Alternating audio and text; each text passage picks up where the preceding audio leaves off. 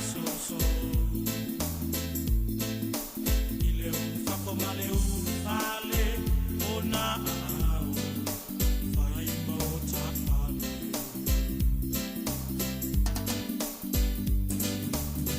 leo mai oie ya te tato jai ti fai ngata male soso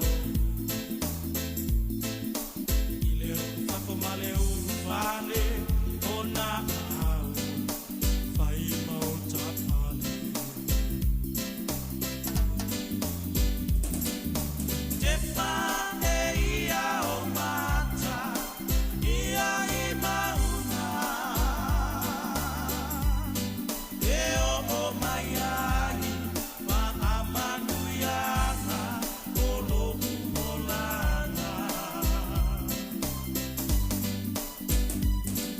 awa oi au le tama alo papua olo o tausia so o se taini ya te itaua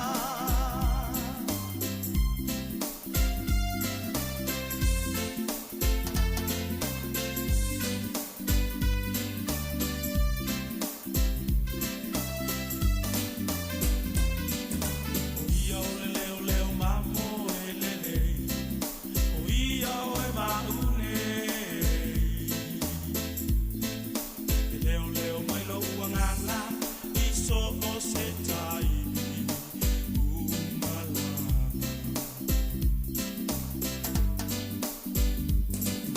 o ia o le leo mamo o ia o e maune leo mai lo uangana I so o se taini umala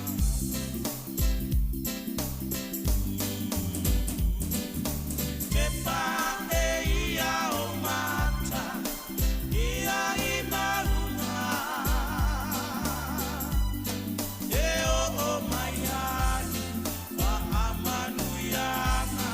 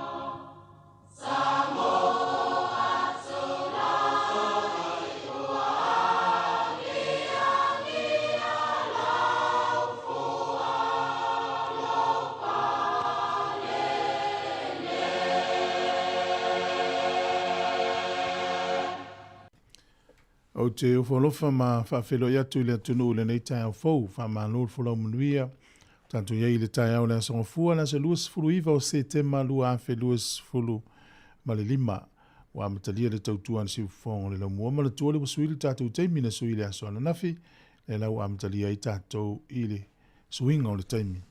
Ai, usi mai al whafonga i le vi ingo le tua, a mai alea, e ona saunia leo se te talo e amatalia i a tātou whaasala launga. Tā lofa lava o le si fongo le laumua.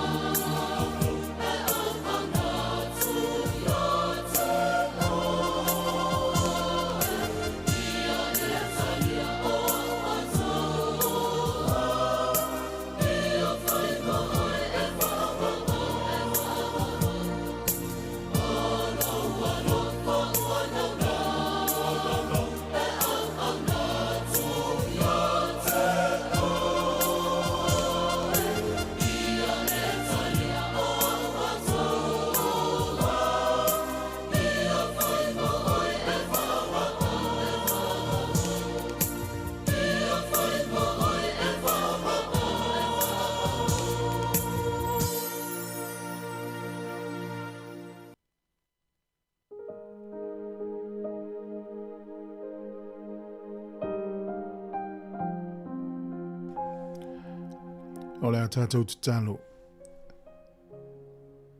Mātou si tia le taulanga o le whaftai ma le vi inga i le nei tai au fau lo mātou atua.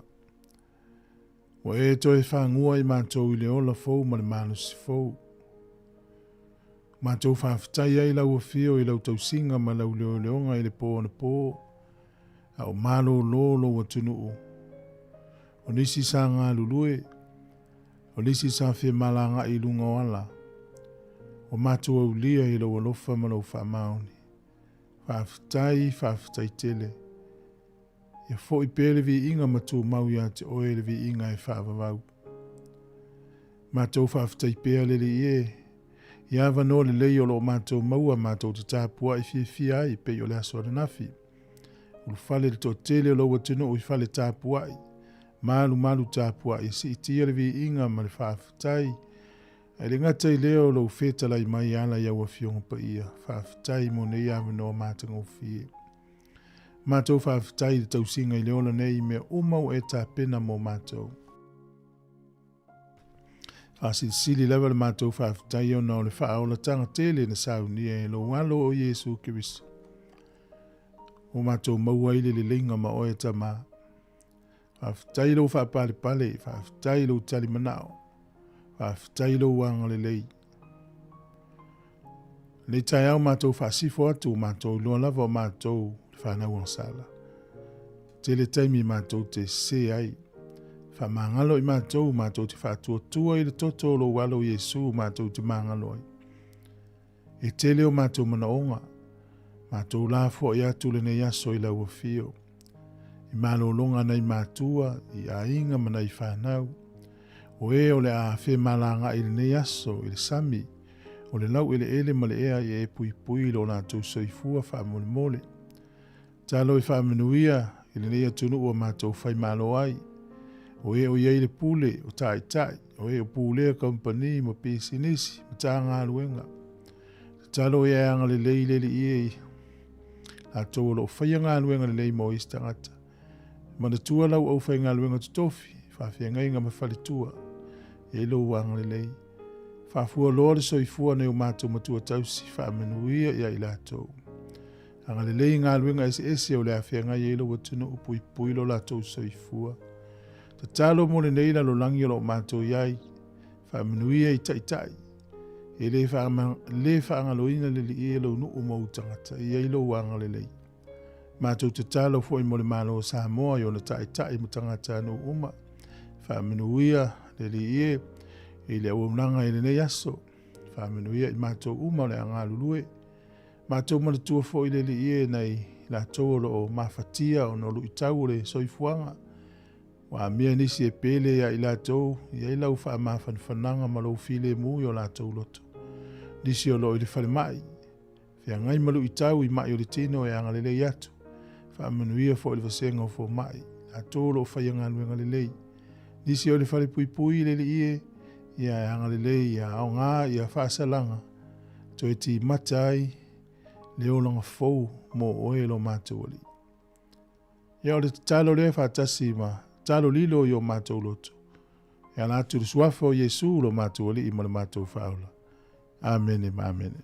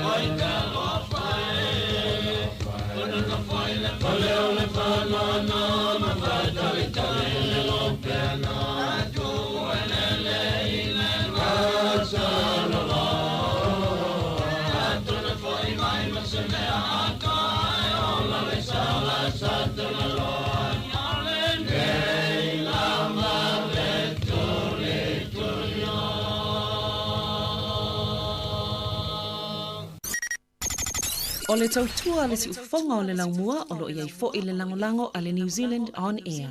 Ua tatala ina le whana i le asa te polo maleona i le masina kusa i le tausa mai ana sa polo ua kasila pa i le langi mamama le soifua manuia ua tatala ina le whana i le asa te polo maleona i le masina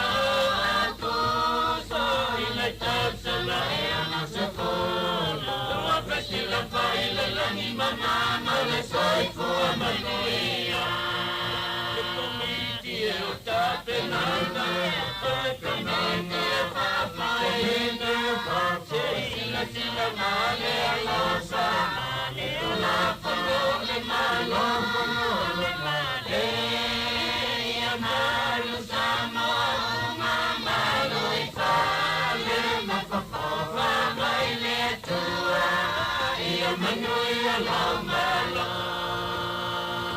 ua tula i whaano ati o mai le whamasele i o tupoa mamali e tā male ali ai konisi le whatasi ma le pale mia ma le whamasinosi ua tula i whaano ati o mai le whamasele Tupoa mamali e tā male ali ai konisi whatasi ma le pale mia ma le whamasinosi le komiti e o tapenana le komiti e whapoina se sila male alosa o la whano le malo le male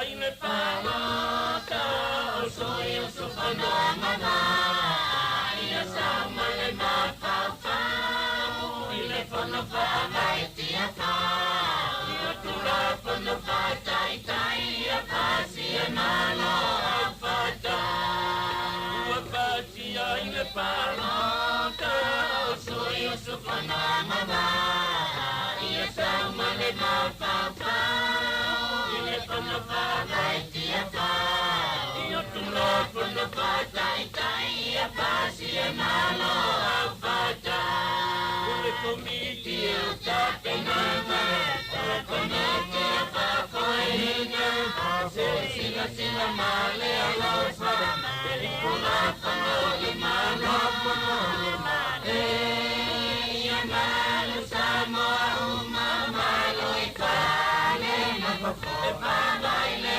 tua Ia manuia lo malo E Sāmoa sila i le hope Ua tō mai le wau kene whili Tau ki le umataroa Ai tango i le umatatasi Ia whanai a maua le malo tutota E Sāmoa sila i le hope Ua tō mai le wau kene whili Tau ki le umataroa Ai tango i le umatatasi Ia whanai a maua le malo tutota Le komiti e o tapenana Le komiti e whapoina Se sila male alosa Le kona whano le malo le male Ia malo Sāmoa malo i whale E whanai le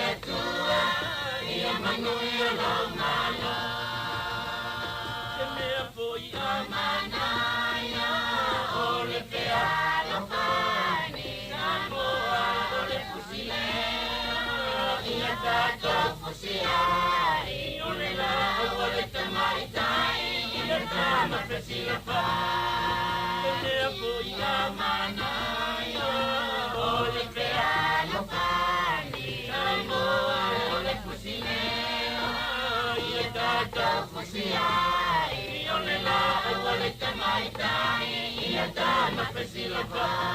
Le komiti e o tapenanga, o le komiti e papoena, o sila sila male alosa, e kula tanole male, ia malu Sāmoa uma malo I pale, makokoba mai le tua, ia manui alo malo. Sāmoa olo ua pisa, Sāmoa ua mana.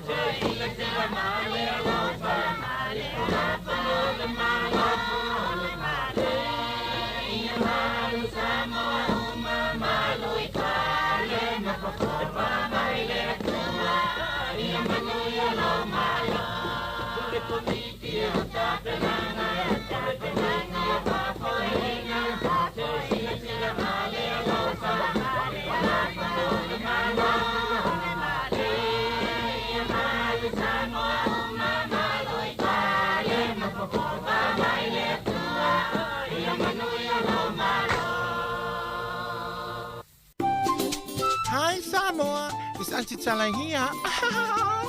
Instead of Fifi Falo, ile atau le tayao. Laugh of the morning. Amat semel apple feet to the baveao, su fongalo mua, atau le tayao.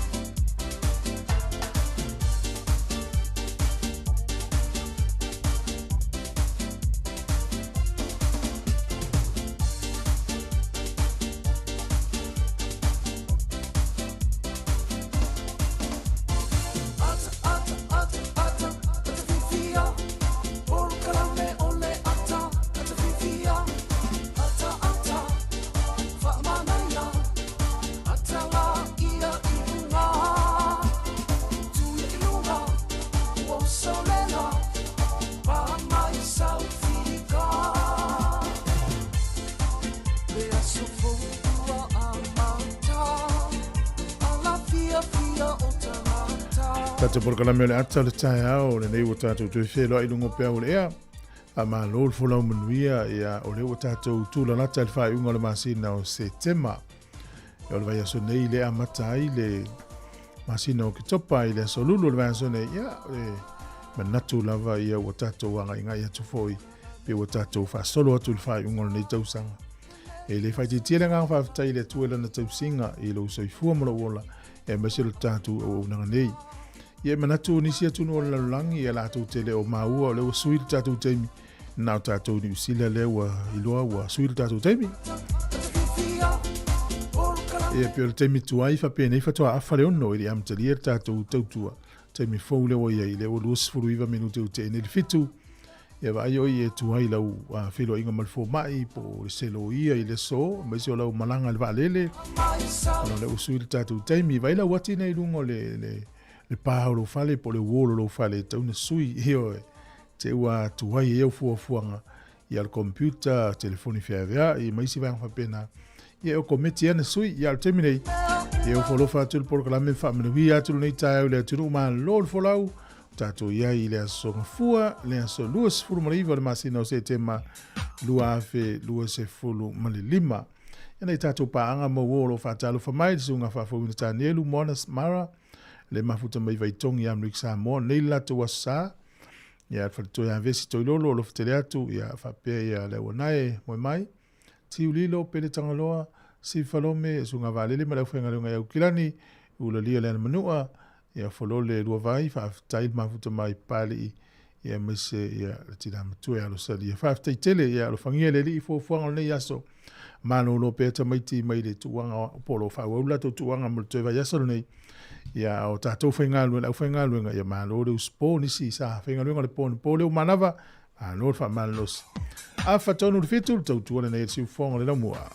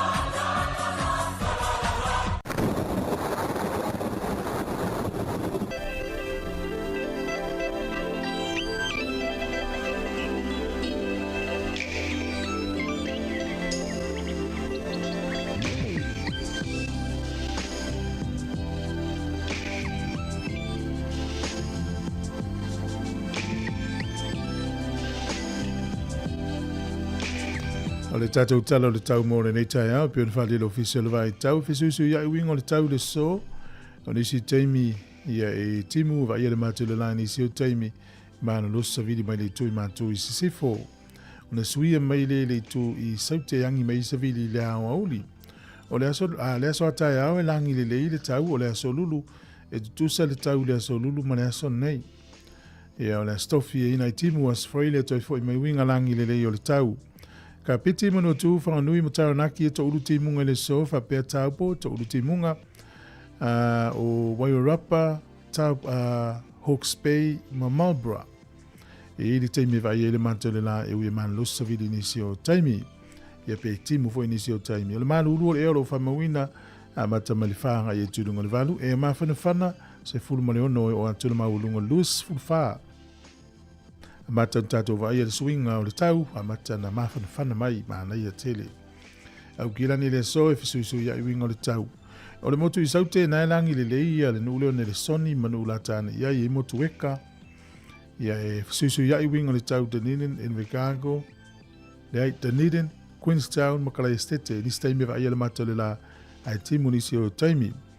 Ia o Invercargill le to uru timunga le so, le mana ulu o le ero whamawina amata mai le oanga i lunga i le wha. Ia mawhan whanaro i sfultasi i whasolo i lunga sfulma le valu. O le terenga o le atunu nei aso i fōringa mai matele ina i timu mpaolo le tele o vaenga o le atunu. Ia le tumalo kispene langi le le tau i le aso le nei. O le angoto i fo le lai le so Wellington e lufu le fitu minute te le fitu nane i le fiafi. E oso a ele la tai au le toi 5 minute le fitu i le tai au a tai au. O le fuole e malulu whamawina i Wellington e manutua oi. A mata mai le se furu tasi wha solo i lunga le se furu ma le tolu. E ma whanawhana se furu ono anga i lunga se furu ma le valu. Ona tātou wawa ai lea i le tala o le tai mo le so. Wellington e sua le tai te o se furu tasi le tai au nei pe le tai. Toi kuata i le ono i le fiafi, toi sua le tai, na tai se furu lua na nei. Tala o le tai ia mo porirua, ia pe le tai i le te alafa le valu i le tai o nei, sua le tai toi 3 minute i le tolu i le awauli. Ia ona toi pe le o le tai le te o le iwa na nei. Tala na o le tau ma le tala o le tai mo le silfia le atunu. Ia o ai lava e fia la fola na tupe le nei aso. Ia malo la valanga le lei, ia o le son fua, mtua uofo e la fo stupe se si le son fua. Ia na ia lau se leni, ia malo le anga le lei. Tase tala du sila, maua lau tupe Australia e valu tolu sene, tupe Amerika e 5 sene, tupe fiti tala lu o tase sene, tupe Sāmoa tala fas furu iwa sene i le so, pa ulalo le se leni, pa ulalo tupe tatou, tala fa iwa sene, ia ma le paanga tonga na ta stesi ma le lua le paanga tonga i le so. Tasi tala ni sila, maua lau tupu Sāmoa e tala fa se fulu ma le iwa sene, tala fa iwa sene. E ma lo le anga le iwa tai.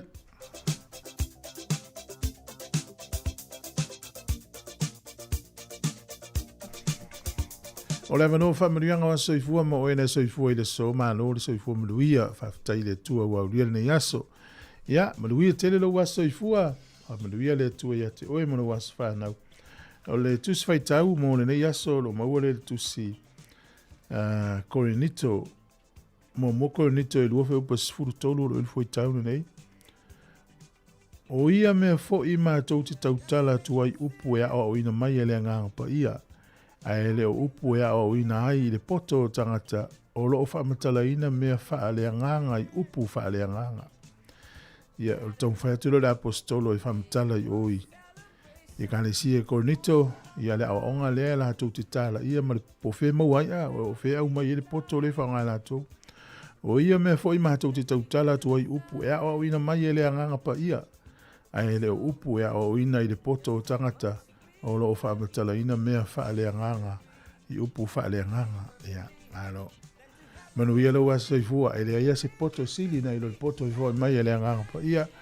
Ia, manu ia lo wasa whanau pese le nei mautou.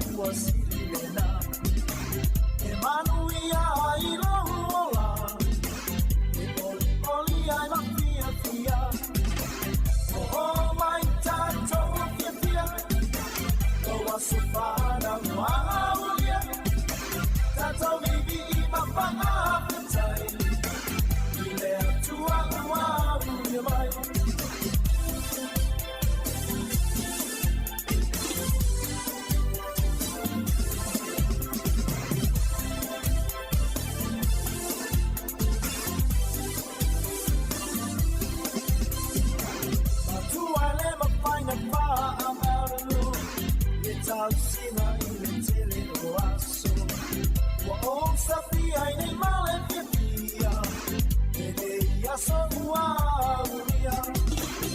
Uso e ia tau tua. Ya mua mua pe ale atua. Pa awa tu tau lohu malosi. Tau tua male pa amaoni. Oh my tato kifia. No waso fana no aulia. Tato bibi ima pa apetai. Ile atua ua ulia mai.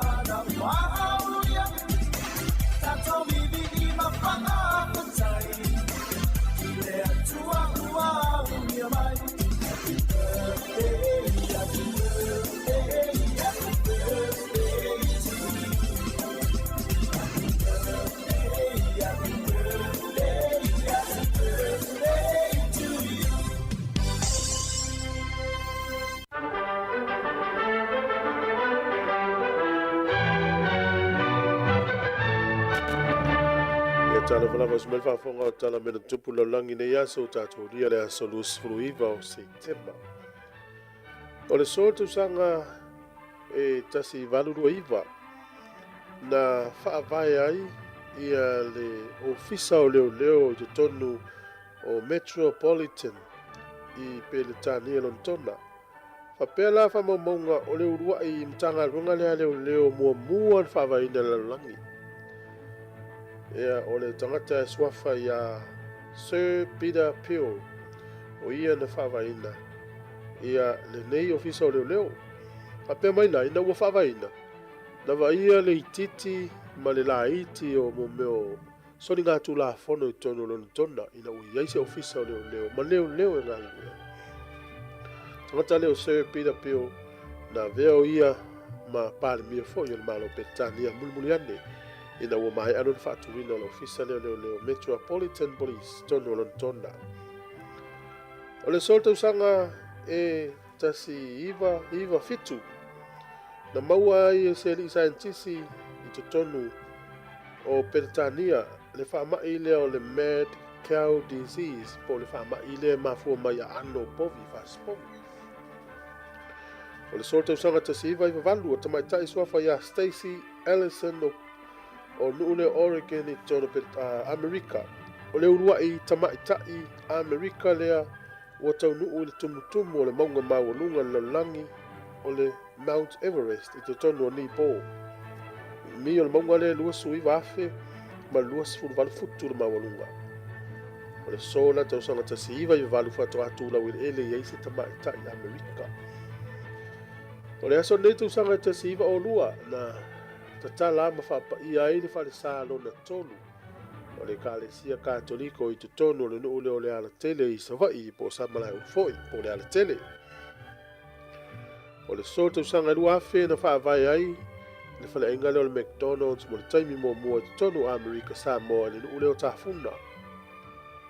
E o tātou tala na, toi maua le whapoponga le taimi masani aftai lava.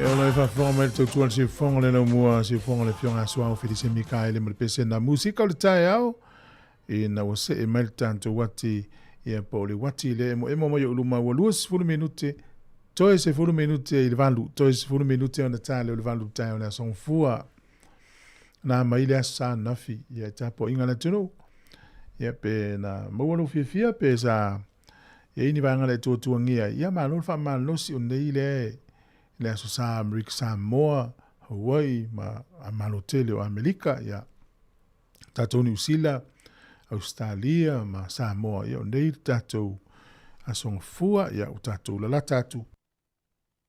E le whaaiunga le masina o Septemba. Tau tia o lolo tua tamaiti, na tatou lolo lea, ia o tatou o le whaaiunga wa onga le whanau, ma tatou o atua i le kiwisi, masimale tau sang fau.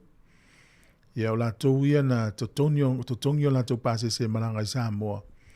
Ia i se taimio na nei tau sanga manatu ia ua lewa na fialun maranga. Ia ono sai lava e. talo i le i ia puipuia Sāmoa ma le Pasifika mai matangi ma whamalolosi. Tātou loa ta avilinga o matangi wa masani e nā tūra o nei tūra lalulangi. O le vaitau le ta o le vaitau o wha. A matai le masina o ke topa wha solo atu ia a perila le tausanga fōu. Ia le meleu ia e tele a o toia a wha tausanga a toa i. Fisuia ingo le taule o tātou iai. Ia le nei tūra lalulangi o lo tātou iai ia whaftai le li o lo. Saonga le mū tātou mai taua mamisa. Pulenga Sāmoa tai o malo le lalulangi. O le fia ai ma le fia inu. O le mate la ina. Ia le suinga o le tau. Le ei le suavai. Ia le mai tau atu o le ua matan tau la pata ia tātou Wellington le uti o le suavai. Me tonu ana le spesi atu e tātou tautua le atau tau. Au alava le tātou sai pe le fia pe atimu. Ua le ise me mau ele vai paulo le awala mo le vai. O le sua o ala vai. O le toulo le timu. Ia tātou on sa. Ia timu whaftai le li tau. A la, ia whaftai foi le li le la. Ua he. Ne la ua matan tau whasoa ma suavai o Wellington. Ia ele ima se si awala e mau ele vai. Wana o le timu. Ua ele mwhele tangata nga osi se vai. O le tana moni na ma le whamao ni leo tau te lo wale tau te ola umai leo langa le tasi. Mo le tolo whaanga le poro kalame whamanu ia tutunga ia pe telo ano sio ia. Le mafuta mai perfo, wawena e malifu mai li tai aori pe telo. Ia, lo ftele atu manuia le yaso. Ia le tina ia polfatu ia epimena, ia whaftai tele lava le. Whafo mai, ia, share hatu tato Facebook, whamunu mole. Tu fatu ia ilofo ina ia uo. Whaftai lava mo leanga luenga leo lo e whai ia langolang o le tato tautua nei. Ia ma omile subscribe o le tato YouTube. E vei o impa anga le tato tautua nei. E manatu ia olo iei ia le tātou tunu o le taimi tuai. E mese lava tātou paanga isi tu o lalulang. Ia o lala manatu la tau ile i ola leiti o ale o sui le taimi ni usila. E le uto e fitu minuti ana tā leo le valu. I le taimi fau leo tātou amata i le asoana na fi. Whana na Jerome Gray, ia la pespese atu le tā ua ma le fisuia inga o leo langa o Sāmoa.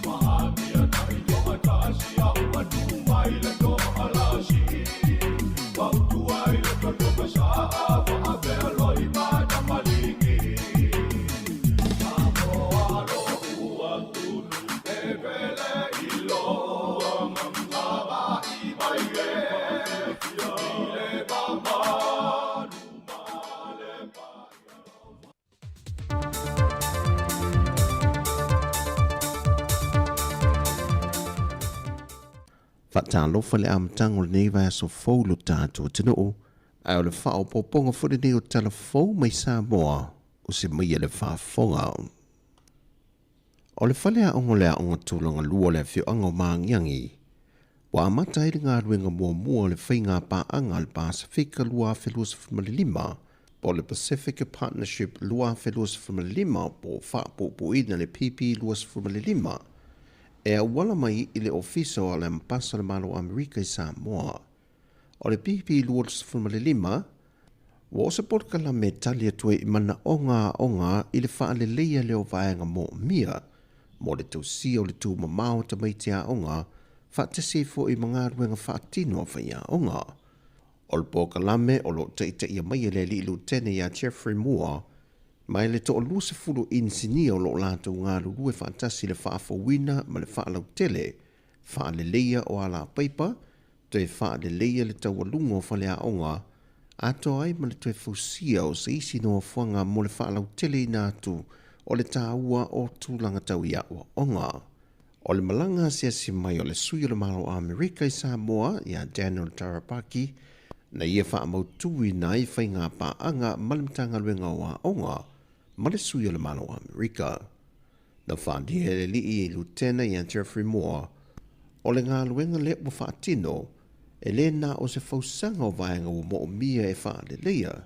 Mai o I wātangia ai le nau le malo Amerika, e una ia le soifua malo loina o alo ma whanau e maisia le saonga le mono whanga o lo lato whaunga ina. Ato ai foi, ato ai ma le pito la aua vaenga o whaia onga, e na ia o lato tu I nātu foi le awa onga pito sili o na tā ua ma le lei, mo whanawa onga. O se ngā ruenga o whaalia e mua, ia tele tausanga e whaonga ai e alo ma whanau le whio anga o maangiangi le aonga tūlang lua. Mai o le porkalame le PP luas whamalilima, o le porkalame a le vaenga au Amerika e whaapito mo tangata lau tele. Mai o le sini au tū, o le anga I le wha le leo le tūlanga tau le sango le mo tangata lau tele. Ina ia sango le le tama ma le teine Sāmoa e vai tamatu I New Zealand, o le tū le o lo sila I ele malo, e alai o na whatu la whanuina, le vai tamai na atu o tātou whanau mai Sāmoa nei. Peita I o le vala tonu le ua lape I le tō tele o mātua Sāmoa, o lo alala mpapa au I le atunu o New Zealand, o lo vai tamatu I nisi o alo ma whanau o le atunu o. O tāo fia le tu mauni I New Zealand le ala I le swing o le tūla whono, o le mawhai iu na tue whaatino wha al tūla whono se ngā yoinga whaapea, se ia whia se whafo le mata opo. Ma o lea ngā swinga e pe o no tā ua, ia e pe fo I o no o whaino atu mo le silfia se o tātou atunu, o le mafuanga le nā. Wa ngā ia I le malo New Zealand, ma whai swinga le tūla whono, ma o le nei swinga o se swinga le tū mau. A o lo tamu whai le malo New Zealand, ina ia wha mautu le nā tūla whono, ia ta oto ai langa tonu le tūlanga, I whanau e vai tamai nāti to tono New Zealand, o le anganga mawalunga, ia malu pui puia whanau. o nei to tula I mai le tulanga o lo mai tawina le sawaina o nai whanau e la to o lo mai tamai natu o le upomoni maatu le whaafonga anga si o tātou atunu e le o a fia uma ia ainga matua o lo vai tamai natu whanau mai Sāmoa nei e le o a fia uma I la to I le nei tulanga petai ia ang tonu lava ia I la tou I matua o lo whaatinoina ma sa whaatinoina ia tūlanga ia lea wa fia ai ia marelau tele o si o tātou atunuu ia o lo iai ia le whaamoe moe le whaatino lea tūlanga E no visilingia le ofisa sili o le whaamasinoga papali I John Taimalelangi a Fele e se foi numero o whaamawina whaalia papali I ua o atu I le fitu se lau lea whai o alo mawhana o lea tunu na vai tamatu mai Sāmoa anga I New Zealand e valu se fulmaleono atunu na talia I New Zealand e vai tamatu whaale tūla whono ala tu walo mawhana I te tono lea tunu peitai e nā o le lua atunu o le Pasifika o lo a fia I te tonu o le numero atunu o lo so longa le lei pele tau si o whanau na vai tamatu ai mo Sāmoa lava ia wa a fia ona o le telo sa wanga I fia ia e ainga no lato vaita mai natu I alo mawhana wa Sāmoa. E tala I ta alonga, wa mai e tau mawhainga le au ne te polo ta mai ta I lalo le lusa fumaltasi tau sanga le maa te tua, na tau vai le au ta mai ta I le atunu. Ma wa tula I mai le au Sāmoa le tūlanga hiva, ma o le tūlanga maa walunga le wo o I le au ne te polo ta mai ta I lalo le lusa fumaltasi tau sanga le maa te tua. E fitu se fulmaltasi ai na manu malo ai le awa tamaitai I le 5 se fulmaltolo le au mai fiti. Ma sao whanga I lo Sāmoa I au pito I lunga se fulu. Mai o le tūlanga wa au sia e awa le atanu. O se tūlanga wa wha alia ai le tā le nia ma nga wha aolo I alo ma whana wa Sāmoa. Peitai mo le awa Sāmoa I le tūlanga tau le lakapi po le manu Sāmoa. E le imanuia lana tau mawhainga I lana ta alonga lana lua ma le awa Chile. Ma ua malo loi lo le manu Sāmoa, ma misi e lo na awa no mua, e ma whai una sao whanga tua de sua ngā siampini lo langi. E toi tasi le ta amilusanga I te tau ana tau vai le manu Sāmoa, ma o sona awa noa, iri po lau langi whaatau te eo sa tā lia. O tāla fowia, manuia le amatanga o le neiva yasu si o tātua tino, whaasoi fuia.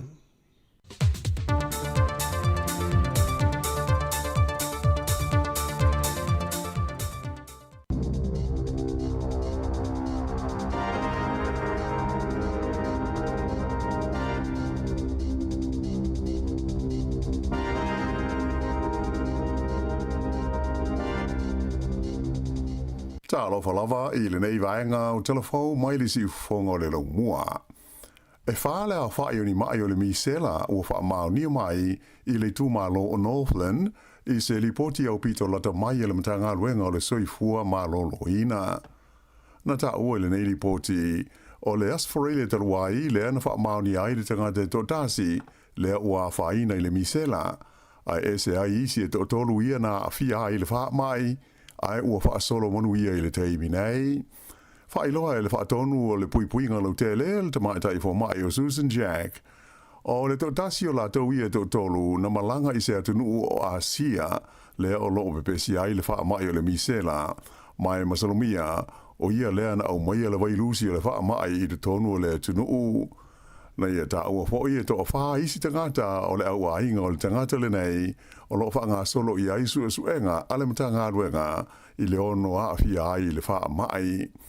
O I la tau uma nei o lo wha anofo e sea a o ngā rulue le mata ngā ruenga I le wha mautuina o tangata uma e vā vāla lata fiso o ta inga o mai la tau ina ia mautinoa e vāwe o na whaia I ai tongo fitinga. O le amatanga o le masina nei sa laputa I ai ia le tū malo o le Bay of Islands ina ia mata I tū a unga mawinga o le mai o le misela o na e tā ua le vave o nei loa ma wha mautu ina tangata e ono a fia ia unga o lea wha mai pipisi. Ua toe wha manatu mai e foi le matanga ruenga le sui fua marano ina le tā ua o le whai o tui pui o lea wha mai mō tangata uma e le I whai ia tui. e le ai se tau o le tui pui pui le nei o le MMR mo le mai o le misela fa pe le mumps ma le rubella mo tangata ua o dia se fun mo le varu tau sanga le marutua fa solo i foi i lalo ai e le tongi e foi mo istanga te umai anga va ai ai mai se o le au matua e mo fai ona mau o le nei tui pui pui mai fo mai ai nga ai fa pe ai foi mo fa le talvai pe a fe ane i ai na vi ia la pasa le malo Israel i New Zealand e le min star vai fa for New Zealand va va sa mana i Winston Peters i la na sa no ngai malo o fa tasi la stona ai le na ia fa ai lo alo i ai e le lango ina le malo New Zealand le fa vai ina o se malo tu mo oti mo tangata Palestina ai o le ape New Zealand o isi malo e iai a Amerika o Japani mo le tele o tumotu le Pasifika ia la tau te ena le whaia o se malo tuma o te o Palestina i sa sae tu te tonu. E se lau limas fulma le fitu la whai o isi atu nu o le laulangi mai sui a wai se lau iwas ful tonu o malo au whatasi e la tau te langorangoina le te tau leo no whaia o se malo tuma o te o Palestina. Na whaalia la mpasa Israelu i Wellington o Alon Rolf Snur i se talaroanga ma le wales fa se lawa New Zealand. O le alo ia ai o se malo tuma o te o Palestina o le aamana ia ai fo i ma le whaalapo tonga a le Hamas lea o lo o tau nei ma le malo Israelu i Gaza. Whailo fo i le sui o le fono a tangata i utai e tono New Zealand o Juliet Moses ana whai e langorangoina e New Zealand se malo mo Palestina i le saunuanga le nei a wawasa mana i New York e mauti nolava e ono te le se a whaina ai o le saunga le mu o tangata o Israelu i e ua wha mautu nei de tonu o Aotearoa. O le whai wane nei le malo so o whaatasi o New Zealand ua matua whai tio ina malo si foi e le teitai o le tua ngai ia Chris Hipkins o ia foi o le teitai o le pati e le Labour. Whaalia Hipkins o le langolangoina e le malo New Zealand o le whaavaina leo se malo tuma oti mo tangata Palestina o se whaai unga le whitaui wātangi ai le whaale tonu o teitai o le whainga malo so o whaatasi o lo o tū nei le foe. I se whailo inga ma le autu stala ina ua uma ia le launga alo ia le min stala mai whafo wa wasa mana ia Winston Peters i le forutele malo o whaatasi i New York na ta uai Hipkins o le talia le malo so whaatasi o le whaavaina o se malo tuma oti o Palestina o se tūlanga wātangi ai le vai tele o le lātu teita inga. Whaalia fo i le teita i le Labour o le awano le lei lea mo le malo o New Zealand e whaalia ai le lei ma le mao popo le lātu teita inga o le tino o ai peitai ua le o lea le tūlanga na folosia le i minstala vai whafo i le tau o fianga o le fono tele a malo au whaatasi. O lea ua fuditua ai New Zealand i tangata Palestina e ui ina moli mau i a le mamawhain al matua mamafa o sawanga o lo whaanga solo mawhaia pea e le vanga aua Israelu whaasanga i tangata o Palestina i le tau o lo whaia i Gaza. O le stona isa whaia se whaatasinga tele mo sui tau wā le whainga pālota whaitu māloi le ai o Hamilton le sa fuafuaina ma whaaponga iai i le pūlenga o le foi a ai o New Zealand. Whailo mai le tamatai o Fisa Langolango o whainga pālota Hamilton o Amy Vickers o le nganga o tū le whaatasinga le nei ina ia whaao Sofia ai mauna ia tangata o lātou ai e pālota i le whainga pālota o lo whaanga solo i le teimi nei. E le ngata i lea, ai Sāmoa i fwoi malawa noa o le au pālota e fisiringi ai sui tau wā mo a lātou fuafuanga pe a manuia masao i le tonu tofinga o le lea pūlenga whaai tū mā lo. Whalia wha pe o le whainga pālota o le lua awhe lua sifuru lua e nā o le lua sifuru iwa te si whā pasene i a la whai tangata pālota o Hamilton sa whaia a lātou pālota mai la whainga atoa we e anga wā le tauna pālota o se a whainga pa u tele lea o lo o mana o le pūlenga ina ia si itia i le nei whainga pālota. O le pālota o lo whaanga solo le teimi nei le na o Hamilton ai whapeo na awhia isi ai uma mai tū malo o New Zealand atoa. o le aso sfutasi o le masina fau o Oktopa, e tāpuni ai ma whaamuta ia lea whai ngā whiliwhilinga, mai ua toi whaamana tu mai fo i mō le au pālota uma, ina ia manatua e whai e tātou pālota I pepa ia ua umona meli nā atu I le amatanga o se tema. Sa whaonga ina leo ia se pepper spray whapea le taser a toa mo se tei whao ai maise o se whana e tāo fi ai ia se li I le teimi o se vevesi na tūla I mai Wellington e lea wa uli o le san nafi o le tangata na fi ai e whapea na ulwhale I le whale o se ainga I le wala o le Annie Road le Annie Street I le pitanu o Wadestown ma ia wha ma tau I nai tangata o le ainga I se aopenga sa taunga whai e fhoi na te awe wha malosi ma se taa vale na oso le reita ngata I le tono le whale ina ua taunu ua tu ia I leo mai u ina whaonga ina I leo le pepper spray ai whapea le taser a toa ma se tei whau ina ia mawhai o na tau fia ai le nei tangata na muli ane ave o ia le whale mai e tonga fiti ai o na manuanga mai o se whainga le tei whau o leo a toa ma se manua I lona tau au mai se purwhana o le au penga malosi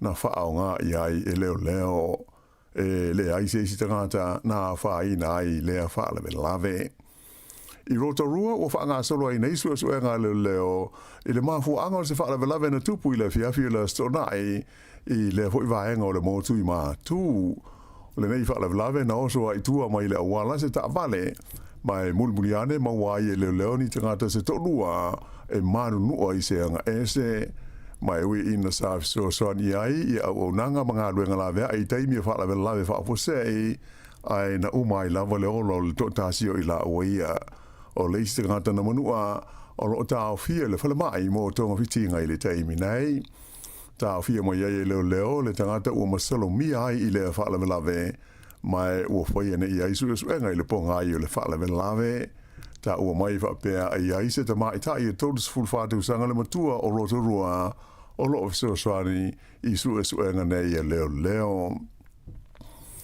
Ina tala mai whawha to New Zealand ai titi mai e to tasi le tangata na maliu ai to iwa isi na manunua ina ua osa whaia se tangata se manu tā puai o le kālesia mamona I le pitonu e ta ua o le Grand Blanc I le nuu o Michigan I Amerika I le sa whailo mai leo na poloka I le nei tangata le whainu to o le manu I lana ta vale ai ia whaonga ina se whana e oso whaia I tangata a o whaia la lātu tāpua e inga.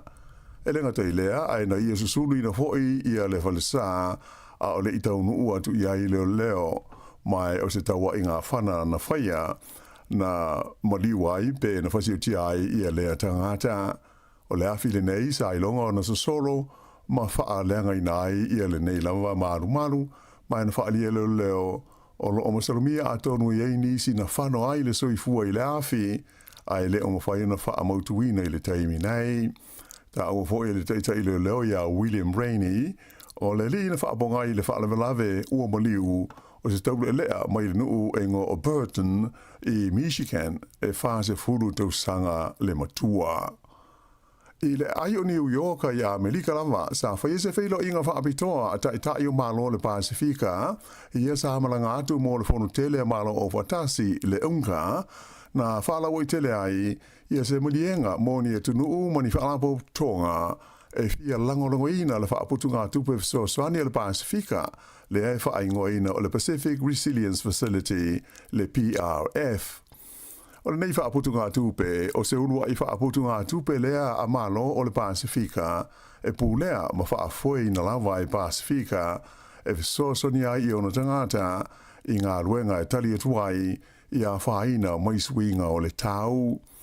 O le whenga inga na whaawaina ai le nei whaaputunga tupe na ioe ina lea ma pasia e tai o le Pasifika po le fono le forum I le tau fianga lona limas fufa le sa ausui ala tamai nei I honi ara I le atu Solomona. O le whilo inga I New York, le na toe wha amautui nā ne ai e le pelestene o le unka o le tamaitai o Anna Lena Baerbock o le malo o si amani I le sao o lona atunu e 5 miliona pauni mo le nei wha putunga tupe a malo o le Pasifika. I tā longa, i le tamusanga ne ti polo mo le ipo le larolangi, mo tamaita i te lavau, le Youth World Cup, le olo whaanga solo nei i Gibraltar, na malo le awa Sāmoa i le la tā longa ma le awa Tonga, i ai onu se furulua i le whaa se furu ma le ono. Ai o le awa Fiti na malo i le awa Gibraltar, e onu se futasi i le tolu se furu ma le tasi, ai o le awa tasi mai le Pasifika lea na sao i le vaenga o le quarter finals o le neita amensanga le au lea le Cook Islands po le tukuki na whaia ina i le la ta'alonga ma Awhelika i saute i ai e fitus furuiva i le fase furu ma le 5. O isi ta'alonga e soi nei o le awhitawi ai Sāmoa ma Fiti i le vaenga o le semi-finals e whaia le Friday nei o le sailinga leo le tūlanga iwa e o i le tūlanga sfurunua o au oro awai i le ata amensanga o le Tonga o le ata aloma Gibraltar mo le sa ili o le tūlanga sfurtolu e o i le tūlanga sfuruono i le whaasalonga o au o le lalolangi. O isi quarter finals na malo ai Engelani a Sikotilani, New Zealand na malo ia Malawi, ai malo Ausitalia ia Jamaica. I le vaenga o le semi-finals o le awhitau ai Engelani ma New Zealand a Australia ma Awhelika i saute. I ne tipolo i le tonu o New Zealand nei, e tasi ale ai lena malo ai le Silver Ferns i le la ta'alonga ma le Proteas e Awhelika i saute ana pō. O ai o lea ta'alonga i Invercargill e 5.5 New Zealand i le 5.1 a Awhelika i saute. Ia, mai ua manu maloa ia ai le Silver Ferns a New Zealand i le series le nei e tolu ta'alonga, tolu fo i o lato malo i le le ai a Awhelika i saute. I ta'alonga laka pi ua le manuia le tau whaia le manu Sāmoa i le sa ilinga o se au lona luas fultoru iai au o le ipo le lalolangi i le lua awhe luas fulfitu, ina ua whaia ina i luna lua o ta'alonga i le vāma le aua Chile i le whai unga le vai aso. O ai o le ta'alonga e tolus fultasi Chile ai se fulu lua le manu Sāmoa. Ea ma le la o whaamautu ina i le avanoa o le au le nei e Chile e ofi e tua i le ipo le lalolangi. O le whaatoa whaanua ai leo na maua avanoa o le aua lea tunu e tauwa ai se ipo le lalolangi i le lakapi se fulu 5. Ai o le aua le manu Sāmoa e toi tasi le avanoa o lo o dutoe e te tau o na malo ai ina ia o atua i le ipo le lalolangi le whaia i Australia. O le masina o November le malanga ai le manu Sāmoa i Dubai mo le vaenga whai o ta longa nei e su e aise au tasi e a toa i aile luas fulfao au mo le ipo le lalolangi. O le a tau wai la tau ma au mai le tunu o Belgium, wha pele au Namibia, mai se au le a malo mai ta longa Brazil ma Paraguay, e whaai au o le ta amusanga wha apitoa i Dubai. Ea o le wha iuna nao telefou.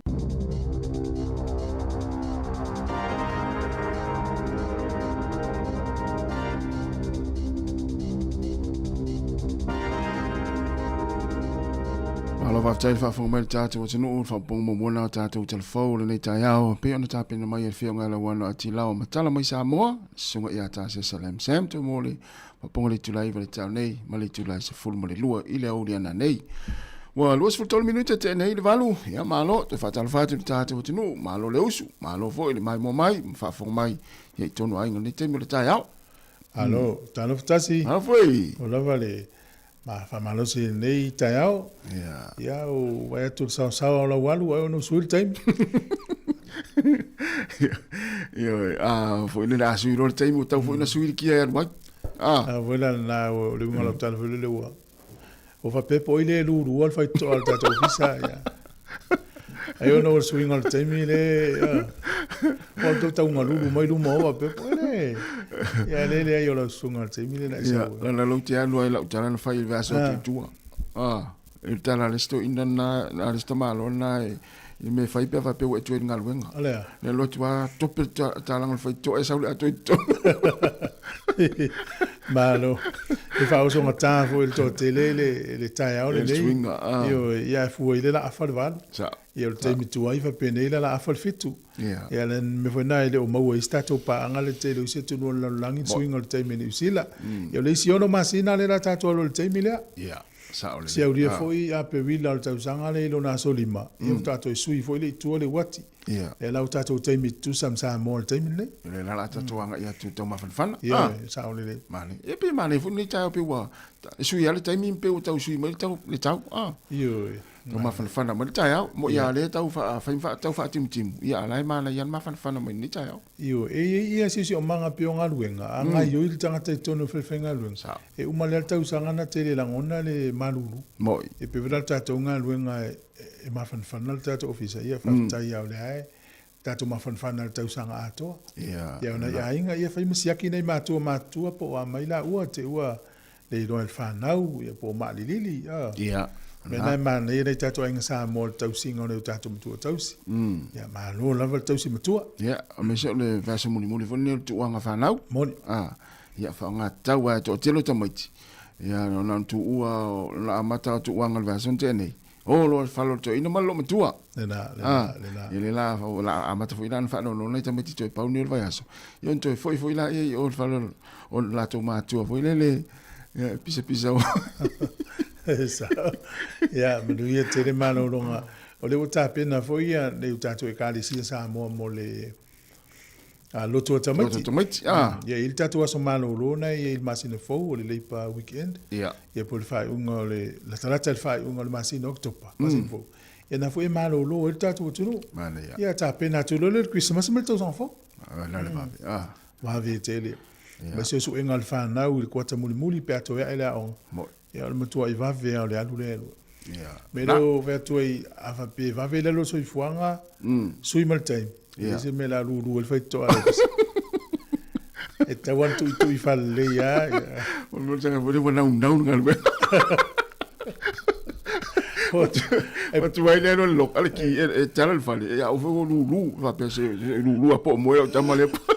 Ia la lu te vai mai le tal no lungal tato wala le. Ia me na fa ta se fa te le titi a se imalo ia to fa wa le lu. Wo al paola al faito tato gala tuli mai stangata. Tala per vettola tu. Ia ora tu ele iva pe o taimiale. Ma lo non sa. Ia vai le wati nei lunga le. Ele wolo lo fale sui anga iluma. Ia. Ai ti o tu vai se appointment nei yaso por nei vai yaso. Ele o sui tato te me solo malanga valele. Mana ia. Pena le fai ngam langa le tai au. Ia manu foi tau unga fai ngam langa. Ia le la tato asia tato pese. Vai foi. Ia. Manisi o nanga whaala ulom tātou taltano atu la foi whaatala whātu whātua atu risa ene ia sunga saula whaea malo whaatairi mawhita mai ia whatua silulu polton mai au kilani ia pua fiti whato ai ia o na ia ma ina tōlo mawhuta mai ia ilunga le tātou wala leo i nei taimi o le tai au malo whare usu ngā ruenga.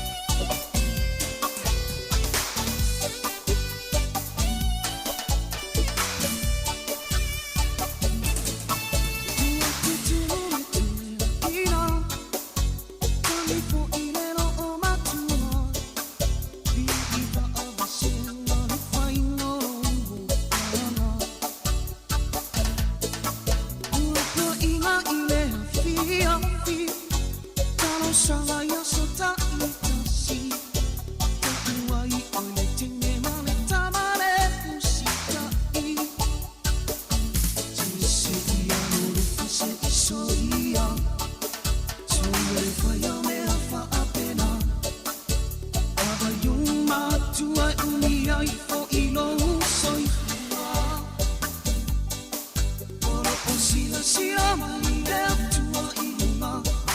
Tell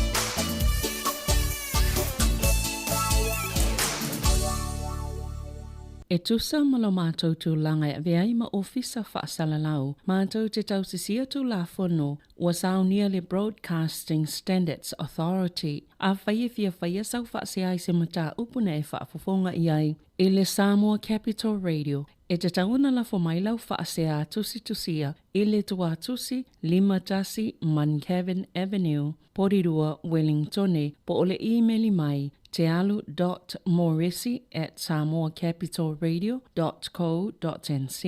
E te tauna whaia i te tono le lua se fulu aso whai ngā luenga, talo ona whaia le whaasala launga, a whai e le o whaamalieina o e ise whai unga ua tuina atu. E mawhai ona tuina sao lau whaasea i le te mana whanonga kai baho po le Broadcasting Standards Authority. E mawanisi whaamatalanga i le whaanga solonga e whaialoa i ai lau whaasea i le upenga ta whailangi bsa.govt.nz whaafetai. Ia nisi nao nai unanga fia whalau loa, ia nisi fo vanga taua, ia ua fo nopsi le fia tātou. Tino leo o toi lua se fulu fitu minute, na tā leo le tūla iwa. Malo. O le ua maua mai nisi o tāna isi tuori usila le ele ua maua isi tangata i le mailo le misela.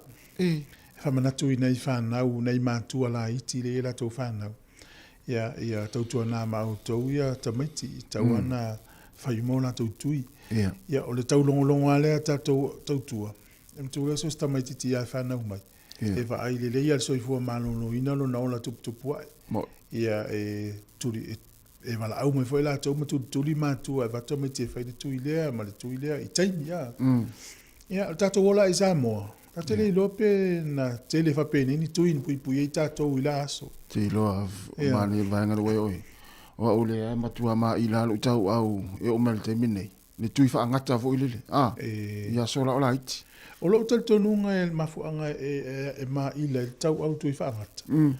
O le fiu e wawa o tamaititi. Tolu le ua tau mawhai tu roli tui mino ia wa te le ia la ma ila ia waine ma ila le o la po luota la sa mo si riva ia so ia.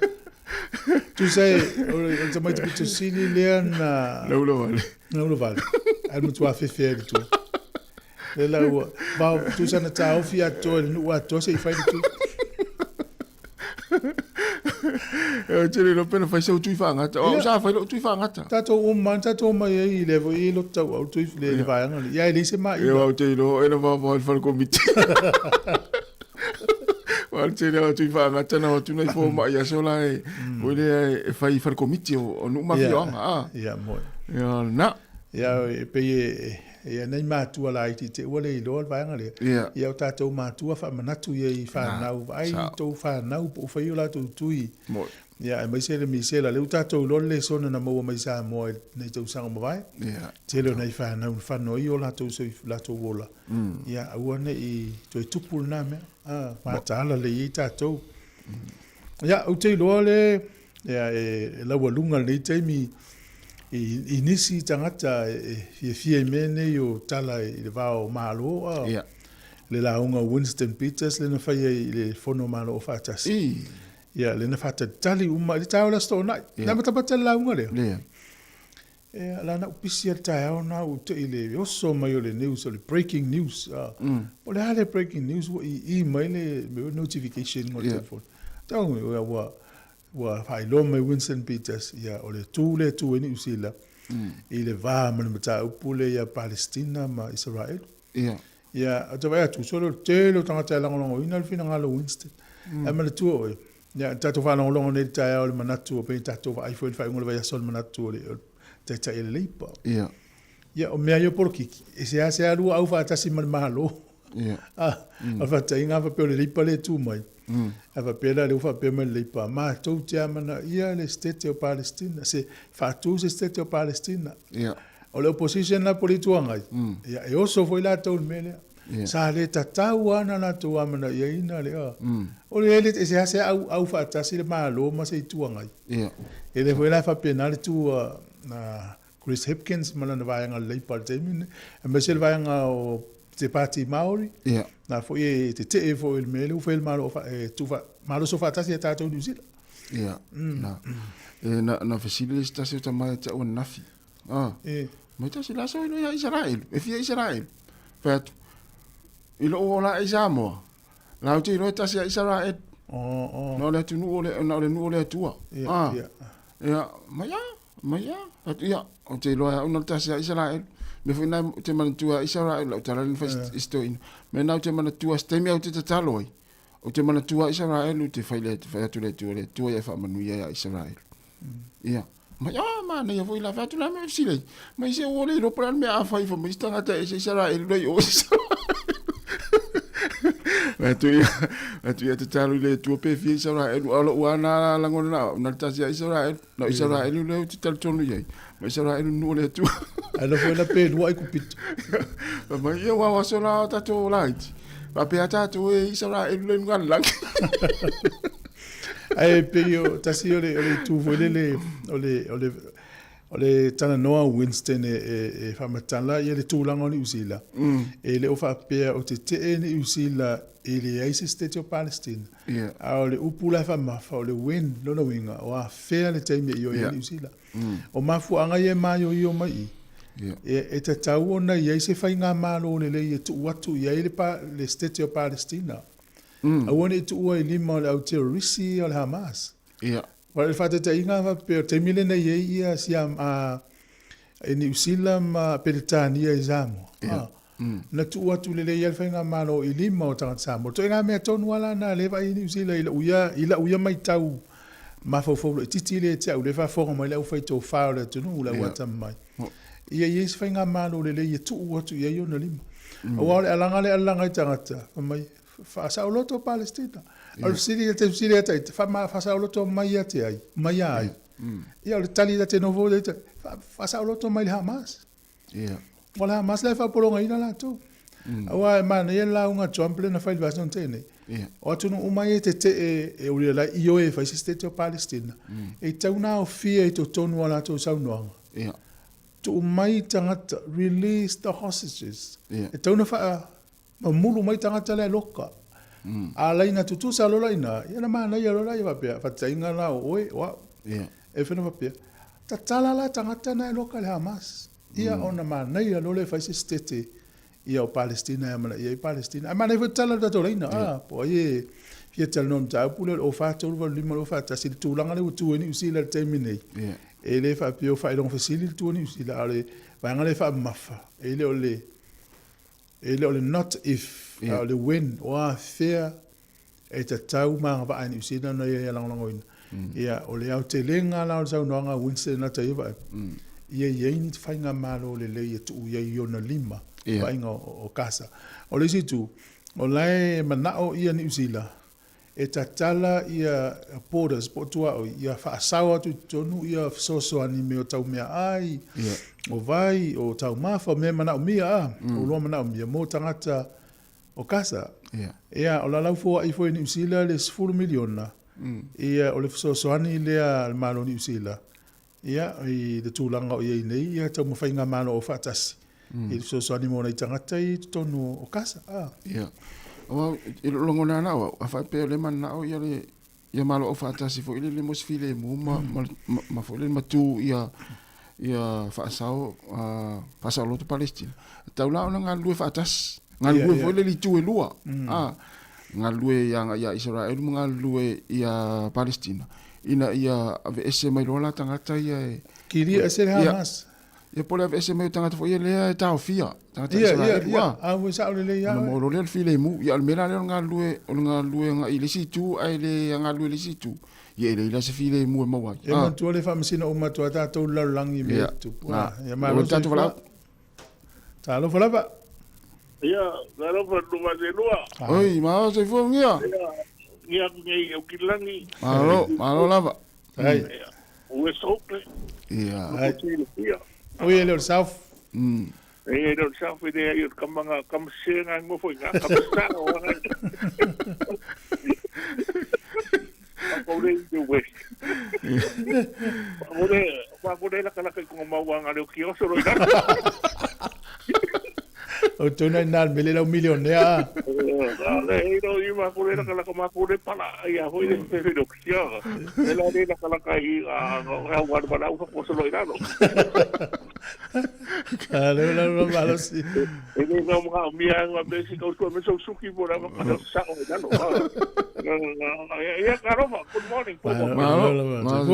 Tai. Pero sao si ni de kon va so na ho si ho pi so ba ko lo so ka ngo ma ku vo la unga ho na Trump de sa fa ko mo United Nations na. Yeah. Pero ya wa ka la mo se pio ma kiro ke fa ku sanga la unga le Trump.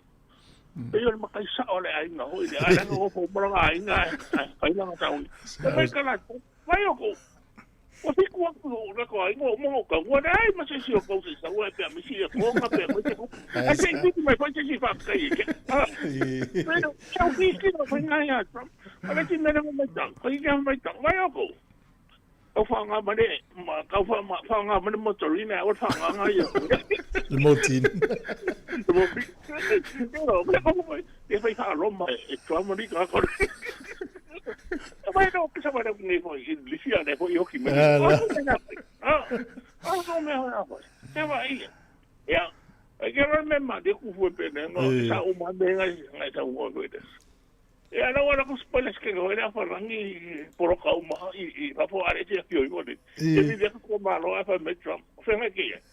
Amo lo ko ko va for wa ko ku sa o da ko fa go bin. Na ko le va for. Alo mai. Esa la cursa on ua la in. Yo, o pe yo que sa ku sa que no va ma pe. Isa ma kai wa ko ko malo. Le no e vai o fico o que eu tô aí, nem sei se eu gosto, uma pessoa tá aí, a ficar mais mais. Não, não sei se eu conheço, mas falou. Né? Tá lá no Brasil, a boa mas que foi aí. Eu pego cada um e eu pego para o sangue a ver, me faz o que foi das mais. Essa hora tô em as cadeiras, né? Trump. Não, ia sa wa makufu. Leo sila tu apa le asa u finangalo fo ile tu langa le tu ini usila tu samela unga Winston Pizza se va ngol vayas. Yo, ia de me nga nga wa pe yang fa e mak mo mo me ne wa. O me mai e deng ma fo ke deng nga ho nga le funga ko mo la langi nga I kampai. O ise ma nga ku ko kasi mai pa diskinga. O ise ho ile ke. Pe sa o le me ngo fa no ko sa mo ku fo. Sa lo ko ngira o avela ya wa te yo me mga o isa la e ya ridis mo mai la ko ka mga kala ka I ba ba o le sini nga wa o me ngor ko ma no le ples ke ni pa diskinga le ye o a pulu e po ya ya o ke vai ko ya nga ko ina pe fa ro ma ho e la fa ku fa o na ve I pa diskinga wa o ka ko ke ro na po ya ku ye fa na ma no pa diskinga wa te ma ye ke o ye pe ma ye la ko le ngore be e fa ko mo mai sa wa o ke yo ni ya ku wa na ko ka no ai ya wa no wa e Pakistan o ko ma no ke si o ke esa ho lo o ke ka no na ka ko fi ki sa wo ya mes ko ma lo ke so mai Pakistan o fa ko na mes ko ma lo sa mo nga basta e po le mo ro nga fa ro sa de recognize singa la ni ya o ke pikia marca lo ma lo fa ko na me lo ko ka igre wiski o ho de ai lo ta o fa ko na ai de me na ka lo ma lo me ya ka u o ka u la ka u le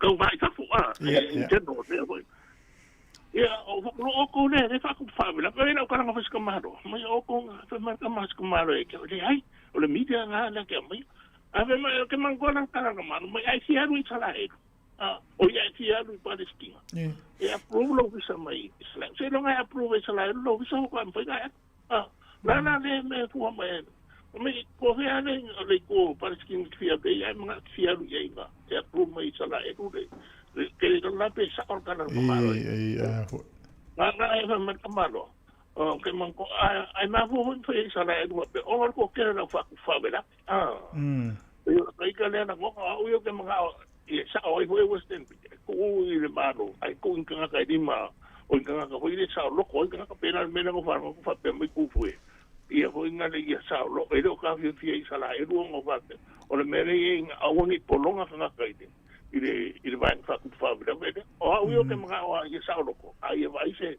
ye le le se pura nga ma mo ni sa no pe ora uga na ko de vai no ye de le oi le ku oro ko fu oro ye ko fa mo mo fa to ko ko ka ya Ui ang nika ya o ya ke oro uso. Tele atu, ya mnua fone ya solo fatu le fenga luenga. Ya, aseba. Mano, ya, o tatu fasol na, ya, mana i foi pia e fie mai tu langa utu e nini usila ele na unga Winston e faiti o ele tu ngai mai stangata ele fie te pati maori o le leipa, ya, o lai fa ali lo la tu te e o yesa Helen Clark, of je 4 voor Helen Clark, de mele wa faali le la Winston. Ja. Ja le Natalie ya laksen le ne ye yalu. Nafsi le tanga plamen le yalu fa mai e le se me phone me la o le yalu sta ita le tunu yalu le minister vai fafo. Na pisi laksen ne tau va il tato malo ya yalu ye Winston. Te lo fo me lo Winston pe tanu. Tu ilo la tu stala ni usila e pola se tali la tali to inai. E tūlanga na malanga i nei. O watu nei tai au le la fonga le le o pen ki moon. O ia le sa tai fo i po le whele utusi o malo o whaatasi le te reo tausanga le fo nei Sāmoa. O le nasa unoanga le whaapea e mo o mia le sila le lei o le malo o whaatasi i lana wa ai pe i anti-Israel. I lana ia wa ai i le tūlanga o i pe i te malo o whaatasi i le malo o Israel. Ia ai o le tula pela le to e fa manatu e ia le si o le tangata le na ia taita ia le vaenga te e atu ai ile malo suria na ile taita inga sa ile malo suria le te le tausanga o le tangata la ia le na ia ave tonu le arkaida tonu tamaseko ia o le tangata la na le usui wa ese le vaenga le ami wo ia va ia o le la wo ia fato ila loina le fainga malo to ina na asat o ia sa te ia le vanga le terrorisi le Al-Qaeda o ia la na le la wo te ia le malo su wir termine le la na ia fo le fono le malo fatasi le winga la tala o le wo saule ile tu sa o le mete tauna tu ia le la wa mana ia lo la langi ma ai sai le tu se sai o le Al-Qaeda ya la tola ia na fo vale al pulenga le anga te malo le Assad e le tau sanga lente ne ia te sema ya le la utalia le malo fatas le la upale mi te mine ia le wo ia ia le tunu te mine a le la ai oi vo le fena la unga ai oi tanga tala lang ia mana ia ya o ia tai le we o fata tai ngala vanga la Hamas ona tai le fiola mai nei ala to mai lo la le tu le lei Pio le tama lo le sa ta yele Al-Qaeda tono tamaseko. A mai lo la le tu sao. O mai lo Italia le malo vatasi. Wa mtemdi ele Italia o mai malo o Amerika o Japani ya o ise tunu ele o tele Italia ya na via mafiti ya pe fiti ena e tu o tase neutral o isfa idoso na langolang. Ya ele la ve mani usela. E o mai lo la sui la tu tele avia la to isfa tonga terrorist. E on tatu talia fia lo le wala lava ai le nei tangata. Ya al melele ide ya tati alo fa nei tangata o Palestina. A wa ta ona toi fo ita no ala sofito o ke topa le mena mafu ai. Ai o fa ngaton. Ai o fa ngaton lua e taula fa mana ile tala a Trump. O ai lava fia sa no mta pulea.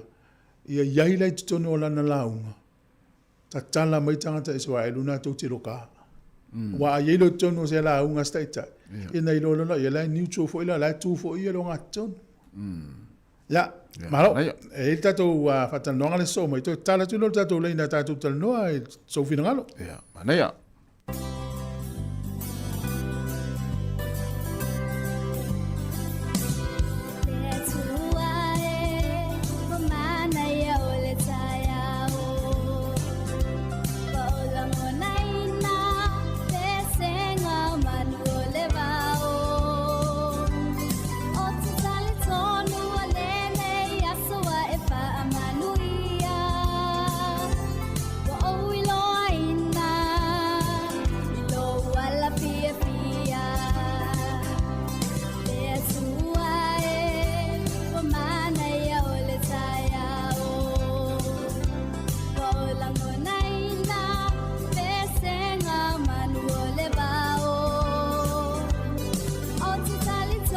Ia, ole ua mo le tātou sa tainga mana whiunga e la upi tele tala ile nei, he o le whaatono le tātou kamni telefone titi sal ini usina nei, whaatala whaatu mula ngang whaalole lo whiunga le upi tele, ma lo lava le soifua mnia ni tai au, ngā runga amata.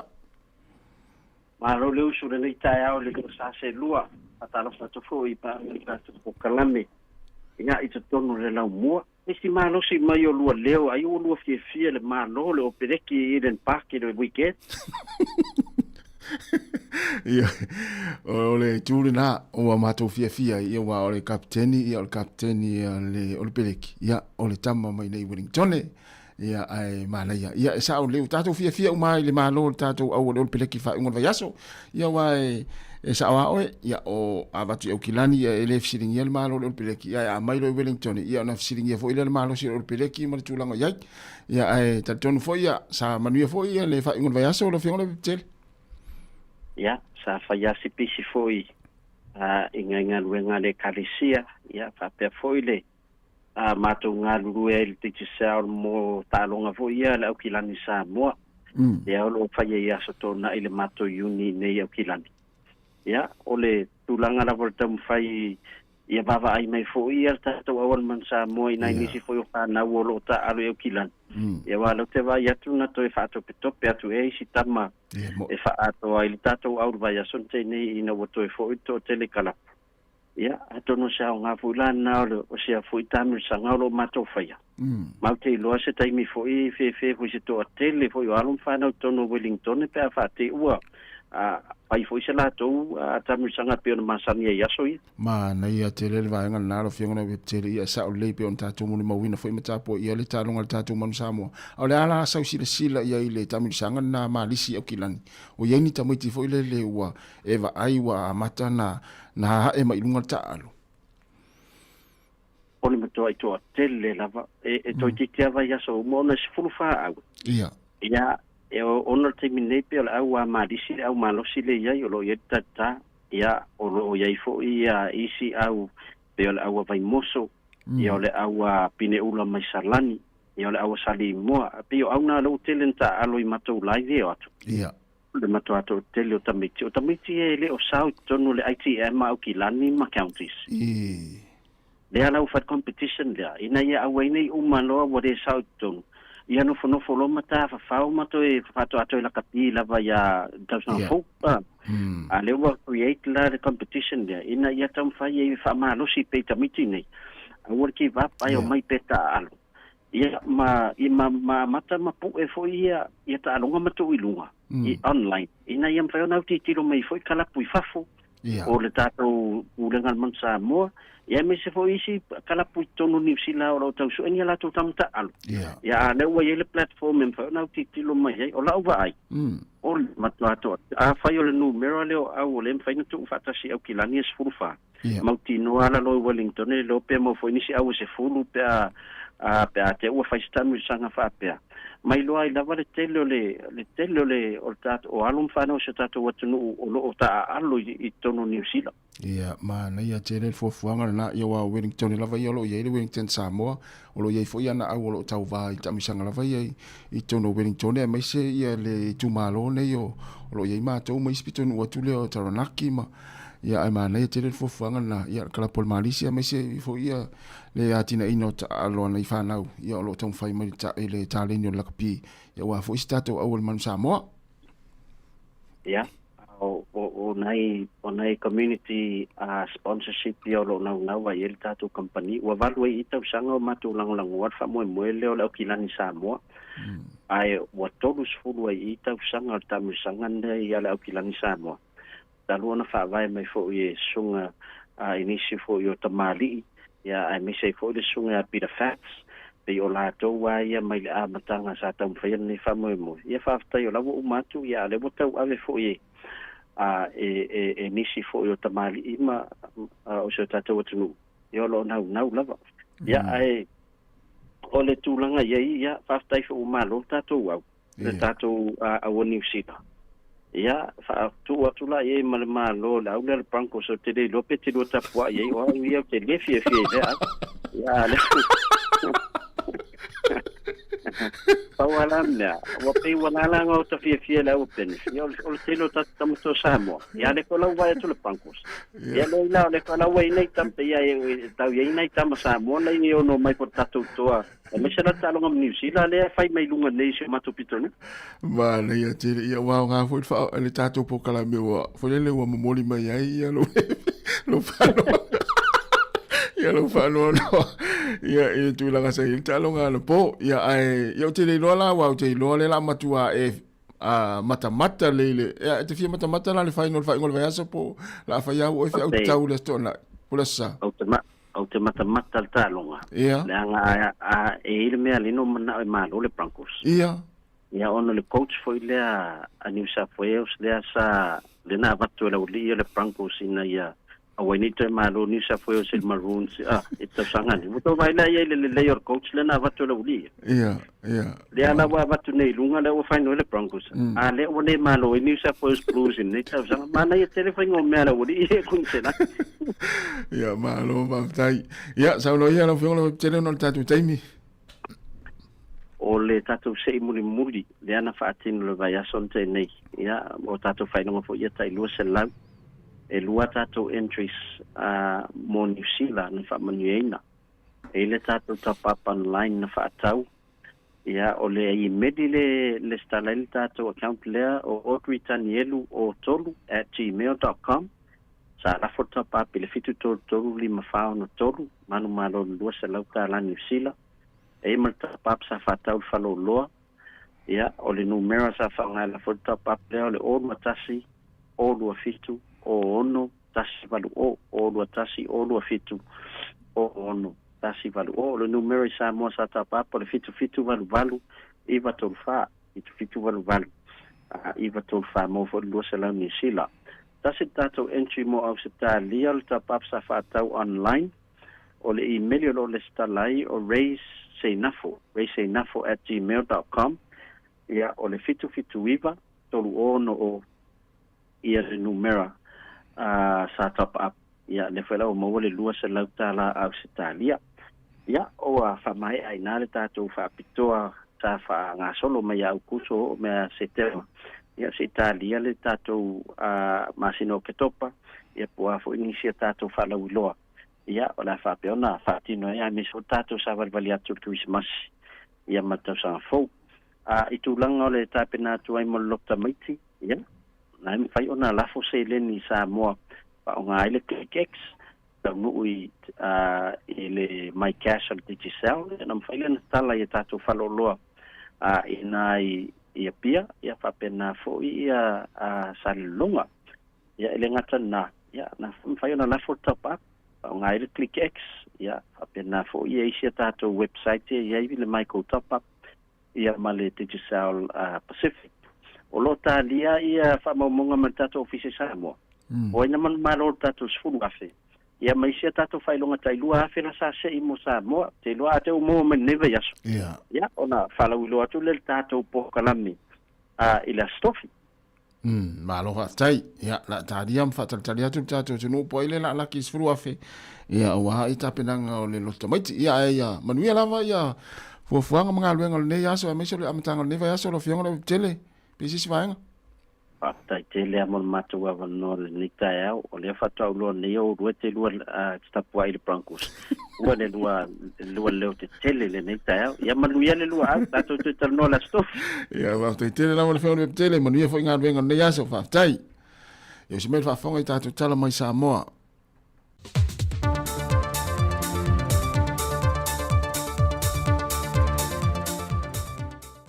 Whaatalofa le amtango le nei vai so fau lo tātou tino o, ai o le whao poponga fwere nei o tala fau mai Sāmoa, o se mai le whaafonga. O le whale a ongo le a onga tūlanga lua le whio anga o maangiangi, wa amata ili ngā ruenga mua le whainga pā anga le Pasifika lua whelus whamalilima, po le Pacific Partnership lua whelus whamalilima po whaapopo ina le PP lua whamalilima, e a wala mai i le ofiso a le mpasa le malo Amerika i Sāmoa. O le pipi luots whamalilima, wa o se porkala me tali atue i mana onga i le wha le leia leo vaenga mo mia, mo le tausia o le tū mamao ta mai te aonga, whaatese fo i mga ruenga whaatino whai aonga.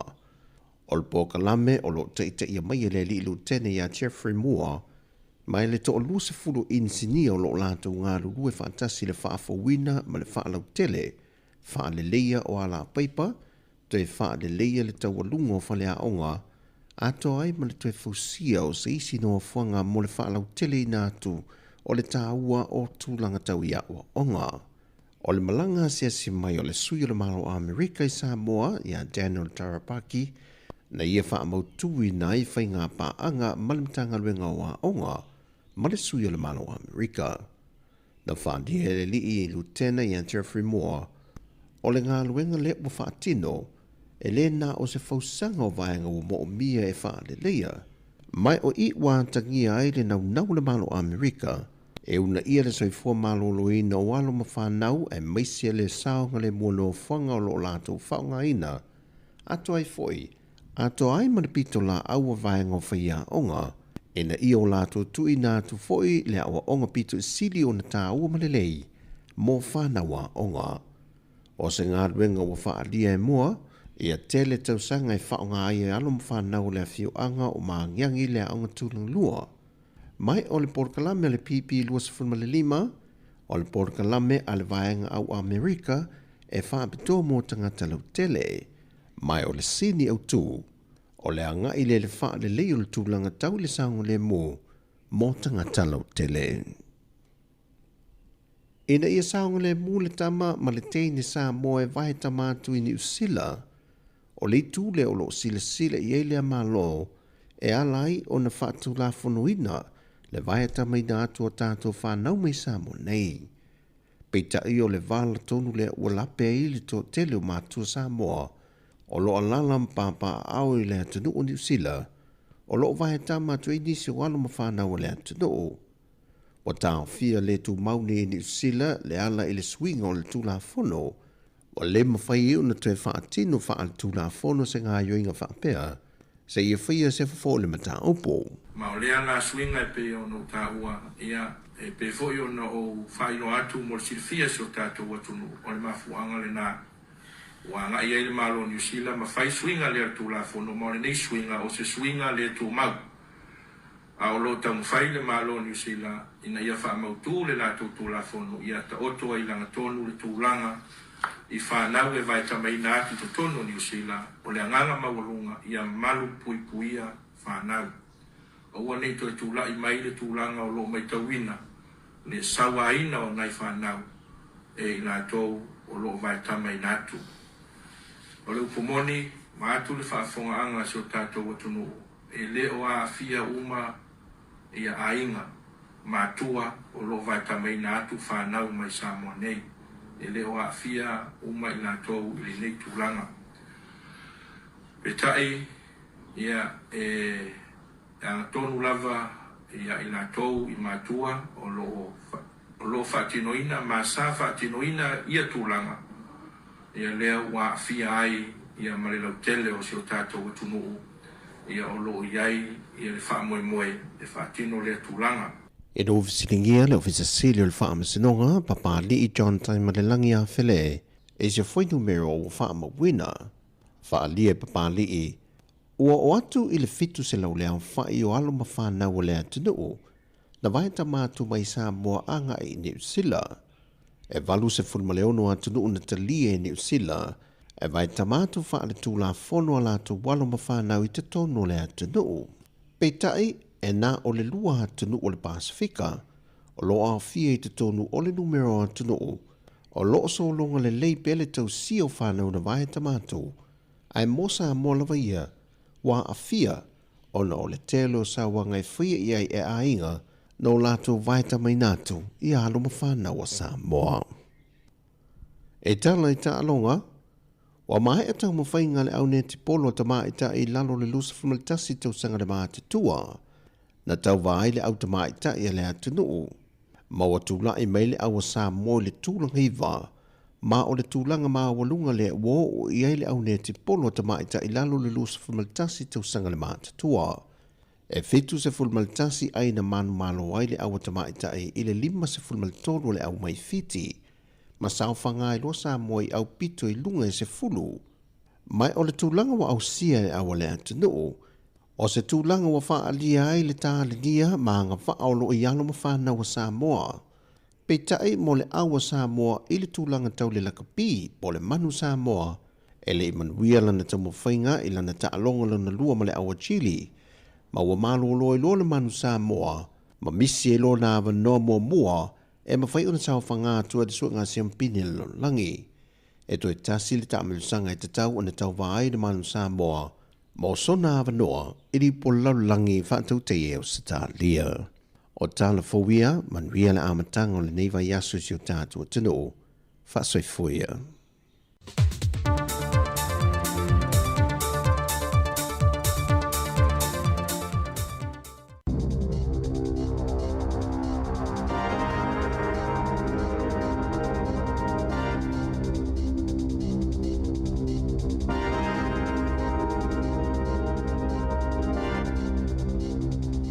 Tālo whalawa i le nei vaenga o telefou mai li si ufonga o le lau mua.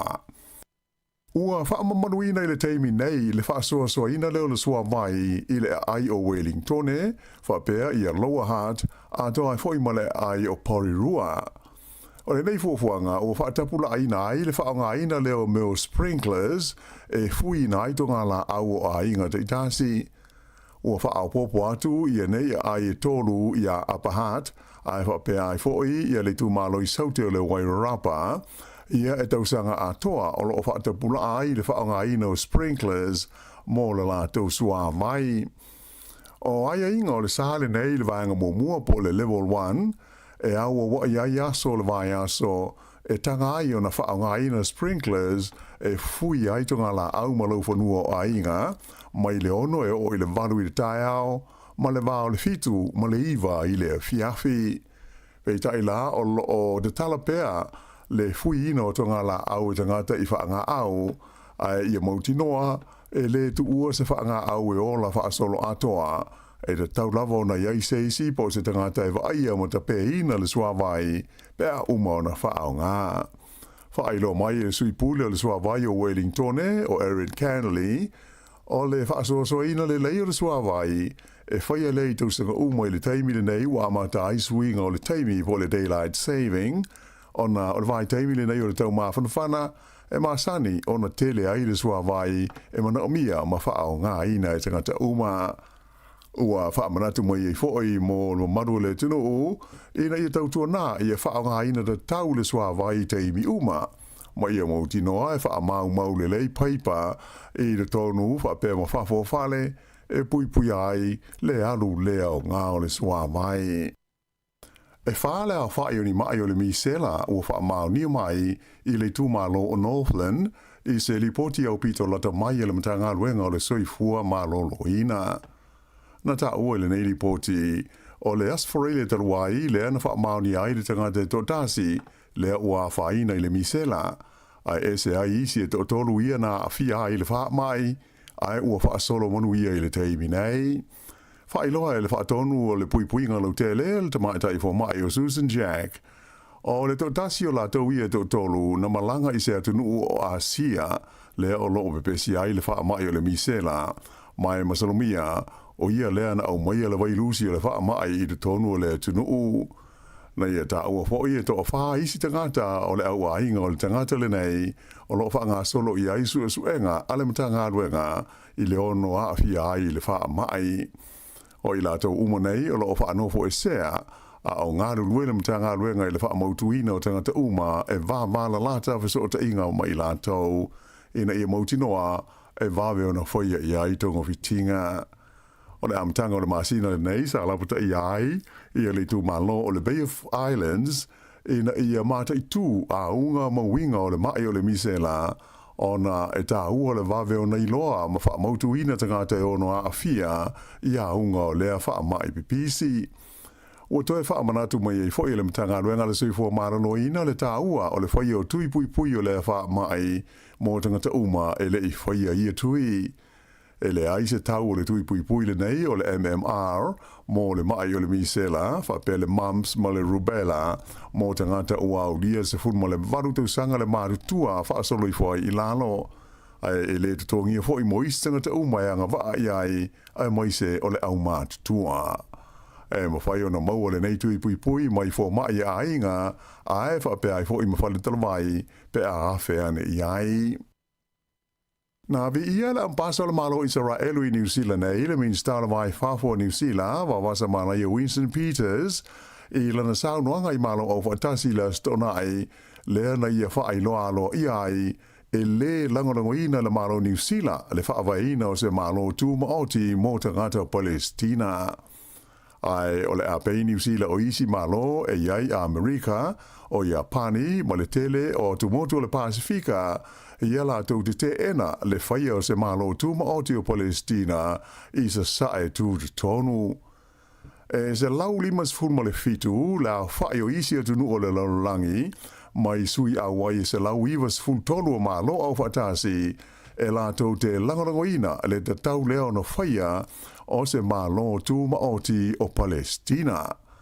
Na whaalia e la ampasa Israelu i Wellington o Alon Rolf Snur i se talanuanga ma le wales whaase laua New Zealand. O le alo ia ai o se malo tu maoti o Palestina, o le aamana ia ai fo i ma le whaalapo tonga a le Hamas, lea o lo tau nei ma le malo Israelu i Gaza. Whailo fo i le sui o le fono a tangata i utai e tono New Zealand o Juliet Moses, ana whai e langorangoina e New Zealand se malo mo Palestina i le saunuanga le nei a wawasa manai e New York, e mauti nolawa e ono te le se a whaina ai le saunga le mu o tangata o Israelu i a ua wha mautu nei te tonu o Aotearoa. O le whaiua nei le malo so o whaatasi o New Zealand o matua whai tio ina malo si foi e le teitai o le tua ngai i a Chris Hipkins o ia foi o le teitai o le pati e le Labour. Whaalia Hipkins o le langolangoina e le malo New Zealand o le whaavaina leo se malo tu maoti mo tangata Palestina o se whaai unga le whitaui wātangi ai le whaale tonu o teitai o le whainga malo so o whaatasi o lo tu nei le foe. I se whailo inga ma le autu stala ina ua uma ia le launga alo ia le min stala mai whafo wa wasa mana ia Winston Peters i le whorutele malo o whaatasi i New York na taua e Hipkins o le leta lia le malo so whaatasi o le whaavaina o se malo tu maoti o Palestina o se tūlanga wātangi ai le vai vai tele o le lātu teita inga. Whaalia fo i le teita i le Labour o le awano le lei lea mo le malo o New Zealand e whaalia ai le lei ma le mao popo le lātu teita inga o le tino o. Ai peitai ua le o lea le tūlanga na wholosia le minister vai whafo i le tau o fianga o le whono te lea malo au whaatasi. O lea ua whuritu ai New Zealand i tangata Palestina e ui ina moli mau i a le mamawhain a le matua mamafa o sawanga o lo whaanga solo mawhaia pea e le vanga aua Israelu whaasanga i tangata o Palestina i le tau o lo whaia i Gaza. O le stona isa fa ye se fa te singa tele mo sui tau va le fa nga palo ta fa tu ma loi le ayo Hamilton le sa fu fuina ma fa ponga yai i le pulenga o le foi ai o New Zealand fa ilo mai le tamata i ofisa lango o fa nga palo ta Hamilton o Amy Vickers o le nga o tu le fa te singa le nei ina ia fa o Sofia ai ma una ia te nga to la to ai e palota i le fa nga palota o lo fa nga solo i le teimi nei. E le ngata i lea, ai Sāmoa ai fwoi malawa noa o le au palota e fisilingi ai sui tau wā mo la tau fuafuanga pe a manuia masao i le tono tofinga o le lea pūlenga whaai tū maa lo.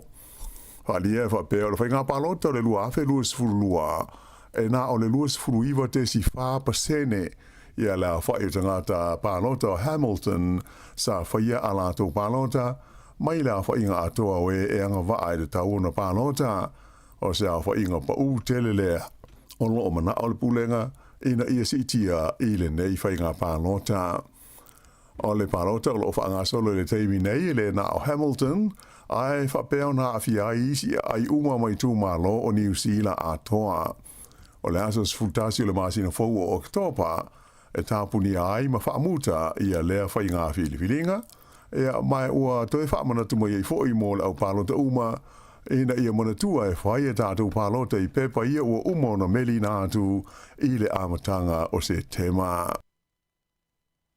Sa whaonga ina leo ia se pepper spray whapea le taser a toa mo se tei whao ai maise o se whana e tāo fi ai ia se li i le teimi o se vevesi na tūla i mai Wellington e leo auli o le San Nafi o le tangata na fi ai e whapea na urwhale i le whale o se ainga i le wala o le Annie Road le Annie Street i le pitanu o Wadestown ma ia wha ma tauina ai tangata o le ainga i se a penga sa taunga whai e whoi ena te awe wha malosi ma se taa vale. Na oso le reita ngata i te tono le whale ina ua taunu ua tu ia i leo mai u ina whaonga ina i leo le pepper spray ai whapea le taser a toa ma se tei whau ina ia mawhai o na tau fia ai le nei tangata. Na muli ane awe o ia le whale mai e tonga fiti ai o na manuanga mai o swainga le tei whau o leo a toa ma se manua i lona tau au mai se purwhana o le au penga malosi na whaonga i ai e leo. E le ai se isi tangata na whaina ai lea whaalewe lave. I Rotorua o whaanga solo ai nei sua suenga leo i le mafu anga o se whaalewe lave na tupu i le fiafi o le stonai i le hoi vaenga o le motu i maa tū. Le nei whaalewe lave na oso ai tua mai le awala se ta vale mai mulmuliane mawai e leo ni tangata se tolua e manu nua i se anga ese mai ui ina sa so ni ai i au nanga mga luenga lave ai taimi e whaalewe lave whaafosei ai na umai lava le olo le totasio i la uaia o le isi tangata na manua o lo tau fia le whale mai mo tonga fitinga i le taimi nei tau fia mo iai leo le tangata ua masalo mi ai i le whaalewe lave mai ua whaia ne i ai suenga i le ponga ai o le whaalewe lave ta ua mai whapea ai ai se ta mai ta i totus fulfatu sanga le matua o Rotorua o lo of soani i suenga nei e leo.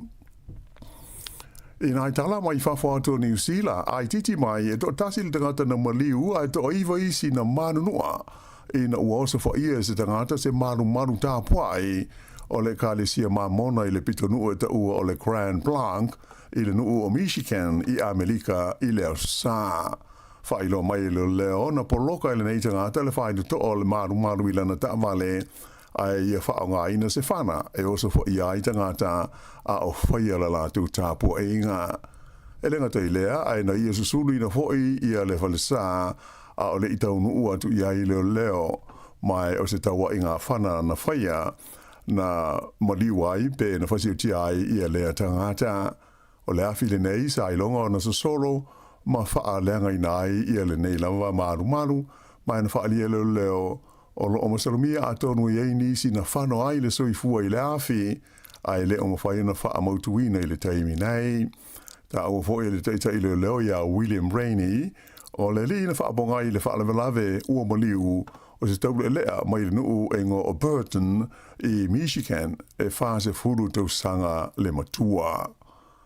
I le ai o New York i Amerika lava sa whai se whilo inga whaapitoa a tai o malo le Pasifika ia sa malanga atu mo le whonu tele malo o Watasi le unga na whaalawo i tele ai ia se mulienga mo ni e tunu mani whaalapo tonga e fia langolongo ina le whaaputunga tupe so swani le Pasifika le e whaingo ina o le Pacific Resilience Facility le PRF.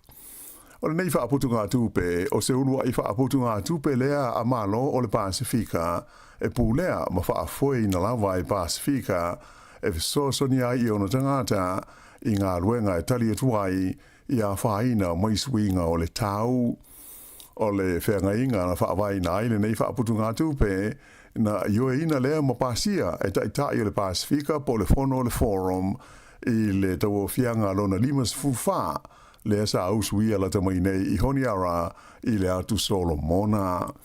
O le whairo inga i New York, lea na toe wha amautui nā ne ai e le pelestene o le unka o le tamaitai o Annalena Baerbock o le malo o Siamani i le sao o lona atunu e 5 miliona pauni mo le nei wha putunga tupe a malo o le Pasifika. I tā longa, I le tamirisanga ne ti polo mo le ipo le langi, mo tama ita ita lavau, le Youth World Cup, le alo whaanga solo nei I Gibraltar, na malo le awa Sāmoa I le la tā longa ma le awa tonga, I ai ono se furulua I le whaase furu ma le ono. Ai o le awa Fiti, na malo I le awa Gibraltar, e ono se futasi I le tolu se furu ma le tasi, ai o le awa tasi mai le Pasifika lea na sao I le vaenga o le quarter finals o le neita aminsanga le au lea le Cook Islands po le tukuki na whaia ina I le la ta'alonga ma Awhelika I saute I ai e fitus furuiva I le fase furu ma le lima. O isi ta'alonga so I nei o le awhitawi ai Sāmoa ma Fiti I le vaenga o le semi-finals e whaia le Friday nei o le sailinga leo le tūlanga iwa e o I le tūlanga sfurunua o au awai I le ata amansanga o le awatonga o le ata aloma Gibraltar o le sa ili o le tūlanga sfultolu e o I le tūlanga sfuluono I le whaasalonga o au le lalolangi. O isi quarter finals na malo ai Engelani ia Sikoti Lani, New Zealand na malo ia Malawi, ai malo Australia ia Jamaica. I le vaenga o le semi-finals o le awhitawi ai Engelani ma New Zealand a Australia ma Awhelika I saute. I ne tipolo I le tonu o New Zealand nei, e tasi ale ai le na malo ai le Silver Ferns I le lata alonga ma le Proteas e Awhelika I saute ana po. O ai o le ta alonga I Invercargill e limas fulfitu New Zealand I le limas fulwono a Awhelika I saute. Ia mai ua manu malo ai le Silver Ferns a New Zealand I le series le nei e tolu ta alonga, tolu fo I o lato malo I le ai a Awhelika I saute. I tālonga laka pi ua le manuia le tau whaia le manu Sāmoa I le sa ilinga o se au lona luas fultoru iai au o le ipo le lalangi I le lua awhe luas fulfitu ina ua whaia ina I lona lua o tālonga I le vāma le aua Chile I le whai unga le vai aso. O ai o le tālonga e tolus fultasi Chile ai se fulu lua le manu Sāmoa. Ea ma le la o wha mautu ina I le awanoa o le aule nei e Chile e ofi e tua I le ipo le lalangi. O le whaatoa whaanua ai leo na maua awanoa o le awa lea atunu e tauwaha I se ipo le lalolangi I le lakapi se furu lima. Ai o le awa le manu Sāmoa e toi tasi le awanoa o lo o toe e le tau o na malo ai ina ia o atua I le ipo le lalolangi le whaia I Australia. O le masina o Novema le malanga ai le manu Sāmoa I Dubai mo le vaenga whaai o ta longa nei e su e aise au tasi e atoa I ai le luas fulfao au mo le ipo le lalolangi. O le atau wai I la tau ma au mai le tunu o Belgium, wha pele au Namibia, mai se au le amalo mai ta longa Brazil ma Paraguay, e whaai au o le ta amusanga wha apitoa I Dubai. Ea o le wha iuna nao telefou.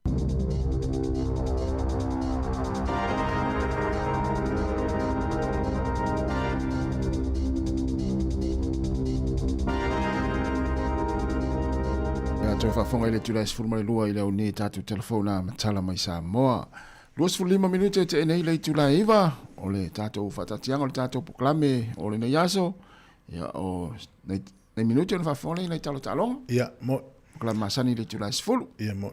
Tasi o le aso I le tausanga e lua afe ma le iwa. Ia na lulu e se mafu e malo si ai Sāmoa. Yeah. Valu tesi ma le tasi mano se le mafui. Ia o le na afia I soifua nei utatanga te se lau fas furu iwa ia Sāmoa. E tolus furu whai Amerika Sāmoa a iwa ia tonga. E se lau iwa lua o mai soifua na afia le tsunami. O le stonu nei na alu inga lulolo ia e mai se almatane I pata ma le tuna I sasae ma le tu isauti. O le ute mana tua le taia o le na le sata whainga lue ngaitai. Ia e moa lole sota inga mastasi o uso mai Sāmoa. I taia o po. I le aso nei le tausanga na Lua afe ma le iwa. Lua afe ma le iwa. Na, tu se o le mafuanga na tatou mau le fasa launga na. O le fatoa umal whainga lo tu taia o le fitu. Ia, ai e mono le telefoni. Tango loa piki runga, whamai le tala le teine le tala no telefoni. Wei loa le lulu mafu e Sāmoa la I le tsunami. Fatu le hai. Fatu fa fena I loa whamai, o lon to o lua la e whainga luenga le vanga le o le pui pui ngol saunga le moli usila. civil defense.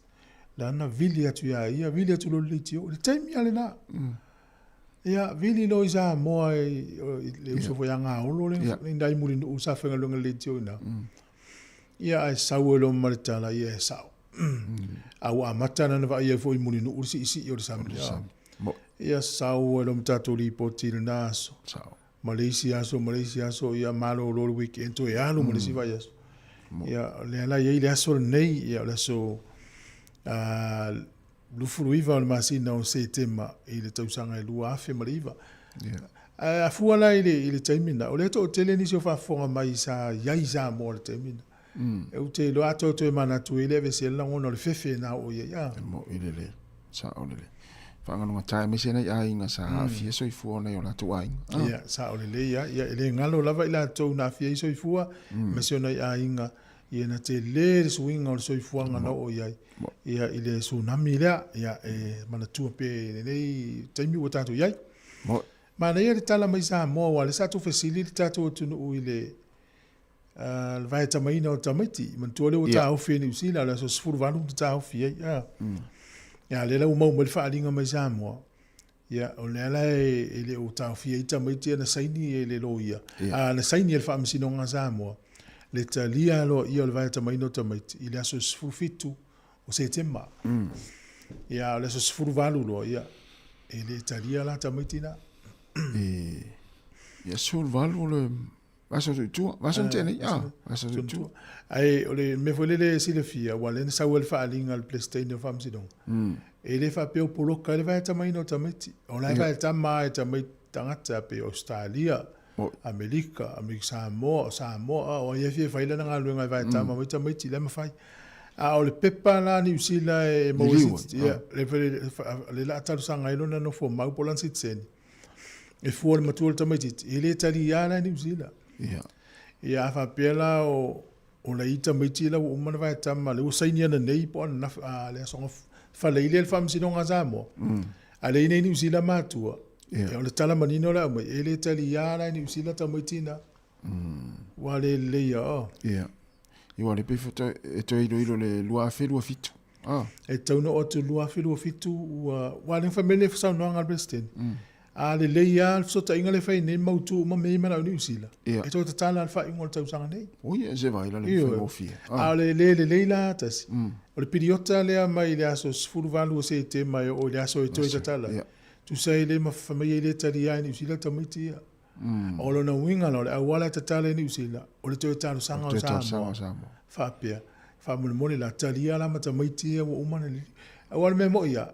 A whapea o le la le tali ai ni usila tamaiti ia. Ala foi la wa ese mem tu sa wale o toi tamaiti Sāmoa tamaiti ia. Wale le laua ese o la tau mātua. O me foi le laua no fo i Sāmoa tamaiti. O mātua le ini. Mātua le ini. Wale lo tamaiti tipo fea po ai tonu na mātua moni na lau umana saini faltu la fon. O na mātua i nei New Zealand. Ia o te loanan whapea nā mo le teimi nei ia inga o le tanu anga la whaia i wao mālo e lua. Ia whaia le leitan loanga ma malama uma mea uma. Ia sa oi la oi. No pete o tala ia Novema po Tesema. Ko le tausanga fo. No inga peo ini mātua o tāpena le vai meo tamaiti. Ia mana ia le on sai le titi i tau mau mai se tala. Ia. A me se nei ta mavo ia la e nei tamaiti la li tau liu mai Sāmoa. Dale wingo lo. Dale wingo le lo. Ni tamaiti la tu Sāmoa.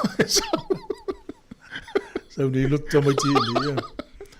Ia, peo le whalinga mana ia na mo tātou. Ia mo o ele uman whaliwa o tamaiti ale whatali pe pa Immigration New Zealand po le Internal Affairs. Ia lai le le sia whaina. Tu e sau tasi ara le aso. A suvalu. La suvalu. Ia, se tema. Wha solo mai la le taimina nei. Se longa to e talia New Zealand, fa to a to e maula vinoa. Anaia. Ia, la maula vinoa e vai tama mai vangala isa mo tasi pe a si mautu tonu New Zealand. Nau te tala le tato leina lo fa tonu fa lima lo fa tasi. Yoi. E tato tala noa e mta apune na tala to ele leina po la so si le fia ele.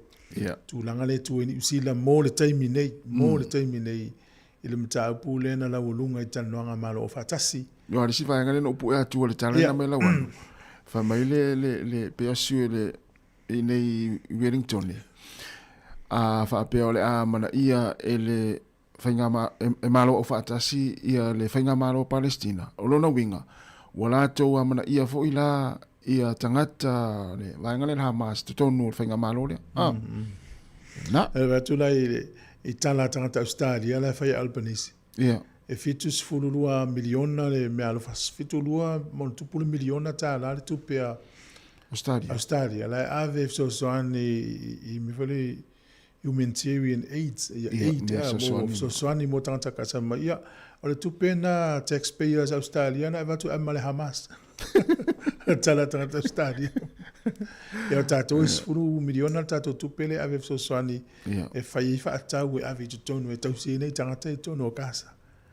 Ia, o te loa ele tusa uma whiranga lo tangata. Sao. Ai nei le whaasoa le tele o tangata i lango mai te te. Dai loa ele o te te uma tangata ia Winston. O lai au wisi tangata ele whainga malo ia o isi te te. Ai mana tua, ele tangata e fuala na palota i vaenga o soi fuanga na te whaataua ina alfa tainga la whainga palota New Zealand. O le sia tangata o values lai whata ua e whainga malo pela meo tatununga whale loto. E te iaua pālota i lis tangata i ono vai atu o le langolango o le vanga whailia. La lau te tau a vea i a mau vaenga tā ua soi fuanga i te ia. E te iaua e se lis tangata mai leisi vanga whai na te le langolango. Te meo pālota. Ma vua mai ono mea lai whata ua le vanga whailia. I le o mea lai whata ua i e lona tatununga whale loto. E fua foi la mele na mai nei Winston. Ova pe ia e nei tangata e tailo ia. E nei tangata e sa palota le pama le national la palota i la whailan whai ua ia ono le. Me meo tatununga whale loto. Ma mea na te langolango ina ia. Ese ele au whaatasi la langi me stasi ese me au i tangata ele tu talia e ila tu ele talia. A paul me ia whiar whani pe tangata. Ese manatu ese se tonu ngai fel fani atangata. Ese me la jau duel foi torta. Ele wa usuia te. En mena suil finga malo le pate la tsevi. Ele suia. Ena tonu fa mani not. Na ia ese a feeling alo ia fa ya tato sa nga me so fa ima mani ia au fa tasi. Ya malo to lus flo minute tale o tu la se fulu.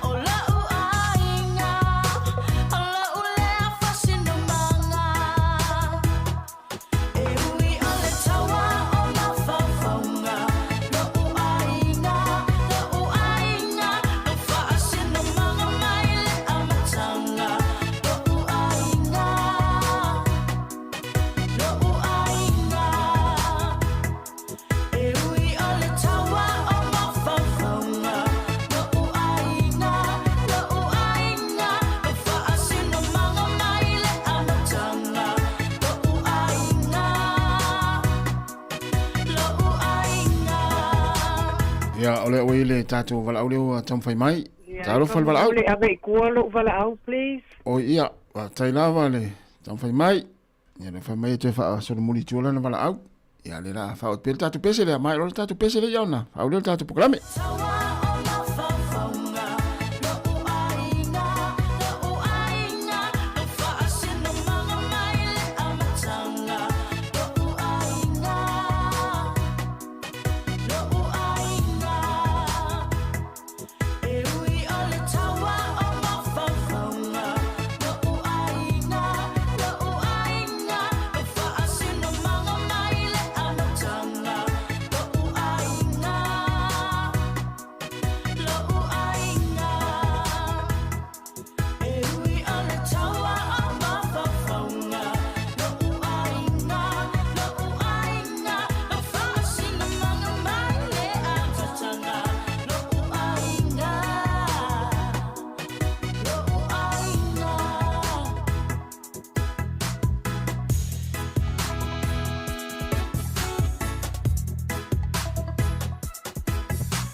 Fianga ma te mai tai ia e me teru ia mo pese ia no ainga lo fa sino manga ino te luas fulu minuto na tale o le tu lai fulu o le mantual tatu palota yo fa mna tu per tatu palota ia mo me o pulenga no uma tu lang fa pena o le aso sutasi o le masina fo ke topa mai ai ia ia e alan o le fone sau nei tatu telefo o waikato ele tele tangatan palota wai o fsili e tangata o le alma fuanga le palota tangata ia e no fuata ita matali lo tama fau isi taimi ia pe e tele folanga tangata ia palota e o tonu ele fa taunu ua ai mena ma ia taita ia ma ia tangata lo palota o ni so fein folanga tele ia wai se ai tangata palota ma se ele tangata palota ai fai sa o fai ole tau mo fa pe ia ole fuanga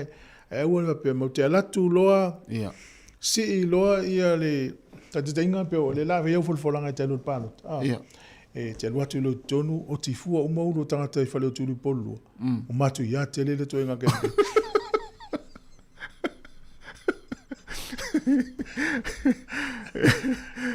ia scampaign lei e pete tu va pe ia aso ngafua uma le au tu fua ita vale tangata o ko se matu ia o le nei campaign la ko ia tenga mela pena ul fein fulanga tele wa le tatonu ia le tangata va pe mi mo te o le mea tasi o so o ia du tonu o le mea tasi ia matana suil tatu ai ia tatu stato leo pacifica i tono fai loto i fale ni usila ma lo tele ia mto amana ia la unga mo lai la unga mo lai Até foi a tol ta bule wala tala tato le ina vi mana i la tava ai fa lota ma fa tau va e pian fa to lo fa fong mo le foi to fa ta bule ia ana fa pe o lai alus fa inga Israel i casa a fa pe ele ai ni tangata Israel o ta fiel Hamas e matu to fa no mo tale au le mele fa wa le isi so tato mana mali isi ia mo ai talwai ona le ta fio le Hamas tangata fast food valu pe ua mali liu po ua fio ti nisi ala fiola nisi al fengo fie i al feo le vatu ai fafo tatala mai ma umai tangata na to te loka ona umai le o le taua ia fam lave ia o le ala pisa solo tunu o la lang le ma Australia mai si pertani ai e tauna la ua lunga ia na tu la unga mena fai sa o le Hamas mau te lango se state o Palestina ai tatala mai e tangata Israel e fa foi se fa uma le tau se fa sa o loto tangata Palestina ma to fa Palestina al fengo fie pe fa ngai la unga ta itaio o malo ye te ia vele man yo tu ya ta ite man te le tu lango le usila a volva vave ai fa ta tali mama ta itu se i lo po fe tonu ale ia tangata tu o tu ele fa inga malo e pe na fa tu taio ya le wa pale me tangata le sa ta ula mo i finga fa terrorist na te va ia malo suria ana le saula le tu ma o le mala malama wa le wa matana mana ia la langi ma Ia le wela sele ia I whamulianga malo o whaatasi ma lango ia na pūlenga. Ia wa o tausanga e tele na nei tangata le o Assad. Leva tele na pūle sa wā tangata le tono Suria. Ia ai sa whataute ia le li ile sa te ia le vaenga le al-Qaida suila na vaenga. Ia le lo prestene le temine. O matamata tua wale sa wa mai fo ilunga ia le temine sa vale tua ia Benjamin Netanyahu la failana lana launga. Ta vai atu le ngā solo tangata I whafo. Ia, mon. Wapea ui vai ia ruatu ma tangata fo ilele. Ioi! Katoi foi. Ta vai atu muri atu ale si tu o le sina nofo. O vai atu isi tangata usi fonona. O le sina no nofo fo ilele. Ana vai atu awa mane umale la ina le sairuma. Tu ya mana ia. Ape tamara ele fatel talite muri puti ma le lunch. Awa tangata umena o I whafo. Sa whaalonga umana launga. E fua I ola tō manatu mo le stay me whaari wai. E le se ele whaalonga launga lea. Awa asau whaisantala. Ele na tere o maua launga na whai e counter ia launga la. Ia pe fwe lana o I te ilo ile ata mamai o wangale le Mossad. Lana whai loa Netanyahu. E taimi ale o tau tala le microphone in New York. Na e whaasala lau I telefoni ma tangata I casa. O heka tama ia telefone tangata lu umalau ayo o lori te tele tu speakers I lunga whaasala lau umai casa lau ia pe o le mena le vava ia ila langi le tami o te loto o tele tangata te I New Zealand o foi tangata Sāmoa papena mo tato o tinu Sāmoa tele tangata tele foi tangata langolang ia e na e fua la tu tonu ngai mele ta tonu ia le te ia ai ana fa mamunu tangata whavalu ai wo mo fa ngofi ta tala mai tanga ta fa valu ela te loka ya matolona ga ifile mo e tangi u lo talo to pe ata va I nei tina o lai ta maiti fa lele o pepe e mani li u temene ya wa ana le tupu mele le fa inga ya o fa masina o ke top la so fitu lo afilu to ana le tupu le va ngana ile ya e mo ya tau Isara e lu ma Palestina wa tau ala to ana le tupu la mena I lo ura la ngona na ele ise visite le tu la mania ono sfuru ono affe so I fu Palestina I wa afia a o le faingo fia yo me a we ta fia fia to tangata ta tala mai tangata la ma la loka a matalon tana no ma uma I lo mo le taua a el fa la ve ele la loka la Hamas o la toula la taun fa sa o to Palestina mo malo ata tu ne talo talonga ana ya o le tala mua o le manuel tau fai stato au le manu Sāmoa ai to le pulo fa tai le tamaiti na ave lau tasi pena mata talong no mata talonga ele I Saudi Sky au nisi fo o I la to na tato tu na fa sa luna talonga ia na mata ia sa oi model fa tai ia lo mata mafana o si tato tu sa fai masui mata alo talonga le tau su stato wa no mo va ai nei le malai le sa fa talonga matua fa atumulia o ai se si ala le se ta alo le tau fa ife mai au tafa le malai ya o te tau fo pu lo ina tamata alo I le fa ngo fiel men e mo ya ese ngana la vala au mai ya no la lango fo e tili la tau au le mo se avano ya vai le pe ma lo li po lo langi tamina la ile fa lo fa li wa umal va 5 minutes ma le wo mo le tso fia ina to na ila tangata mo o le tala na mai e ta alonga na le mafai ai ona tufa mai leo chile o mai leo ta alonga le pe na le lima fe tangata na tu o ta alonga si filo le malai le ina ya mo tangata luas furua fe mon tupu o malai ia atatala ma leo ai sa le ava no to le new sa ufai tau le ona le nau ta inga le atunu la ka pie chile malala to tu ia tele leo e vala auto no malai fa mal se au la to ia le la uma lo la to sfuru to tas ia november la ia le la to ya lo to tato au ia ile isi ava no wai le maneo le World Cup le fa Australia lu fa ana le tele au te mila ne wala isa au stato ava no sa le mane tele au tarsia yo atu le taimi le au te januari to amata fo ia la kapi kala pu fafo te lo otas e ia lo te tonu e mano sine le au sa mo la to yo mai nei tamai o maraulia na le avanoa e o le o Australia wala no le la fa Australia le ka tamsanga Ia. Wala wali ia pani. Wali ia pani te lo le lava no mai fai au. Ia. Ia na mana ia lo le ta alo statu au te mina.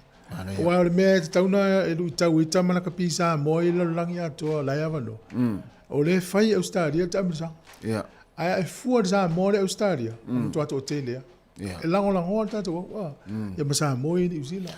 Awan fa te inga pe wa ule matua pe fiem pe miliona mo tupu le kon karate farani. Sene.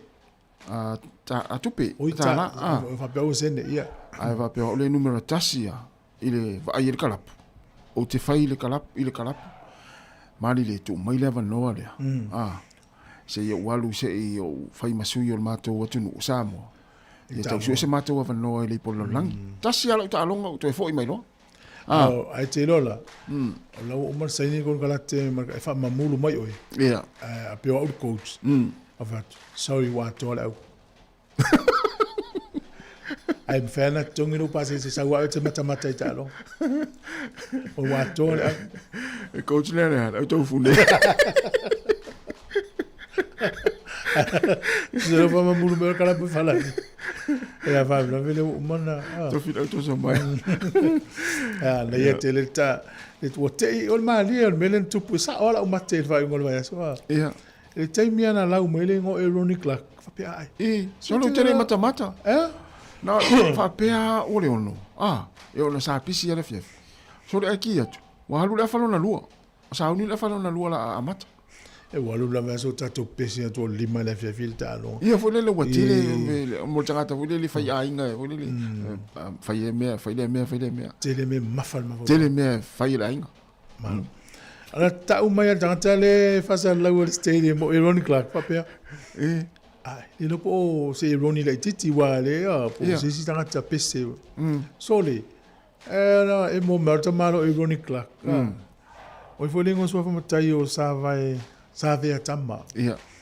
O tama lo sa vea tama ironic la. Ia. Au vai tu lo. Tu lo le camera ya fo ilo ya kele. Avat. Wa tang ya kele va pe. Pe ele ilo ele titi le o tama su vi el fu. Ai sa o. Fatal no muli atu. Fo me tama. Ola mo inia ye usu vi el fu. Fa lo mo tu le fa fa boalu lo fa pa la ngir vi. Ia. Pe na te lo le o le. Le wati le o la tu o le sipito le o la to fo yo tiro o mata mai luma. Ai fa me te me le usu vi el fu. Ale tango tu ya Wallace e uno ta wa. Te ve ko le mingo yo le limo Wallace. Le ngala mo Wallace fa ile o lo to ina usu vi el fu.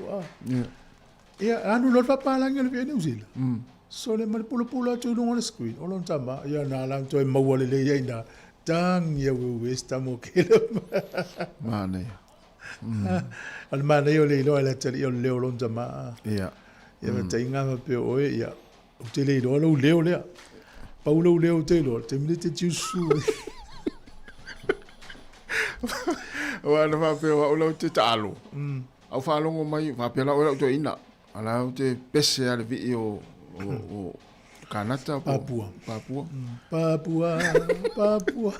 Sano tilo tu ai lungo le screen la po oi. O fa. E fa pe lo fo le lo. Ta wa tu ta in mato au. Sorry. Sa lo su e.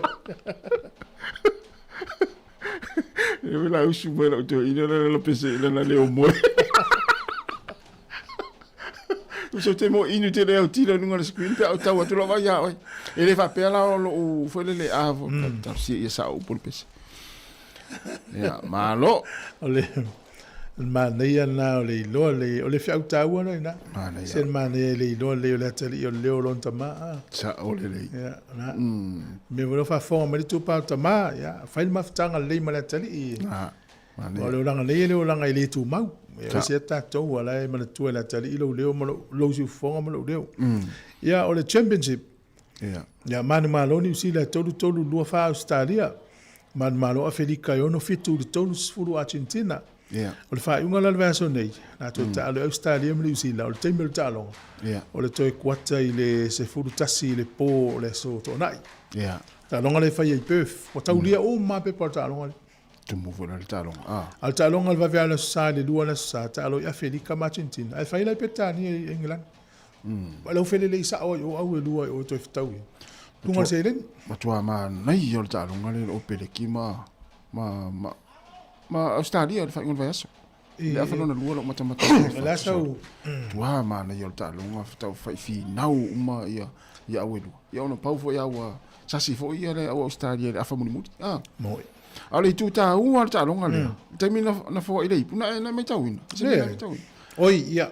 E na vau sa vea kapteni e saula te ua le la te ia lo ia le fo imo ia sa ile ta alo ai. Na mana ia estamos sa vea ia le kapten. O le au parangi e mai le lo kala este me le Crusaders. E ma nei e o le fainga sa vea le faila o li. Ia. E o le fainga la su ia ma fa o le o li e parangi e mai le lo ma o mau.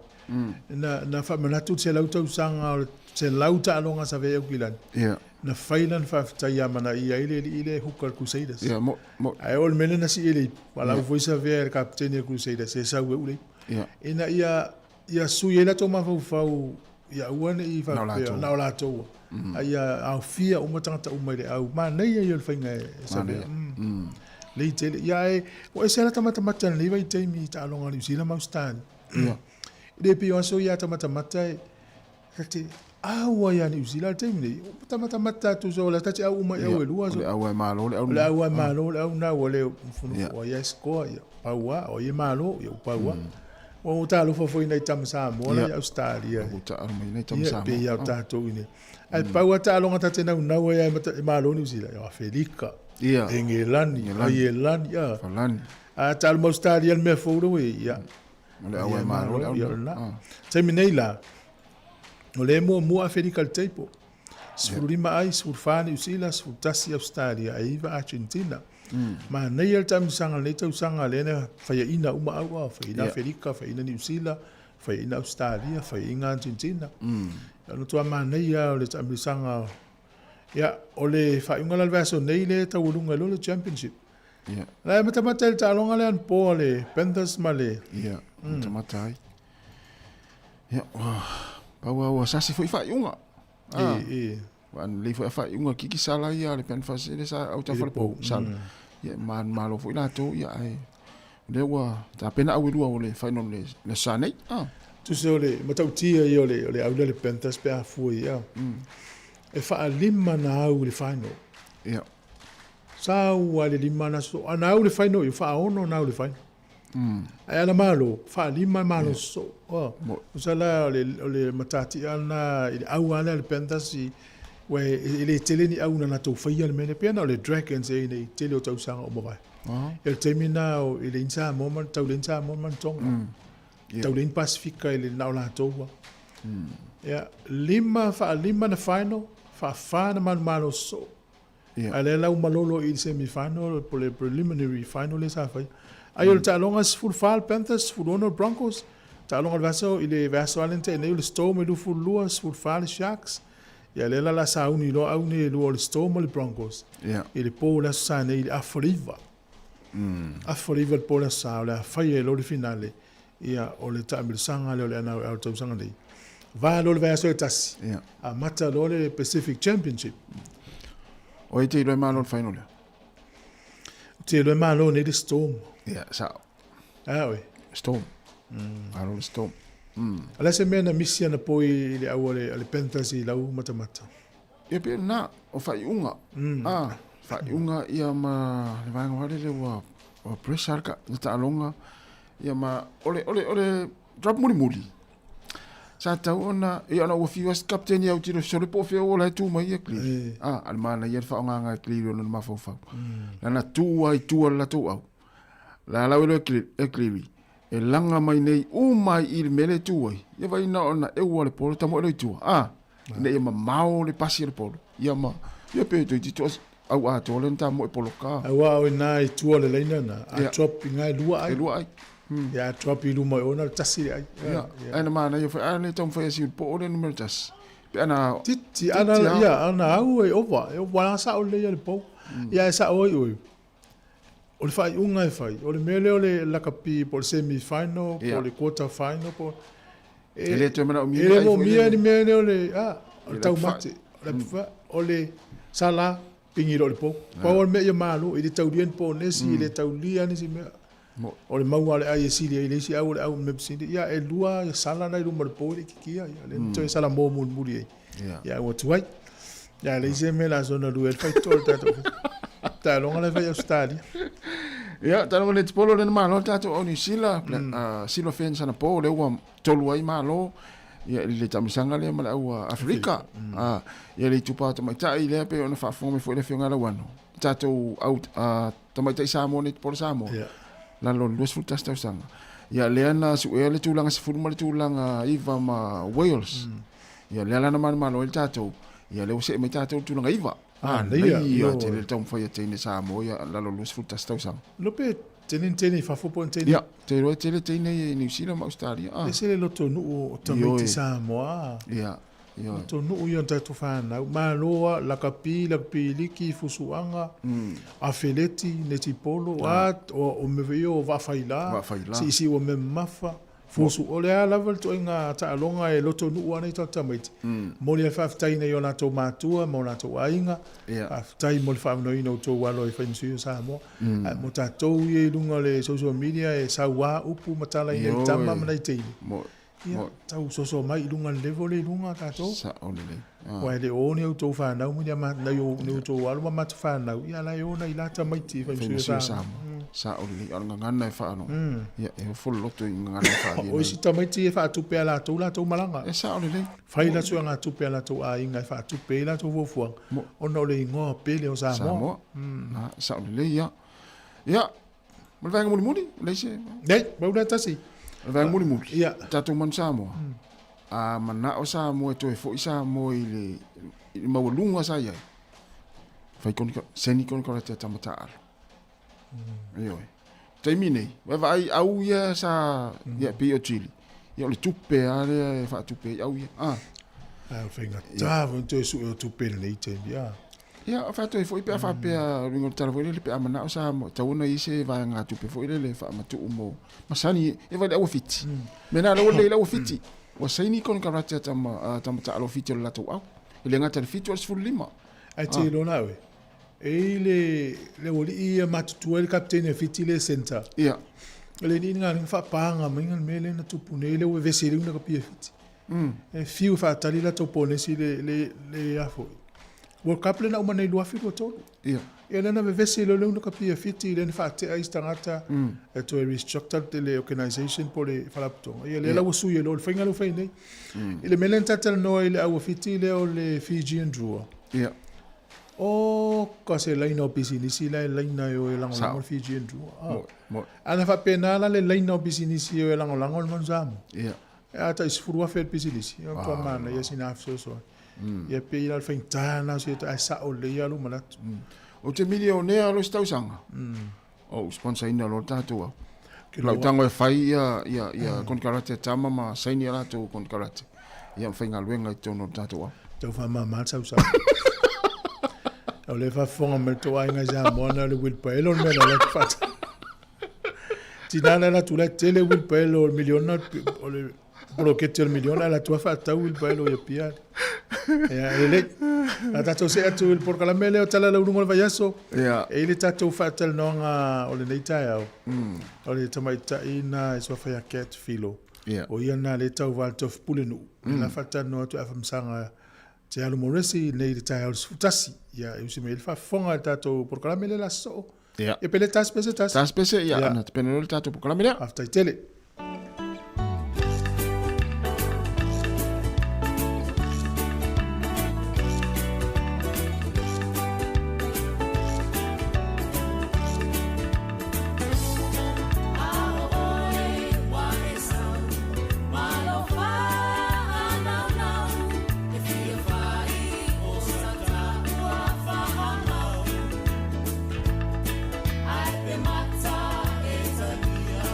Esse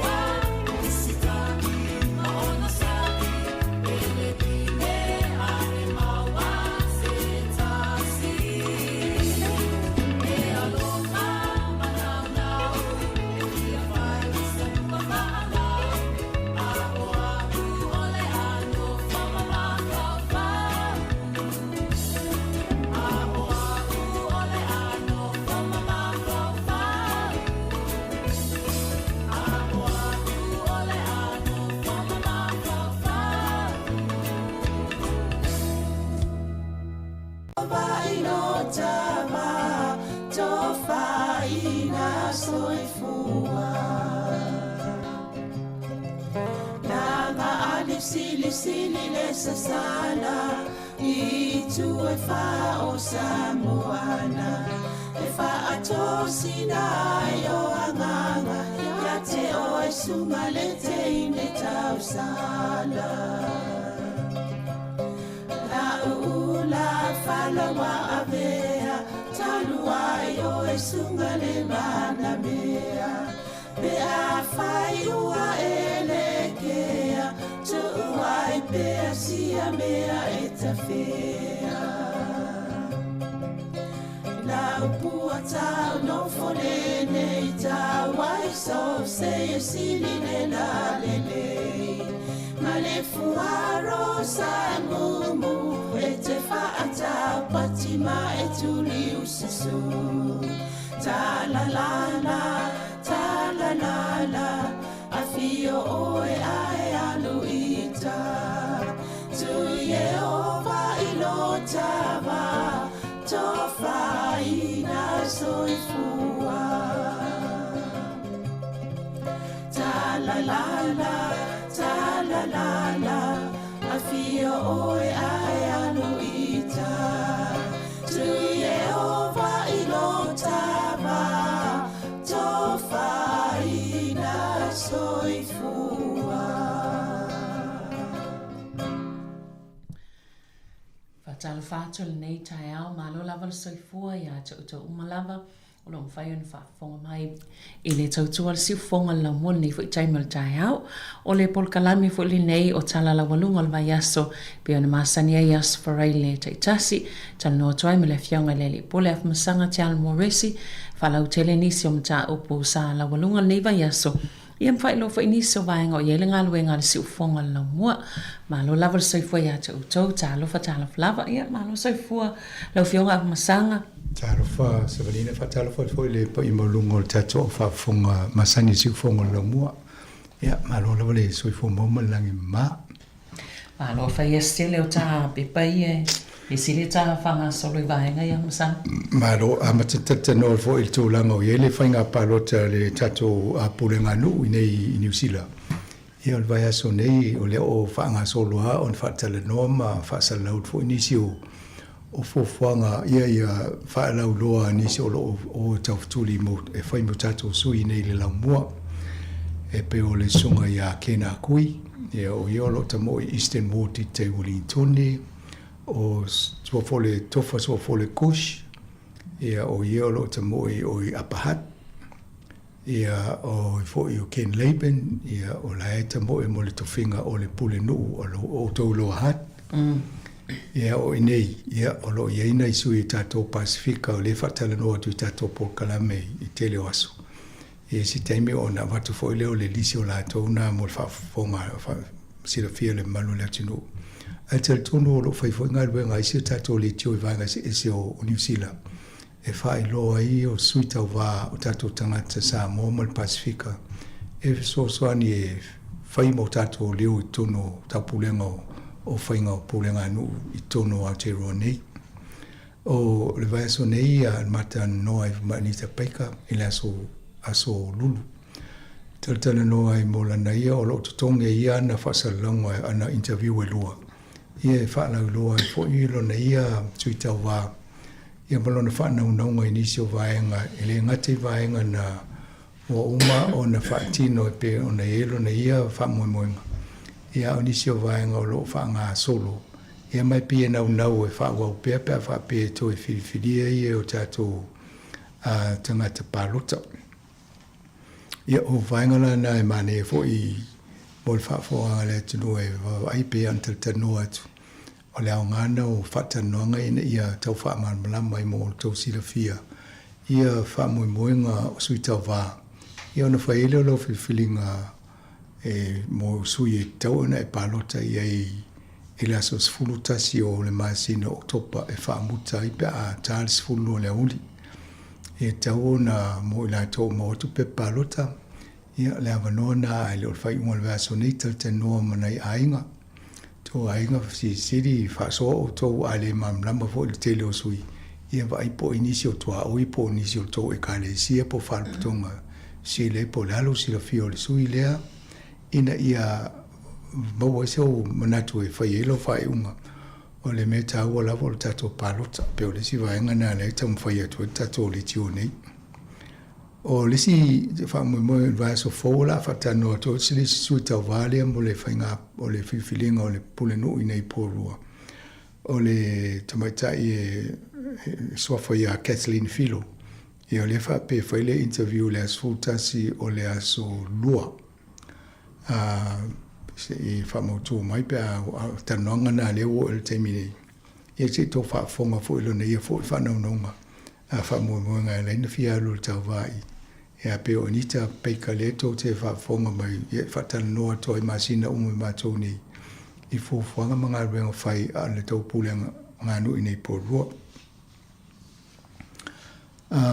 talona mai el tato fa sala longo mai sa mo amata mai le chokom le no fai ele Commonwealth Head of Governments le no fai sa mo le fono le no fai October e sa wai mo le fati nongo le tato fa sala longo le fono le i ali palo te tele le fai sa mo e lo ia le to tele malo le tunu mo fa nga vo tato tautua e ma moli mai fo yo la to ngang fa tai tautua le tio ia i fo isi e le o fo i va o mai la to le ia le va ia le fa tu ke yo le no mera o le au fa no longo le tato le tio i longo le social media ia tonu tal sanga mai te o nei o lo fa fo ia le tato nga renga e mala fa nga renga mani ia la va pe a mai se to fa leo mai pe mai fa lungo tato email po lungo la vol Facebook comments e le tito fo i sao e a wala e ono fa le ya tili el tato ngalwenga ye fo ini pol kala me to te manatu tau ona baba ye pe tau ona fa sala lawat ia ole tulanga na ye ina ia mawe mato le atoanga ona ngono le au fa longo ina ia fa ye mato ia ngalwenga ia e tau tō ina le malu le atino. E wahenga na e whamana tua tia tō ai whaptai tele lava le whasoa mai fo ima tato tatanoa ia misia mo ma le au whainga ruenga i tai au i whasoa lo whai atu ai. E tato si whonga lau mua. E mantua fo le tio si whonga lau mua whaunga mātou le ti. Tau tala whomo le ngansa mua. Ia mai whai e whaloalo, ia ma le whata tato por kalame. Ia ma le whanau ta inga, ina ia whape nā fwon tato ngā lue whatasi. Ia na solonga le ia le ia ma while mua ma maandie. Ia tato whasalonga ma si whonga la mua. Ile una vea so por masino tua nai, ia ma le nefo i lova ia so leo ma vea so mumu. E tele ina le mawhai ona whaatino i po kalame a tase sa mai Sāmoa i le aso mafua ma le aso tofi. O lo whai atu le au whai ngaluenga i nei lau mua. Ia ona o le tutuangi o tase se e whai mai e tato whaasara launga i pe o le whono le umai atu. Au le lova i aso le wa umalwa aso mua mua. O lo iai e tase se fiti. E ele po se por kalame e wha lele ia tire fo ile si la fio o le au whainga ruenga i mene o whasalonga. Ai wha fo le vaenga le ta ua PACMAS o le Pacific Media Assistance Scheme e lalo o le taita inga alimatanga ruenga wha vai wha fo a Australia. O la taulala nasa avale ava noi Sāmoa i le Jaws. Io nana la foile o le avanoli a tasi sem faina awai. Ia matala noli o fat mania. Le foina e faisa o break o leva na pisi fainga meu tatunga renga i Sāmoa. And wani nama e matamata i nisi fo i toi ngā renga i fainga o ngā renga ia fa technology e fsoswani i tatunga renga i Sāmoa. Maria lan matanoan pom tasis e fo ringa mai o lau o koleni i tasis al teilo lau fai whaasala lau le ia i le vaenga le ia. Le mane ia fo i lau toi whaasoa ia ia. Ia fo i nisi o to mai fo i manga wao ta se se so soani o tangata Pasifika fo. ia o fatulo ia tasis o ngalo ia oi e se fululu ai siva ia so na kolengi ai oi i fiti whaingo TV ma litio ia na o toi o le payback na o elu toi ave fafo ile la volusi la fia so sani fo i le whainga ruanga tangata i fiti a le temi nei o lo pu e le vaenga le ia tasis o lo whaita pe o le Miss Fiji a pe o tato Miss Sāmoa i o lo whaipa pena le tūlanga lo i fiti le vaso nei o lo pu e la tau i ata na matu i lunga ia ma so sani e whainga o ngā ruanga na a o le so o lo wa ave ele ava no ta e tasis le team le vaenga le la tonga lo fatas i tono le o le whalfa masino fiti o le whalfa masino o Panimarama e matau lio Panimarama vo ile sa Palimia mua. Ia lai wha masino i nitio tua inga a i temi o Palestine o i o Palimia. Ia temi la le mua, mai tasi te mua le la tua i tonu se wha masino. I se wha masino ngo sangata sa Palimia mua. Ia whatu ia e ngā umame ne wa te liloa le a lungo lumana. Ia te fo i wa isi si me toi mana o mielo anawa mamla mai whaingo tūlanga na. Ia o le vaengala na lai pise ia tato ofisa a tonu le fo in whalongalonga ma tanoanga ta sesa ma tasian na whireudi. Ia wha matala mai nisi o vaenga o lo iele na nei a waile. E lea fo ele fono le i fiti. Ma tūlanga fo na iele vasa fo e ma whai ona mo mai nisi a whatanoanga o mta o polo ia i tono fiti il taimi nei. Ia saulina a tonu vaenga na fio mo se tala ai se e tua e mo si vaenga ta poka. Ia. O leo te vatu o le wha por vamos sinonga o lai whanga solo le o le paini maurama. Io e. Na wo ale no tano le wo umale ia fo le vaenga na. Ia o le tele a o si vaenga fo ia o le o mo meu o mena tutupu le temi na ia. Aina wha tonu o se ofisa leo ia o si a me whai tonu o pale mi e teimina ia ai le tusa maltu la fonu a tonu a wawa ai fo inisi o tato tai i mele tupu ne a Panimarama ia a tonu a ngā fo i mafo whaumana tuna tua i la tō fo i whai ungai whai a wai mo ia me whai ona whai i le mālosi o le se pale mia ia e tu la fono e tau ona te di mai nei fa iunga. Ia asala e selo mal tūlanga na ia ona maua i role ia pe o tūlanga le i Panimarama.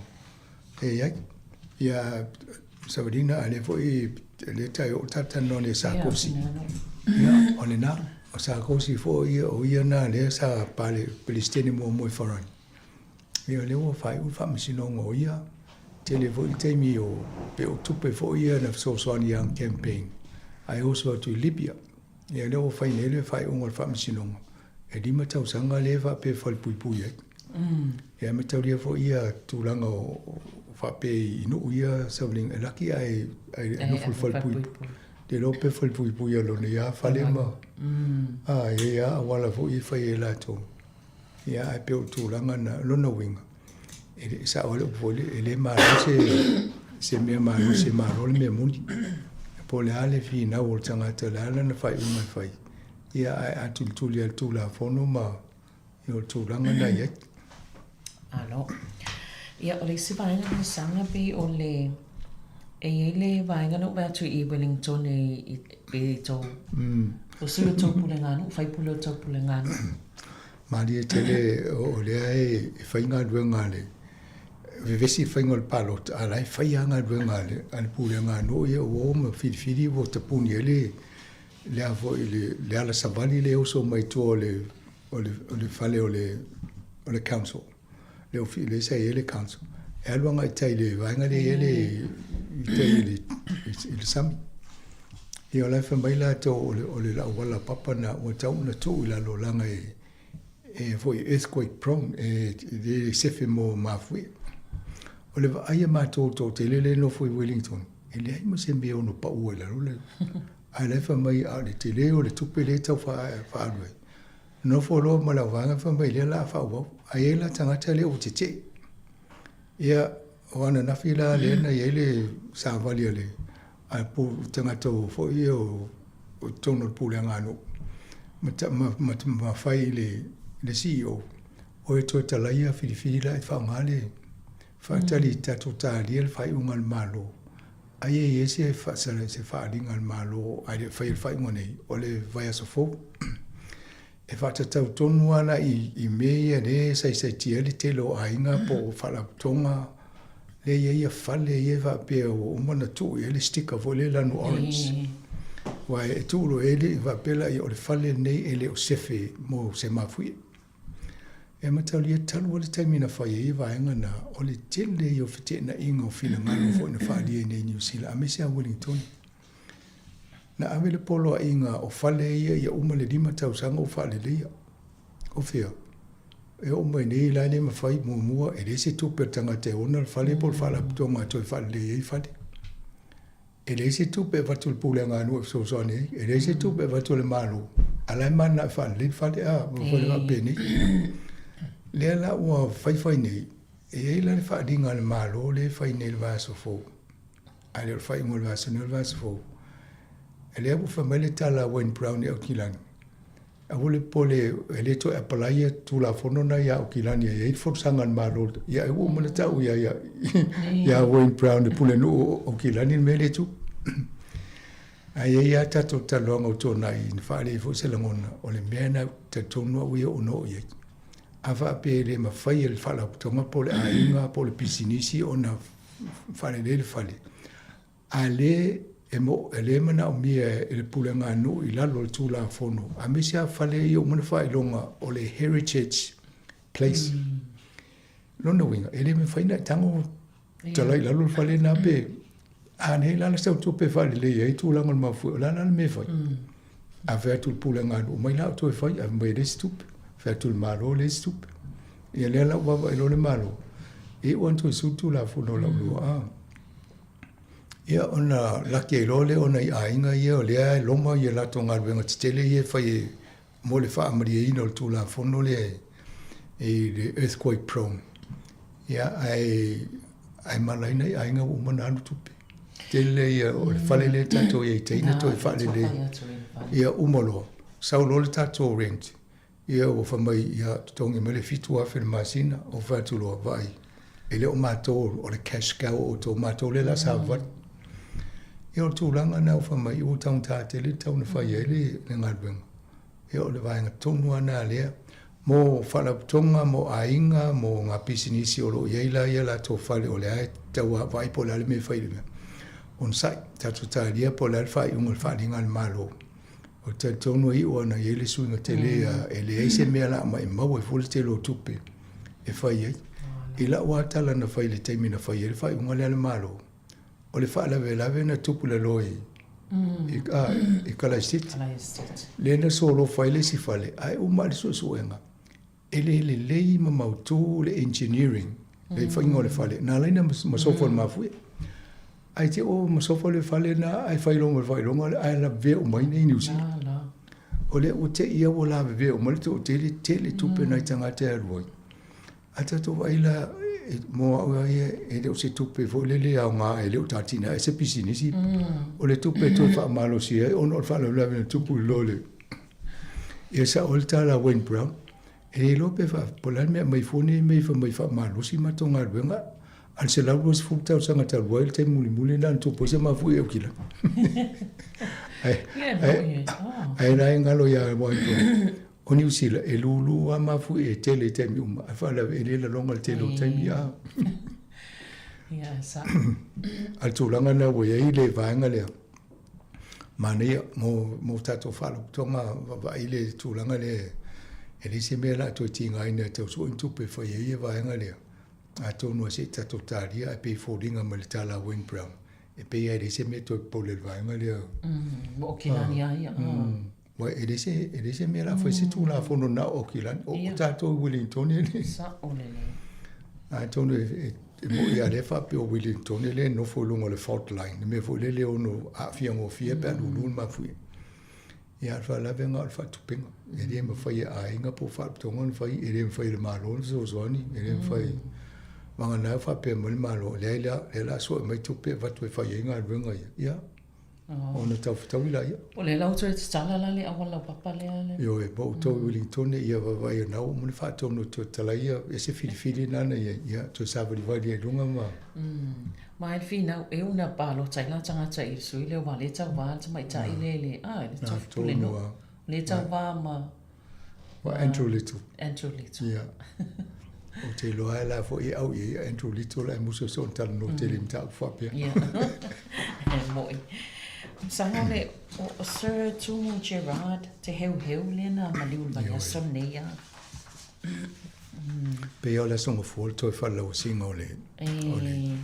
O le si lea Paramount Chief o le tai longa o Maori e po o vaenga fo yo Maori tu malo po la to iwi e te le yero na yesao i te tonu o le fo i tu manga fa Maori ma la to fo i soi fuanga e te tonu fo yo New Zealand o le tai mumole na vea ma tai o le UNESCO o le te lo le UNESCO le sfala putonga le va e mo sio manga a tono o le ngata i fale fo i te pe o fale i heritage buildings le tata noi fale le unga fai longa tawa ona sefe o nei fale anga i lo le tala anga o le atu nu o le atu nu e pe ona o ia lana fina wa ia mama wa le tonga riro a park le ele o lalo tono tonga riro la ele mo me o le afi o le entise e alu i mai eni mai le si pito le maunga le si mo me o paipa e dia tu le si paipa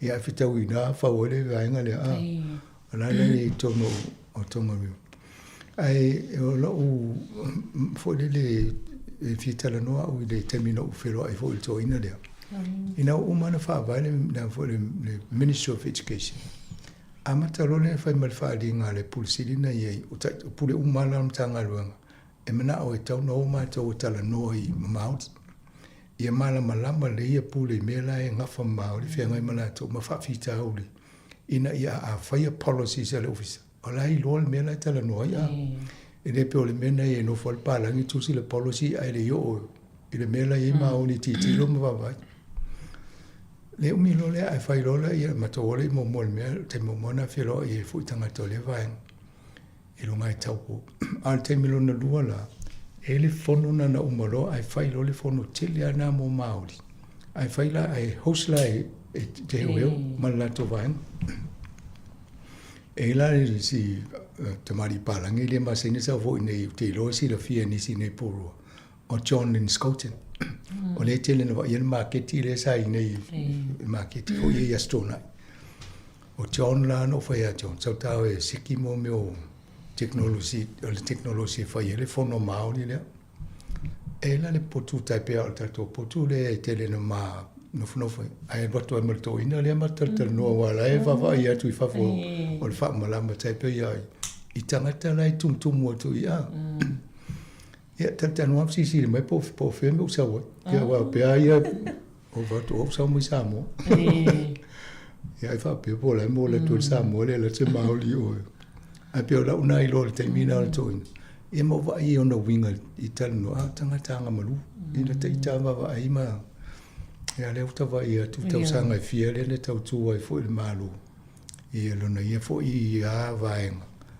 tu maoli ia le o mama diu o ia foi na tu malo si lo vai ngole ai nga tupu nei i maut a vai pe ia te mina o si ma o le tu pa o te mai tai le na va ia o ia na ia foi le te mina o ma diu le ia ma o ia na tu malo si na ia ma le vai ngole coronation no fai yo fa o foi le tu te mai tai le o nei maut ia foi la ele mori maua la le tupu na mai ta le nei e vai ia te pe o le tama o le whainga nga ainga na fa pena le eu te loa to te le ni tanga ta maori e i wai e ma eu fo i la wa va i le to ina mal tala noi i tu langa ia mi e po le ta to e mali di to e to mai fo si to e to poi fo la si la su ia mai ia pe o le tasi iwa fitu e nana pale mai e le tofina o maliu lon tua a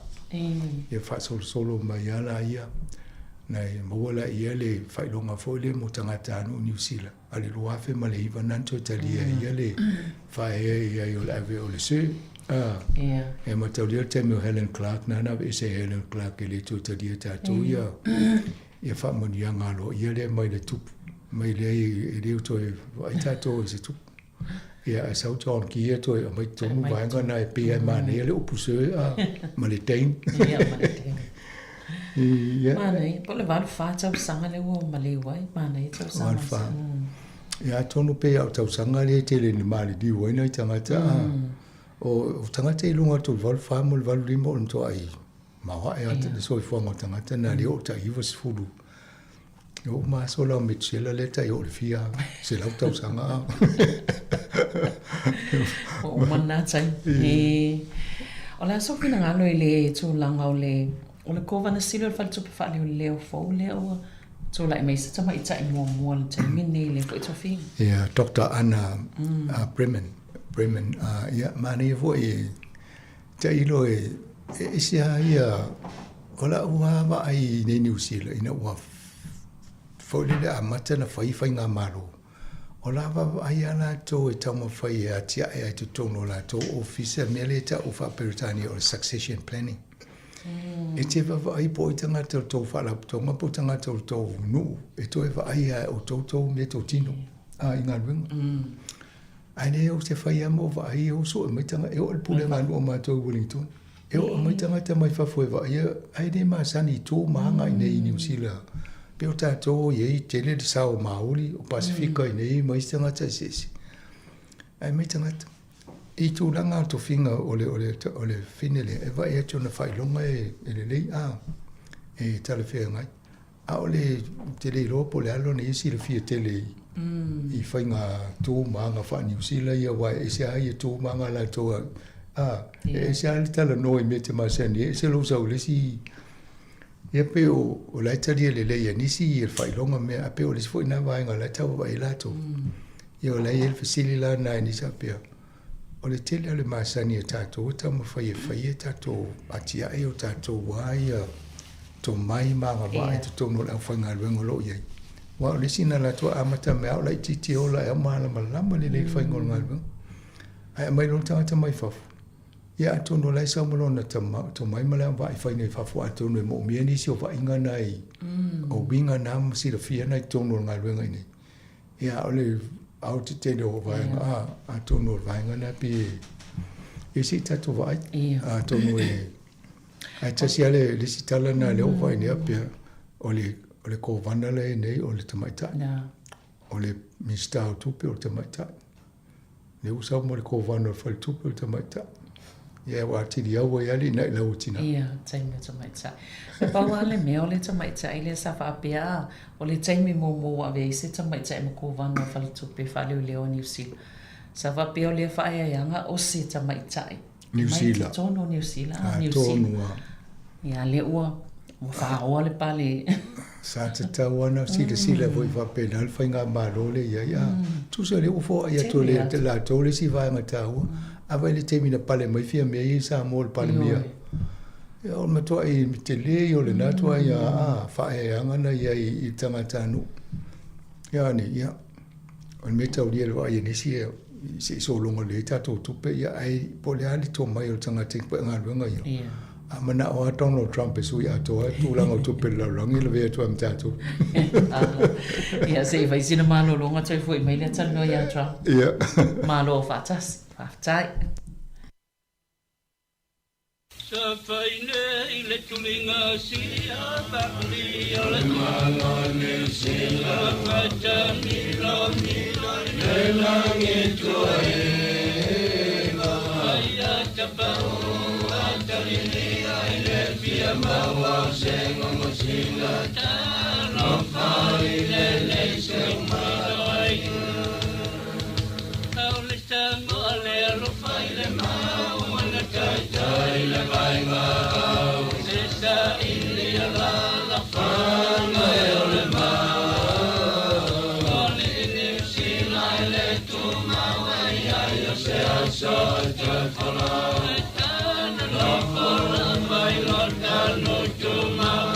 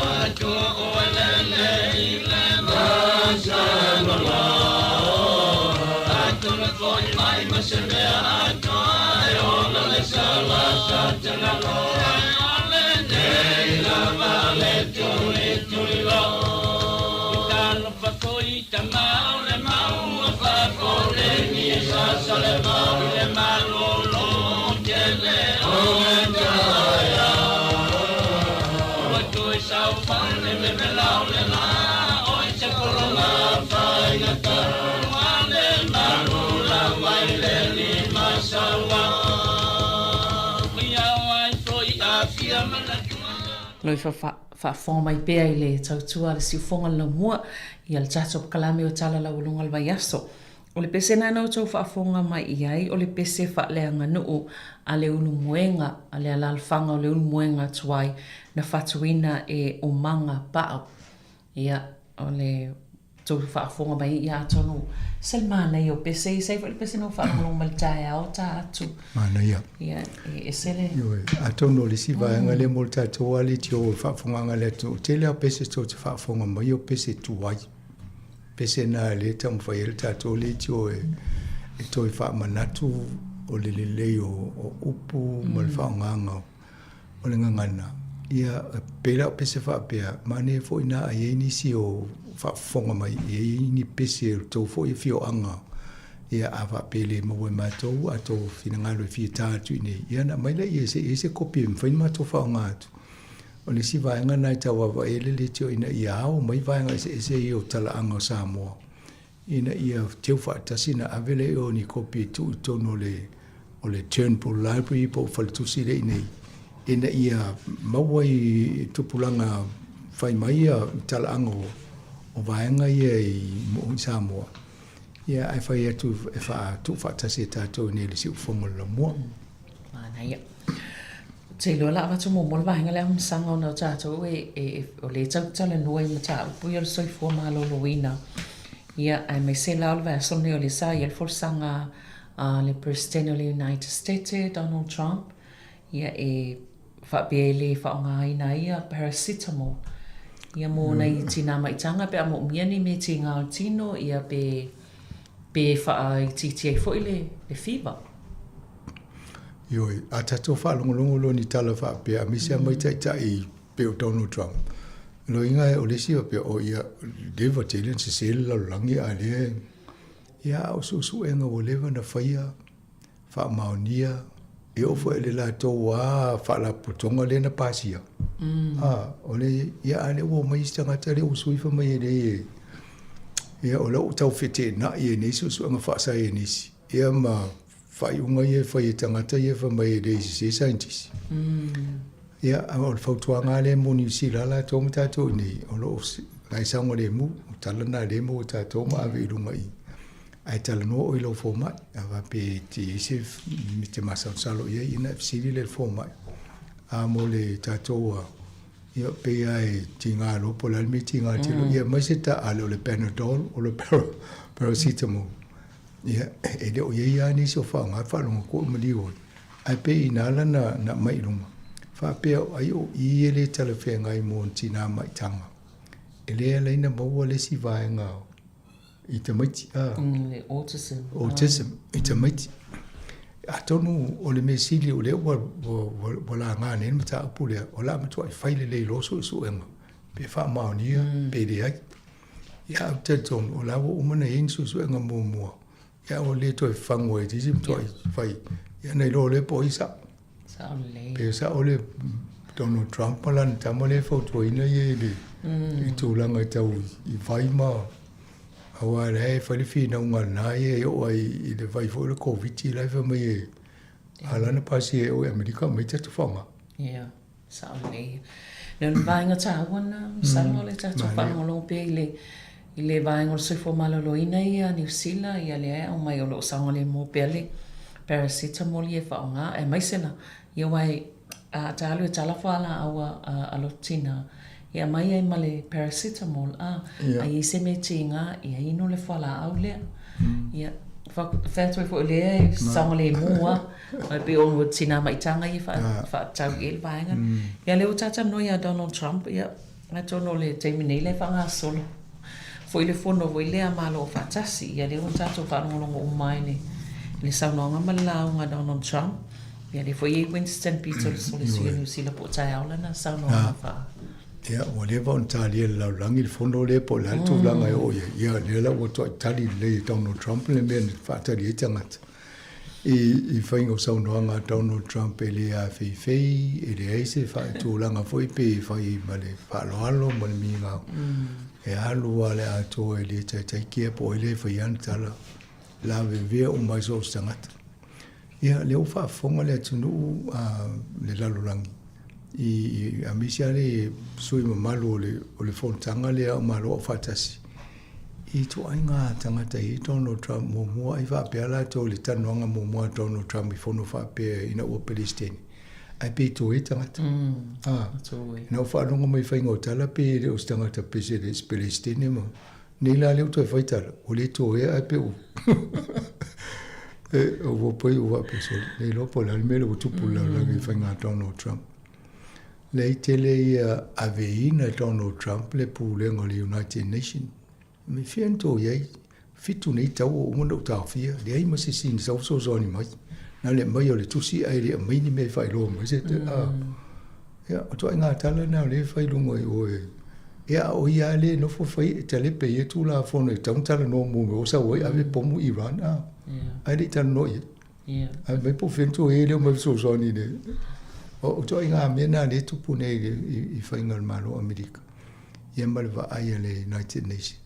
Ai tele mai si vaenga o lo of tala noa ia ima whai e o whetau ila na ia vai. Ia na harua wale o le o tengianga o tangata ma mei tupu. Ai muli ava mai. Ale au te ia pe Amerika I tono le. O le hafo e whalatonga nei. Pau ane mea nana fia whalonga le tō tede. Pe nofo pe I Amerika pe de ai. Lo inga la mo ia mti ngā uru no tangata ia ma fau I mea I so na whai o le whonga ia tonu. A lau fia lau o whai atu lai nofu. Awisi. Newa pe leo pe o te atu sui fonu manatu to ina lea wai whai ama sui manatu. Ai maa lia la le amatango le whono lea leo te wai atu. E loatu lona le whaskepu vo le escalator lea lo pe o futonga skepu le te wai tono whale o loa hoi le ta avidi ma. Ai pe tau susuru. O ia malon faltua. O le taimina whaiela na tautalang saunoanga. E ia mo le PCTV tu mai runga e talam titilo e u. E ta o le teleprompter. Ia IP. Ia tu tau le longa in tangata le ia leo le audio. Ia lau whai so e po i tangata leo na pele le ia me nei ma Ia, o lai whaitala esi. O le au whai ngā luenga le White House le na whai tele o si ngā luenga ia o le teleprompter mo le au le audio. E ala tau le longona, e titi lalo. Langa e whalongo, pe ono e ngā ngana lai ma whaina e whalongo longo ia. A le o tele la, e le whaina e whalongo longo isi mea ia. Wana e whapena la le whainga ala e. Ai mo Donald Trump, i la wawai, matua i whawhetai a Donald Trump mo le mea ia. O sao fie lola na sao noa. E sfulu lima minute e whatapula e tala noa e so sui. Ai tui titi ai tula a tōna sao noa e Donald Trump o te nia tanga tama le ma whaian tua ingai. I mea umai le o fifie le laulangi ma. Ia whafonga umatanga te tua ingai a whai tele i o mea no o e lana sao noa ngai. Pea baba ai hoi i tūlanga o mata o nei. Ia o le tala no i taua. Mai e fitu taua na tau fia ia le ma sosoni na mua mai. E a hoi. Ia tala no i mo tūlanga o le. Tala i vainga la leo o si o manga o tātou. Ma le whaleanga ino o le tau o tātou. Ia mai, this is the biggest con job. Ia mai i tūso o le tau whaabalea le mea leo le se mai ma te le tupe ngau o tangata. Ono o mea le na whai. Ia, o la lai no foto telefo e mo lu na o vai tum fa no longo to na sa no ngale. O le o mo na fai sa no nga fa sa e ni si fa ma nia le leanga o le tūlanga le iai. O no te tele ai e tele le pollution. O Amerika, o China, o India. O la tauna le tele le kasa o na le anga le tato si o manga. Ai tau mare le moi mo tol Pacifica. Ia, alai saufa mai e le moni wha maoni nei tua inga ma wha. O wha pia, o le lola po le tua inga tali anai tangata e le o manino le whainga lea. E tōlanga. Ia, le ngate ina, ia aleva wa i tawana to e li meni o koa le wha mai. Wana le leita mao aingo nu ona o le whaia me ia tau loi le tua inga se lea. Ia ai lo, e le ai o le tūlanga na iai. Tala noa le mol migration. Mono fo ma awa i tanga mai, wana na leanga uma tō Europa. O le tō whaatanga o tangata o atu tō. E pise mo mea migration a. Ia. E o tate no wha ma vau hapia. Au le tō rua o Donald Trump, o tangata la tu e o tangata Amerika mao. Ia lai no fuson fai tala nei tangata ai lo o tangata fai mai fa pe lai na fatupula ia isi atu nu le le ita mau ainga. Ia tato vai a Elon Musk le na no futa tuli mai a. Ala tele tu pe Amerika o Elon Musk. Ia la tu Afrika. Ia lai pe fataulan tala le tangata o tu e sa ini malo. Au tangata fo ia le mo mi isi tangata company ma business e fai ngalwenga. Te pe tato ele te pai tau o le fixfulu o le taimina na mo umia nei New Zealand le Labour Force. Pisi fal whainga ruenga fal ta avale me ua pena. Ia na oso solo mo tanga te Pacifica. Ia o nea tata wai le au tau apu ma le la vo yo mo umia to inga lip no le mai. Ia le fa mai le utua i utungata ia mai favo le na tupul fa le tomu ai. Ma upuna te whaongaina illegal aliens. Ia. O le upuna a tau iau te le loa. Se pāneta. Ai le loa o le vaenga o laurangi. Tasi le iei mai e le tau. Ia o le climate change o le vaenga o luana na ho i fo so. To sao to ina le matalta noi. Ia ma vai atu. Ma tauria na a o whaia na forosanga ai le pale me o le Palestini. E luas fu fai tūla e tūla e mai e Palmia. O ma le taua le vau isala e luma Ukraine. O fea. Ia lai o mai nei o lai whiuti ma le liutanga o lai whaitau. Ia o mana a ami vo lele matari alo ia le malanga a poten le Palestino o Rusia ia la skalena whaia. Ia le se mo tupo la to fo i Rusia mo to ta whaia o se whainga i Ukraine.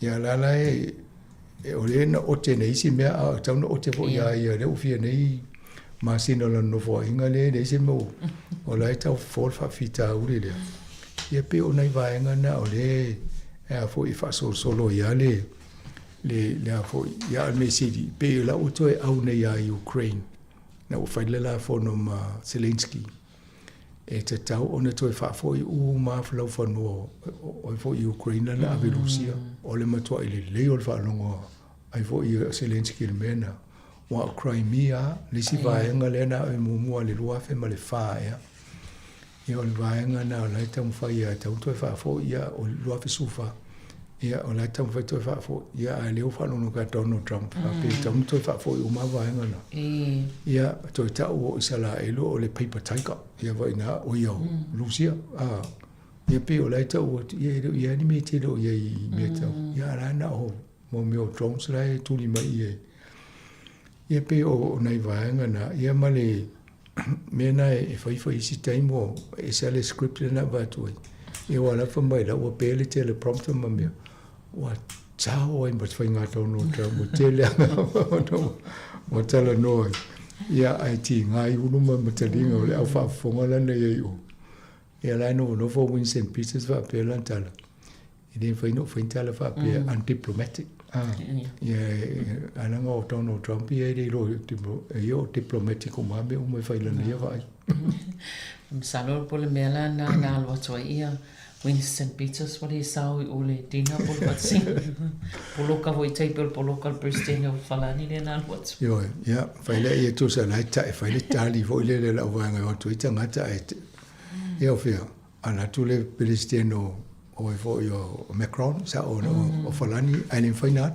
ena no fo leta o Willie Donald Trump fai o tama ye tapuniel o wale fa tanga uno la to lo te ve lo to lo fa lo tani lo fa lo e la tu Winston Peters ia poloka fo ia wala e o me fa pena e fa pelo ma fo o la le to inga fainga e tau fi ai le me fa pe tupulu mana o le o mana mai le fa wala fa lo ai te roto e tau fi o le wala ia it's a tau ana ise password or something e mai ana tau e ia lulu ia wa o le matua matanga o te ofo ia tanga tana o wala pe ale lo Macron e vai so o lungo TV fa sapa no pe a fai tu la le o milo tai meren sabali atu ai I le awala le ia a tonu foi le o tu matela ina fien ia o stoina la Winston o va samana ia fa alua ile fa alua ile na alua tu ia lo din polo nesi foi tau sanga no wala tu foi ni tau sanga foi tala o ama no fa pele au mo ia le te me ma mo se no te fa se lo tala ia ne wala fo tu polo kai e lo pe ai fa pe Donald Trump la wa ile tele la va tu ala tu lo tanga tele ta fi o fa ia te atala fai tau I comments po tala tanga tau I wale tu lungo on Facebook ia li poti a pela le to New Zealand ia va ai lai tala ma ia felo na tele a papo na ina stoina ano se si tu inga nu an fa pe Donald Trump la lo se me ai poloka I va pe oi o le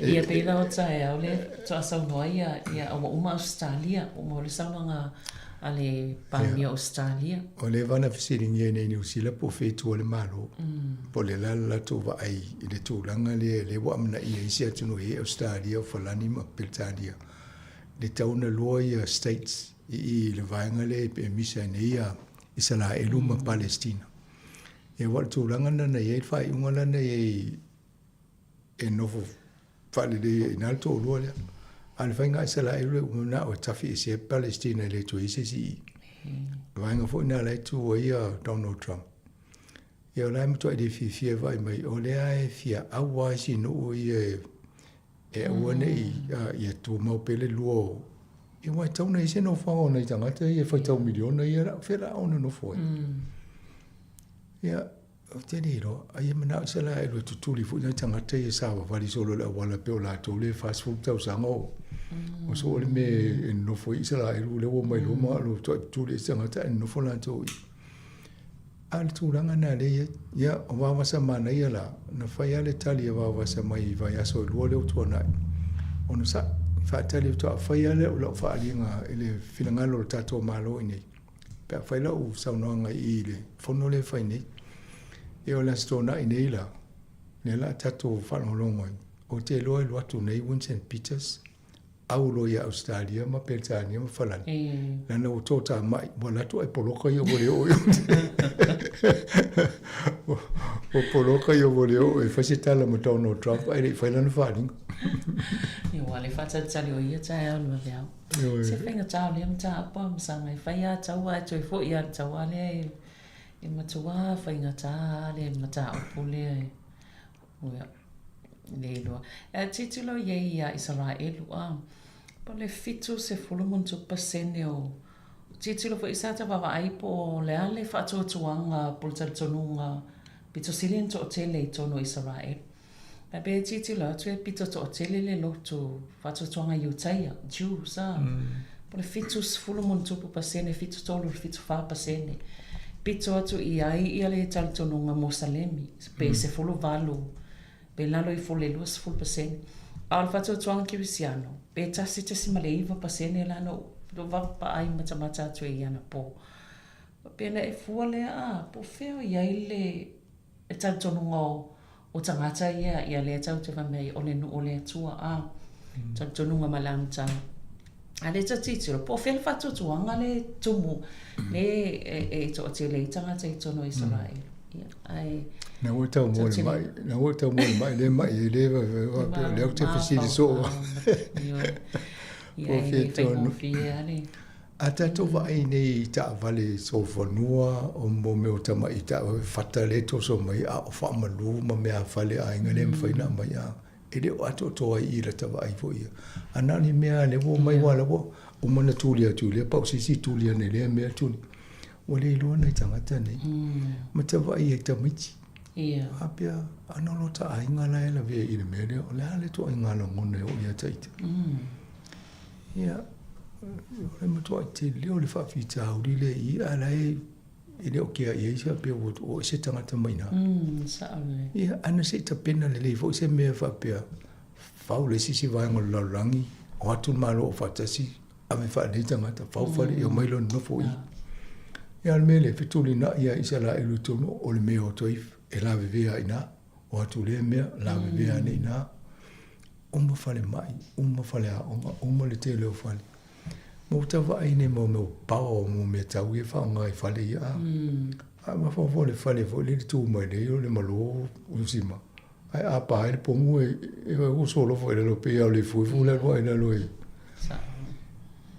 whaitana tau tatali e ina fo le pa vale to tene o tangata la e madiu yo no tangata ia lai whai ai pe ai le se meo pole isi e tau no isi wai o le siwe me tau titu le tato ia po ai pe vola o le vason talwa le sa talwa I fai fe awia na o sai la tau lima I luma le ofisa ia lana la vea to fai fe awa ma to e kalesia o no titilo le o fe le mama fai ai le taltono o le fato tuanga le tate muli ai ia tate whalongo ia mwhalongo po le ale fina ngalo o tangata ia le kalesia e anga ia I po fea le tu ia wana al whalongo e tate le lopo ai po fea ia ai al whalongo ma talo po fea le an pawan meo soifo nei tangata o lo mama ia mtato vai pe tarsia ia vave maua se file mo se mapusanga o nei tangata ia mapusanga o tangata o lo afi vai o le tele o tangata o leini fale wala o mo puto su mo meo mesa I fale la o kiria o ma o le se lo ina le se meto o nei tangata ia o leini fale o leini aseta eu tele lo fo la to te ma tu pe po fe o ia o le fo ni tu pe ia so I fo o nei tangata ia tau fia I le tu le hamasa tua le lo po fea le ia ai si tato ba vai pe po fea me falo inga vai ngai fa ia upoma fa ia ton sa ia pe an tata no amu ia tato lo solo ngali lele me tato ia tato fai de to inga malo tato ia vai tato tiute tai pe tata no to fai ngo palo tamena tata la ni fai palo sa o si la o fasan palo ia tato o le mai la vano Ia, tau na whao ngā tau tatua mano leo tū mai na ia iere tatou sau whai ngā mālo pio na tatou tau tua. Ia mana nofu ania tunu. Sa ole. Mahalo. E le maenga leo le teknolosi bato isi tama i mata upo lea tangata lea le sa le vai po le wa i le TikTok po le sa ole ole. Ioe, o siu fo i le ngō le si ciao. Ia, matau lia o taimine o Meta, ia po le Facebook, ia o Zuckerberg le ngō tangata le ona le pisinisi ma na amata mai ai. Ia, o te le fia whaitau piliona te le o le, ia, o tangata o male matamata mo le Facebook, ia, o Zuckerberg e ona le vo le, o nangana le. Ai, o le tau wā ma le TikTok, a le TikTok, ia o saina e ona al tangata na whainga ruenga le ato amatanga na ngā lua le intern. Alu whata i tai matiti o le tangata o saina. Whainga o iana le o CEO le TikTok. Ia tusa o lala i tau wala i titi le ia Zuckerberg le ona pisingisi le tau a o melon to mai. Ia o le whailoa le songa ngā o ia. I le taimina alwa i tonu whata i tai mawa. Ia le oa woi una wa aia ia le si. Maenga tele e o ia Donald Trump o lai mise mo saina. Po lale me tauna whai le TikTok o i tō tele o tangata Amerika. E whao ngā. E o ia Donald Trump wha mai whao ngā fo i.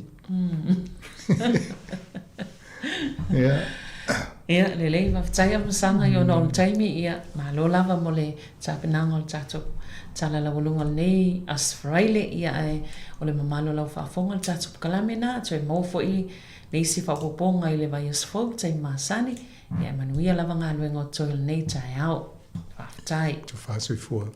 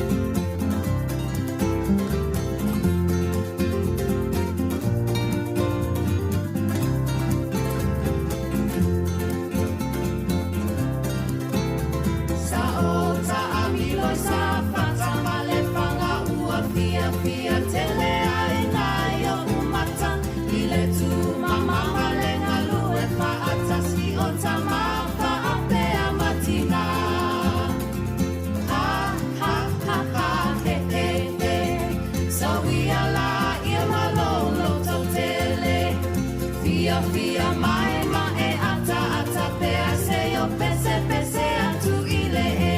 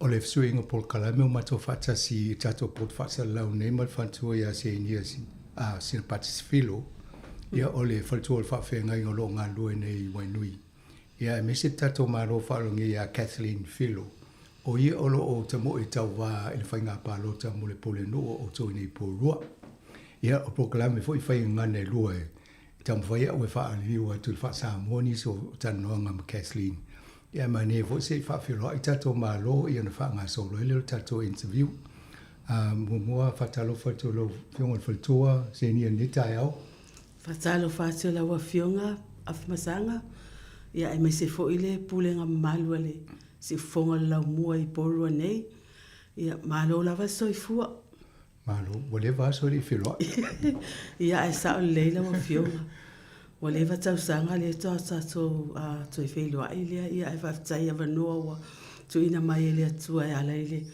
ile whatal noa ina o Kathleen ia o mawa i whai male awa noa to e mawa i stato ma whatanga whaftai lava o le vai o te mire tato whiro e sei Wellington ia leo tato tau nei pōrua Saola Kathleen kia ora. Welcome to Sāmoa Capital Radio. This is CNN of the Pacific.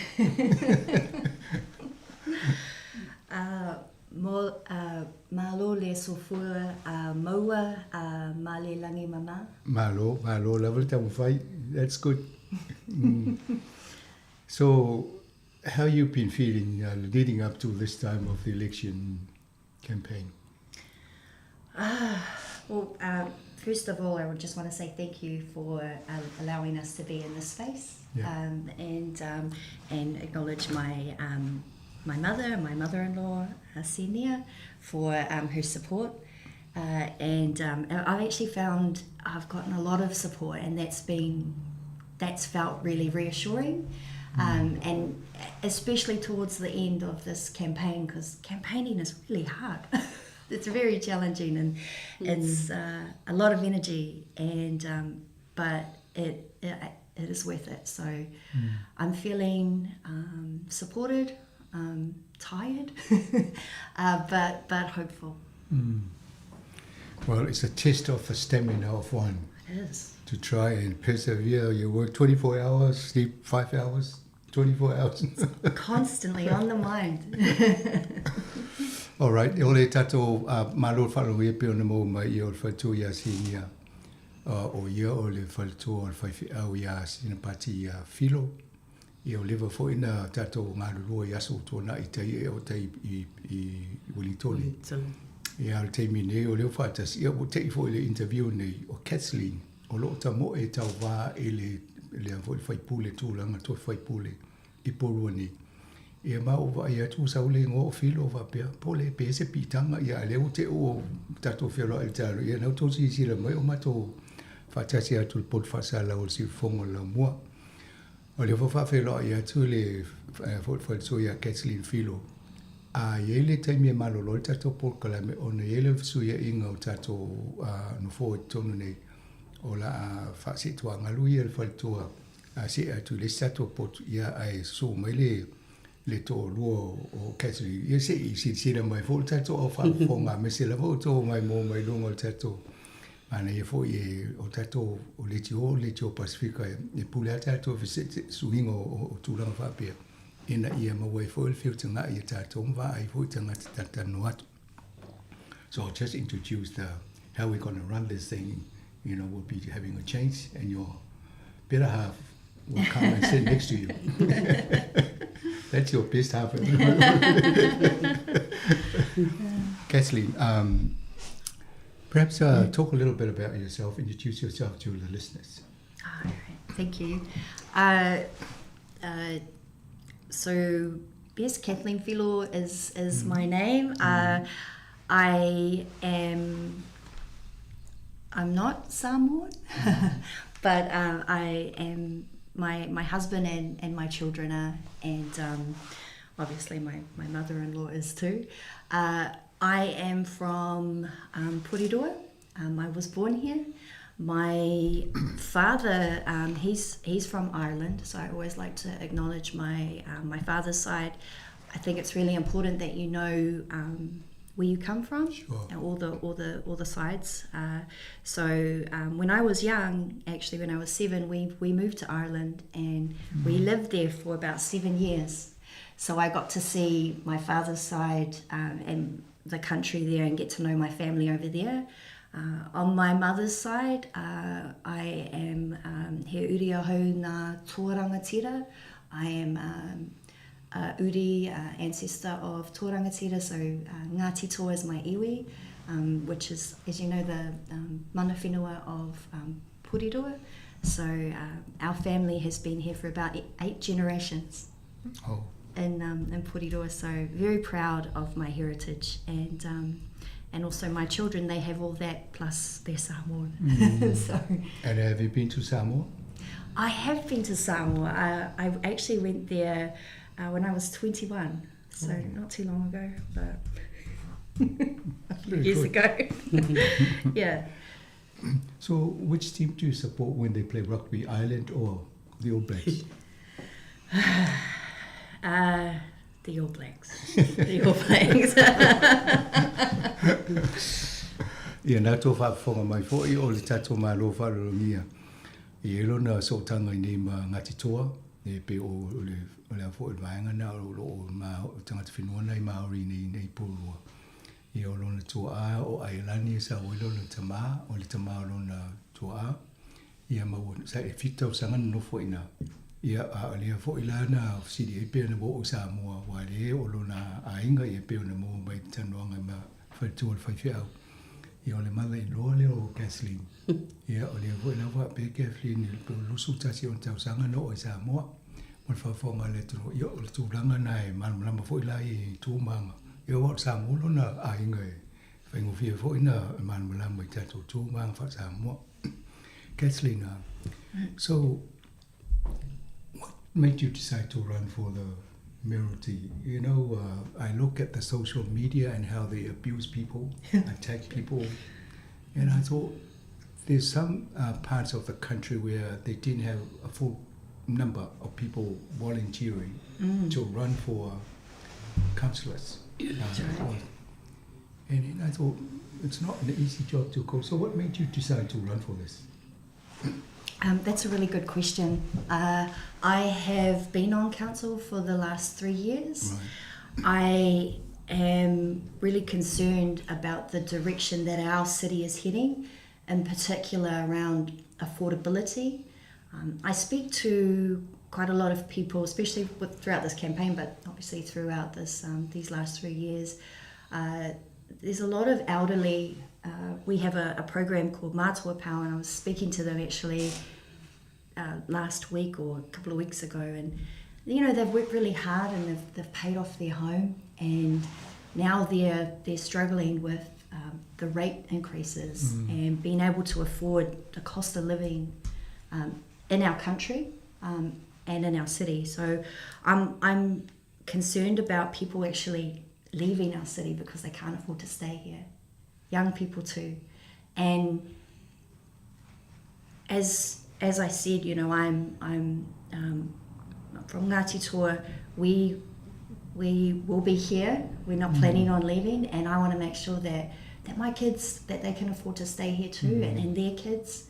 I want the generations that continue to live here, and not just live here, but actually thrive, not just get by. Right. So, ole vainga le tala no nei pole no wale ne mafofau e ado le pole tawanga ni ole tamo ole tofi fai puli no nei polo. Ia le pe nei faria. O ia na fana nei polo o ngati tolo na le fole le tona maori le pito maori. Ia mai le se mela arwe fo se me tauna no fo nei tam foi fa le tu lango polo. Mo tangata o lo i te mine le mana o i tamo tale so i fuanga nei ia mo alma whanau fo i tawa o na lele awa mo la tō polo. Ia atono le ilo nei anganga mo le loto wa le sa whanau nei i o tangata moni au polo. Ia mo tūlanga na ia so tangata e lol me no fo ai ma maula mai ai. Ia le la una nau e tamo i le tawanga nei. I ask you the question about the abuse thing because it's important. How would you deal with that if you ever, or even now, you probably get some attack from certain quarters? How do you? Yeah, social media is an interesting tool, beast. I've found it to, I think you need to have boundaries around it. When I first campaigned, I didn't actually use social media at all. Right. And I didn't really use it much until sort of the halfway through my term, because I realised that there's a lot of people that don't know what's going on in council. So I wanted to be able to share in easy to understand ways what's going on, decisions that are being made, how people can use their voice to influence. And social media is really good for being able to get your message far to lots of people who can't necessarily be in a council meeting. Do you know what I mean? So it is useful, and it's just unfortunate that there is that other side of it where you get where you get some criticism or there's nasty comments. And how do I deal with it? I have a supportive family, and I just have to be, I either answer those comments or I don't if they're, it depends on what it is. But I don't have a Facebook page. You don't have a Facebook page, don't you? And yet I run the social media outfit. Yeah. Right? So I don't really either for my personal side, because I'm mainly trying to get the message out through around council work and that. But yeah, I think it's important to use it as a tool, but to have some boundaries yourself around how you protect yourself. Thank you. I asked the question specifically because now you're heading into some area where you're going to be bombarded daily. Probably, yeah. And whether you're prepared for it. Ia pe o tala no ne ia o tu langa o skata to fisota inga foi fa ne no po fa ngali technology o le nani si vai ngali tele ina so ona fa ia tala ma sa no nga ma la fonga tangata ya fa ina ia tato o le ala ofisiria Kathleen ia po sa uni no po no sa uni fo la na ia si de fia ia le fa lo ia e moni o le si tu langa na o le tele na fia tato a le fa lango ia lo na ainga so ani lango ia I tu langa fa pia.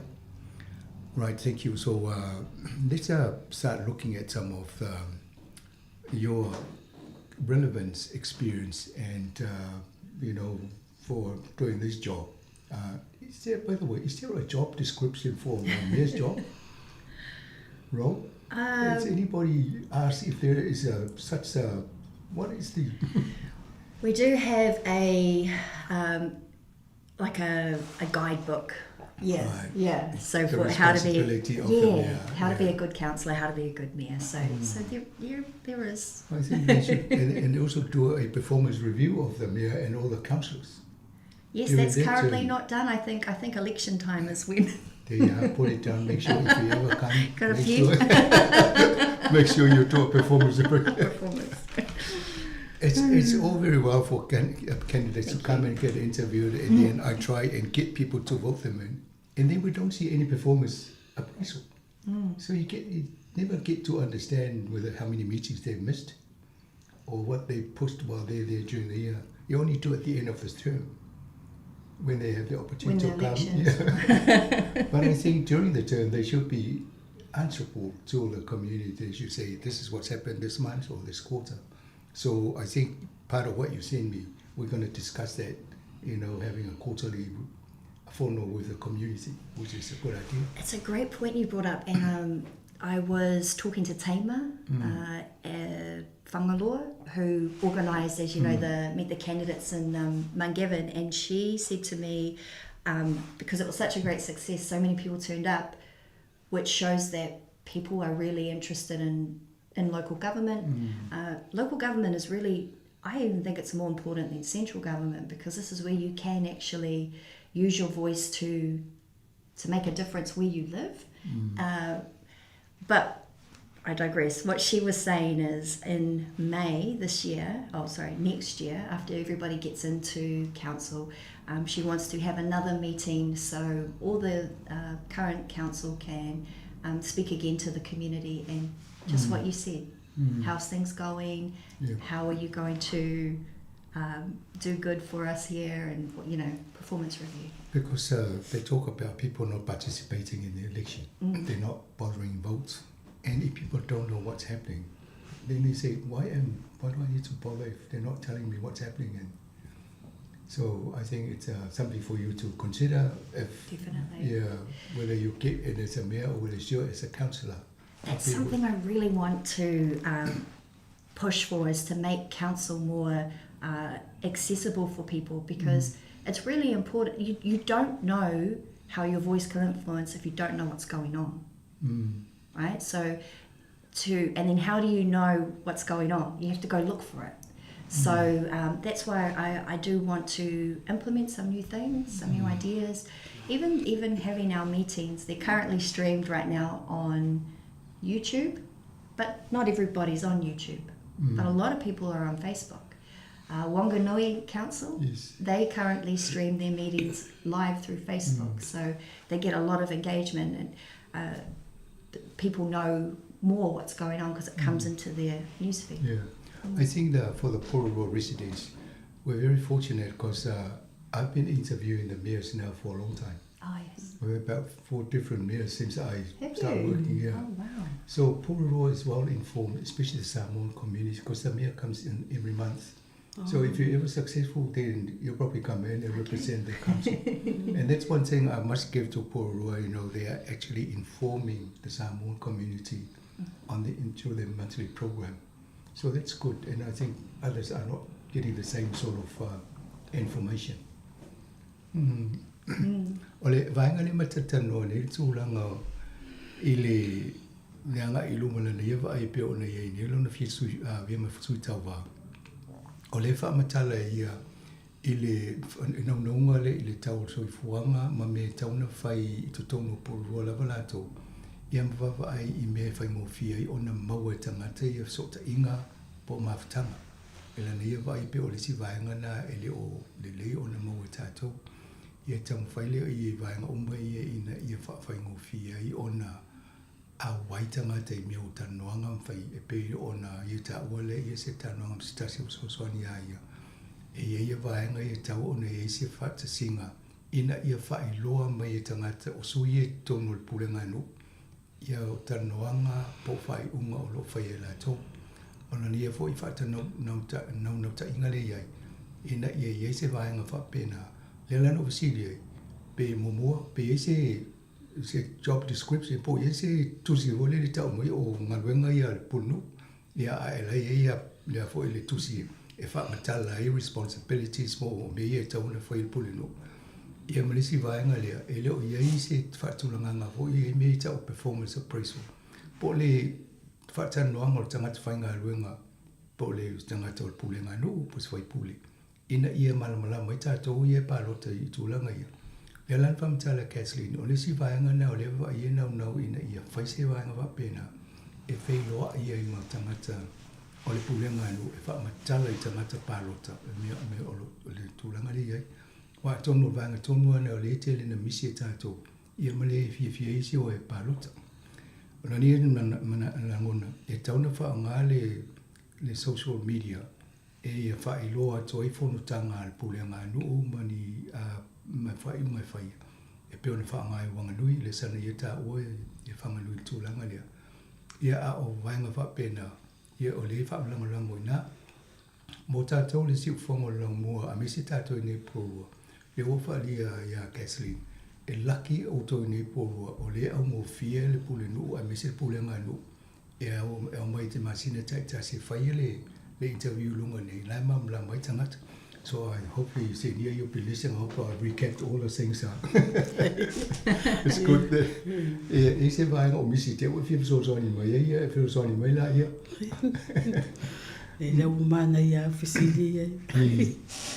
All right. I think at this point I'll come to say here because we wanna have a break here, and then your better half will come and join us.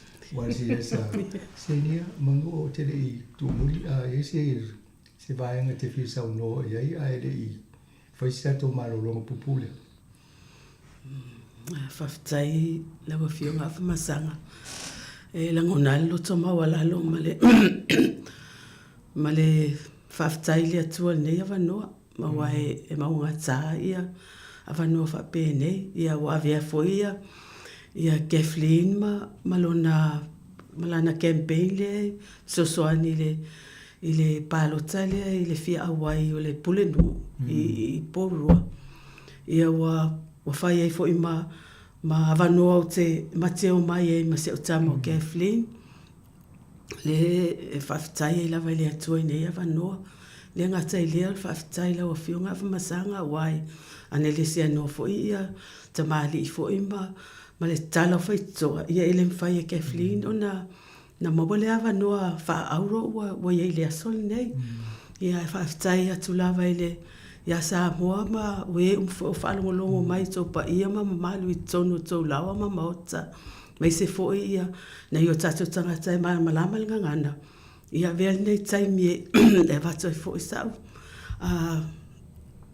la se upu wa sala le ngana ia malu ave fale ia poto lava tau tai ai sela natu ia ai o tele to e sela mal poto nei ia na fa ilo atu atu no le tau mate me to tele po ai lo nei tangata ia fa pe ia o lo wingo se ni filo o le o te fai po atu I se o to lu o sina pati le ana filo o le ana ia le tua ao o le fai au ia o sina pati ia o lona ala la fanga mai sa anapu ia a o ia o na yo no pele a o fale ula na o fa na wai ia o malie o lo tupu anga mala o maltele o tau sanga o malie na o iai ma tausia ia au e si o anko le ia se yuli tau lafo i malie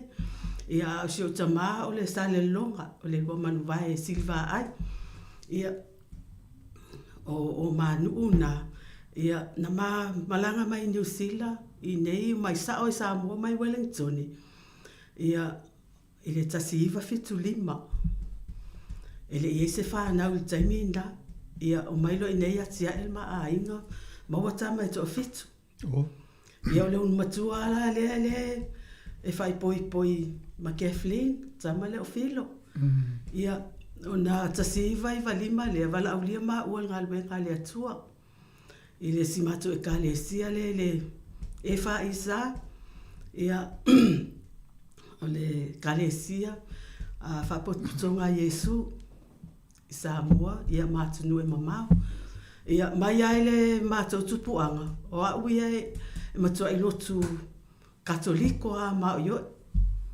ia o si o tolua ia o le e whakasa mao o si o natua a o le anafilo ia o sosoani le a ma tinai afsu iai sa o sosoani la ue al mangoto wana tu o sa anapu ai malanga loe sa ili manuia wala whanau tu se fulu ia ona wha mautu loa lea ma lolotu ia al mangoto ia o lona tofila sa ngalue ai o lea o au sosoani a malanga na ia no meneta ma so puanga ma faisua ia lili wha malolo ia e pea o stoi ina ia filo ma fsui o la uala vai ia sa nafa ngafa malanga lue ngai al mangoto ia pe o se talaanga na ma uaia o le tausanga umala ma se malanga i fontanga le kalesia pe taila le tausanga ia na malanga tua i loa ma whaawina i loa le tofi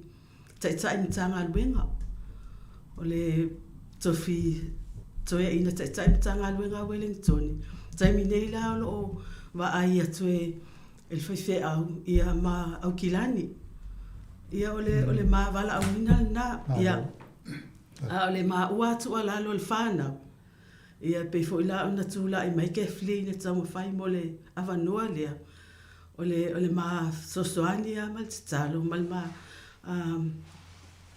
sosoani ma tawatu ya Kathleen wai lo fo ia e ole ma lo mal fai ina ona ma sosoani la ia mtala noa ya Kathleen pe tu la i mai a malo vi ia le atua a faya ina ia matua isanga vi ia le atua e awane i manu wailo na loto pe la ngona so na fando ndo awai e ia le malo ia le faya ina le taimi nei pe a o ona tau nu tau sinionga a le ta ua ia ma ua ia talia mea ia e lua a malo vi ia le atua ia na fa manianga ai ale fa mania ina foi ia matua isanga vi ia le alo fole atu ai whaftai o maualo na malo si malo na vanoa e halua e fo le tau fai pe na te au sia le miti le e whamoe mo ia e leia se me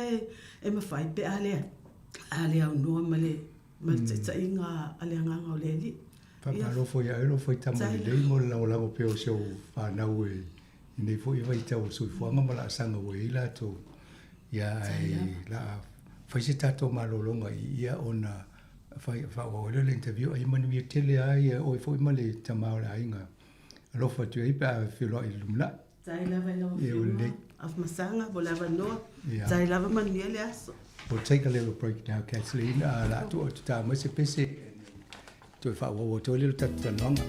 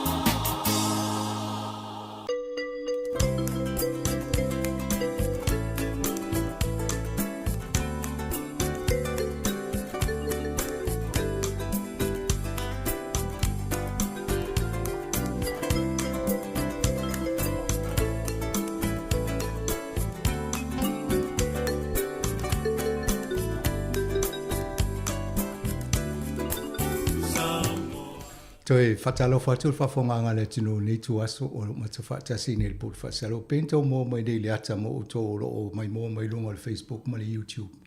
Ia le fata si mai le ali o le te mai tai ne a Kathleen mai le fo si la mai mo mua o le tina o le te mai tai ne lo na mai lo. Ia le fata si mai le sunga ya stu. Ia mai le fo fa mo mai ma si la mai le ali o Kathleen e pe ona e no le o tono le bot fa salo. Fatalo fatu lau sunga ni tai au. Malo lau se fo mo me sini na lo e tu e te fita Whaftai lava loa whionga mole awanoa. And I want to say hi and whatalo fatu I mato listeners there at home, all our elders and that listening to our conversation today. Thank you for having us, Masanga. I was if you watch the other segment, I was born here in Newtown, 1976. I'm the eldest of 7 boys. We all went to Mount Cook School and Wellington College, so we all lived in Arlington's at the top of Cuba there. For myself, I was honoured enough to join the military. So I was in the New Zealand Army for about 7 years, and I had another 2 brothers, so 3 of us joined the New Zealand Army. So we all did operations overseas for the country, and my 2 brothers are now out of the service like myself, but I'm still doing work for the community. I am a firefighter in Wellington. So every now and then I work in Porirua, but I'm actually based in Thornton Fire Station. Right. So we're quite busy.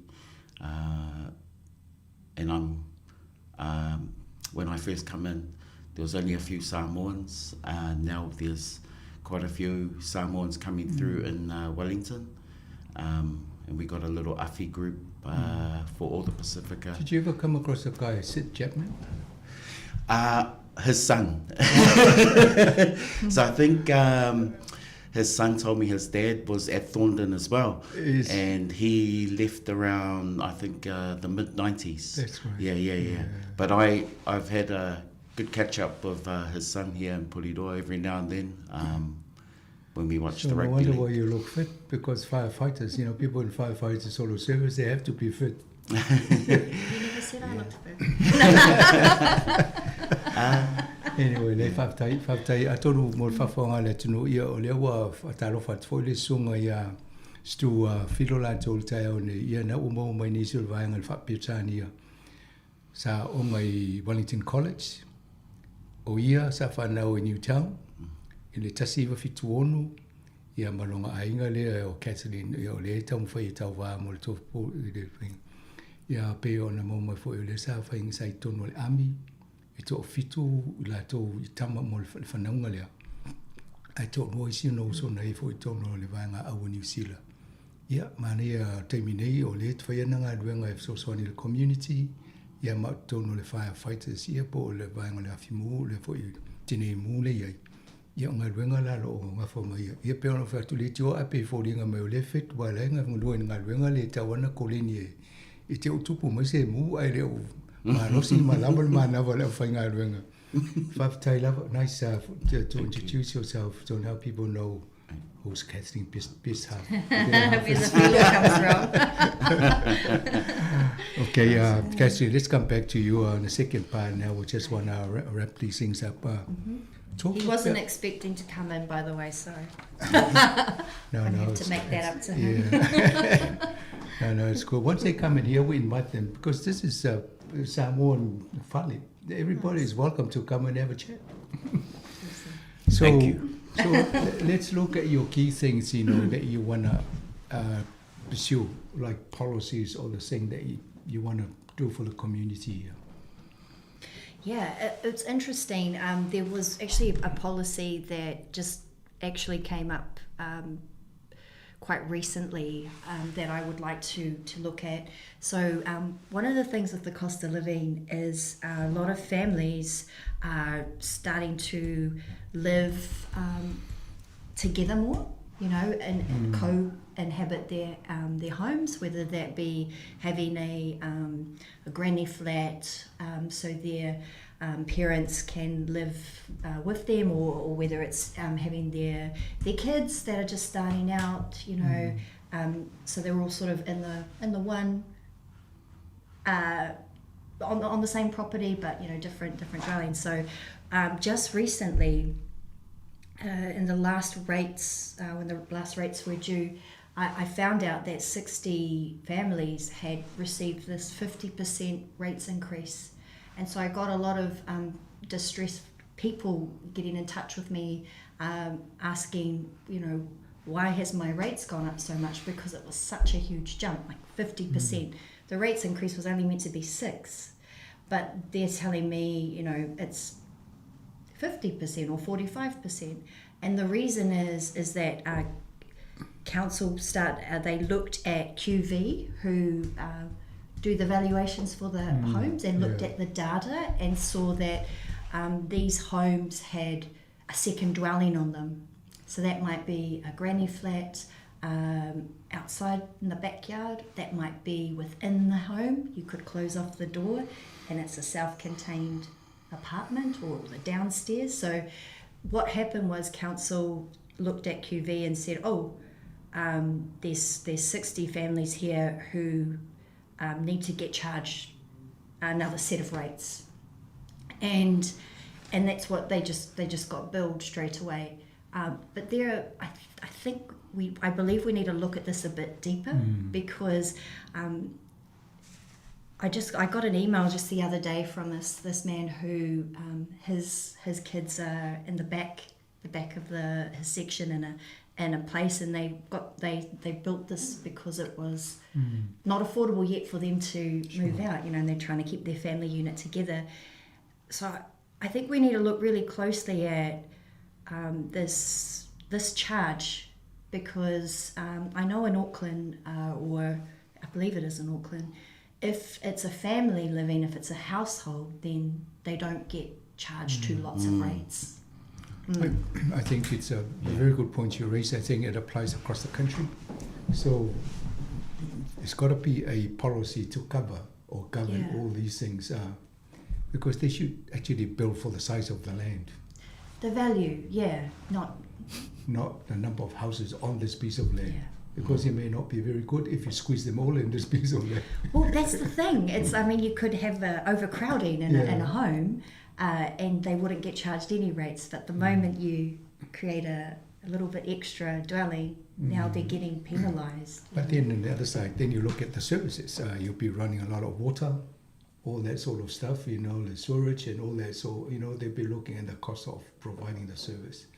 And you're right. We've got to look at the whole picture. But it's good that you're now wanting to do that. And then I guess it'll be a conversation between you, QV, and the government, central government. Oh, and the whole council as well. And the council, so you have a good understanding. But I've had interviews with Anita and your former mayors in Porua. And unfortunately, the way I see it, Porua hasn't got that many assets that derives revenue for you to pay for all the costs of running the city. And that's why things are a bit expensive here in Porua, not like Wellington, Auckland. They got airports and things where they get more money out of to subsidize the rates paid by the ratepayers. So good luck. It's not an easy thing, you know, if you're going to have yourself a challenge. But I guess I've always thought perhaps you should actually involve the community more. And if I was the mayor, I would say to the community, come up with some solutions. Yes. This is the problem. Tell us what we should do. Then they can't argue once they've given you the solution. But that's the whole point about having people's voice shape the city. You're right. And we don't have a lot of assets. And I believe, and I've spoken to, it's funny, I was door knocking just yesterday, and I door knocked on, I didn't know who he was at the time, but he ended up being a council staff. And he said to me, you know, you're right, we need to look at the actual spending within council as well, that there's room there for us to save more, to spend smarter, and just to deliver things in a more innovative way. And that's, you know, so it's not just always the up the rates, but we've got to look a bit wider. Right. Thank you for that. O vainga I matata no e o whaingo i se tono pōrua ma le tau mo whainga i whaingo fia le tau o a fo i o soifuanga i nei. Tai pēla o vainga whataitai lena mai Kathleen. Ia a inga le ele la to whanua, a leo whapopo whale whai e tonu pēno fo i se matua, po se tawata matua po le whanau fo. Ai te ea usa o te lele rates. O le la manatu i e tauna i se tanuanga whamamlama ma se tel tununga po se vaenga i whai ele vaenga le ia awane i taumata mo a inga. Pe a mai a rates bill te a wo o lunga fast food pasene le tūranga le iai. Ia mai nei fo i pōrua pia tala noa i le tau o soifuanga. Le fo lana matala noa e o pōrua le pe o Wellington ma o kilani e tele na aseta mo mai tupe e whatupe inga ruenga. Ia o nei pe e whalangolanga o le tok tele o tangata o lo no fo i pōrua le mo wa fo whaingola fonga i o rates. Ia o tūranga na ia le lau whai atu mani a tele le vaenga le taum whaia i lana ngā ruenga pe te o pale mai e whatala noa e le ngata i tono o le pule nganu. A o le QV whapea ma le malo ina i se au tasi se wha moe e whaingo fia le tau mo langa I lunga. I think we'll come to a couple more things before we wrap up. You have a good memory.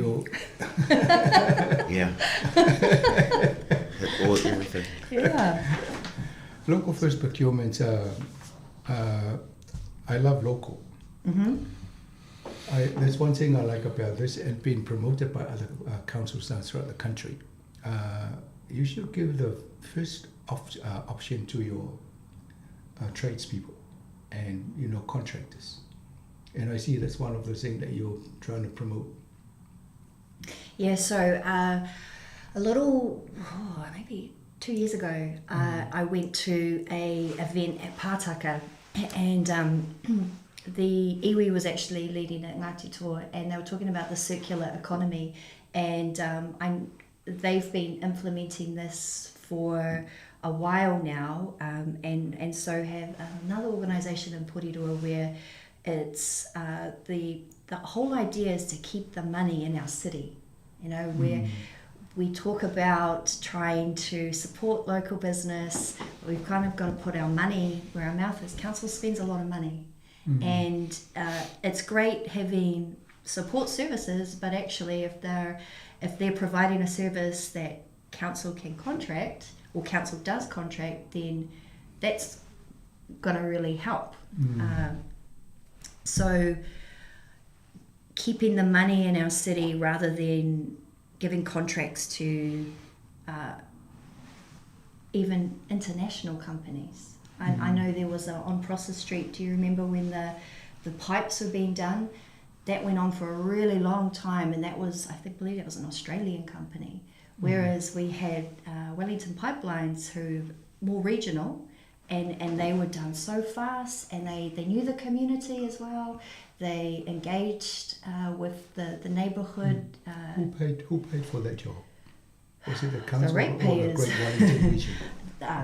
Council. Oh, okay. Yeah, council. I mean, it would have been Wellington Water. No. Because you also run annually your keep local.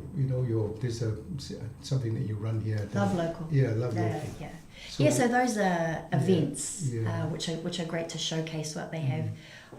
I think within council we do have a lot of services that we contract out, and I've heard some people say, "Oh well, how's that going to work? Is that going to cost us more money?"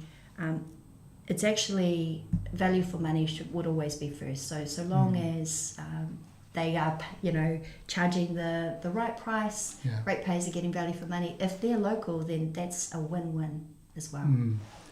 Okay, thank you. O le fo tata no isi vaenga ia le momeo ngā ruenga whai a te tonga pule ngā no e tau ona wha mua tangata ngā rurua e mana nofo tono porua e ave e la te whai ngā ruenga I role ave o ngā ruenga e whai kongkala te mai whafo pēr whate te inga nei ta ua. E le company Australian o mai whai mo me o whafo i ala pai i vai i nei. I e tauna o iei company i nei pōru e whaira o na mau. I e mai a tauna o wha moe fo ina alo i e pōru o le whale lato lav loko. E ta ma whaia i a tuu le ava noa i company tolu i nei. I e mo ngā ruenga whai pēnā. I'll pick up on a couple more things here and then we'll wrap up your quarterly evening hui from. Ah, yes. What's that about? Yeah, well, so currently on council, I've heard a few people say, I can't get to council because it's 8:30 in the morning. You know, they want to put through they want to be there to say their hearing or their submission. They have to take work off in order to come and speak. So it used to be that council meetings were in the evenings anyways, years ago. My mother used to be on council, she was the deputy mayor, and back then they had council meetings in the evening all the time.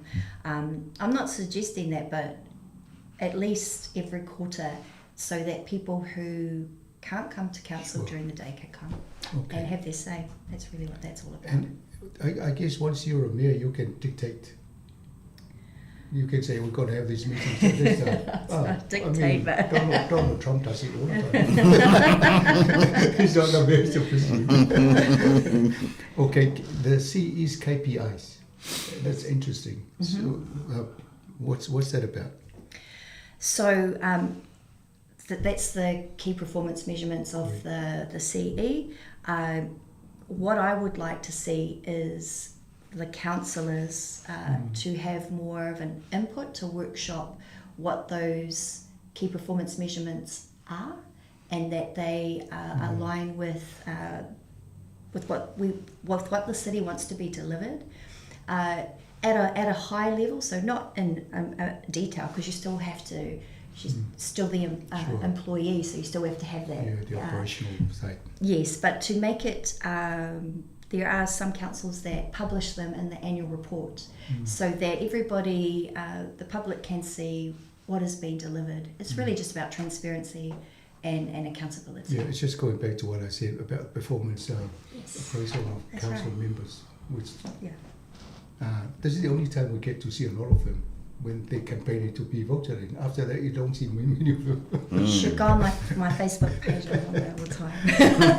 Resi vai ngui bole le tala noa nei o le tūlanga le o le whainga le o le awha tūlanga le whata noa ngō ngā ruenga whai a le tangata le pūlea le pūlea ngā lu le ita o le Chief Executive Officer ina ia malama mai isi sao o le whai pūle i le tu whata senga le vaenga le ina ia o langa te tau pe o ngatasi mga ruenga whai o lo whaalanga lango i ele pūlea ngā lu I mo whai pūle I le tono pūlea ngā lu whatinonga. Ia, mani e tele vaenga ho I ele tata noa nei Kathleen le tai au nei mo le na ia wha moe. Final message that you want to think to the voters, our listeners here this morning, Kathleen? Okay, final message. Your final pitch. It's interesting because I'm not really like a real pitcher. Like look, I care deeply about our city, and as I mentioned, I have been concerned about the direction it's been heading.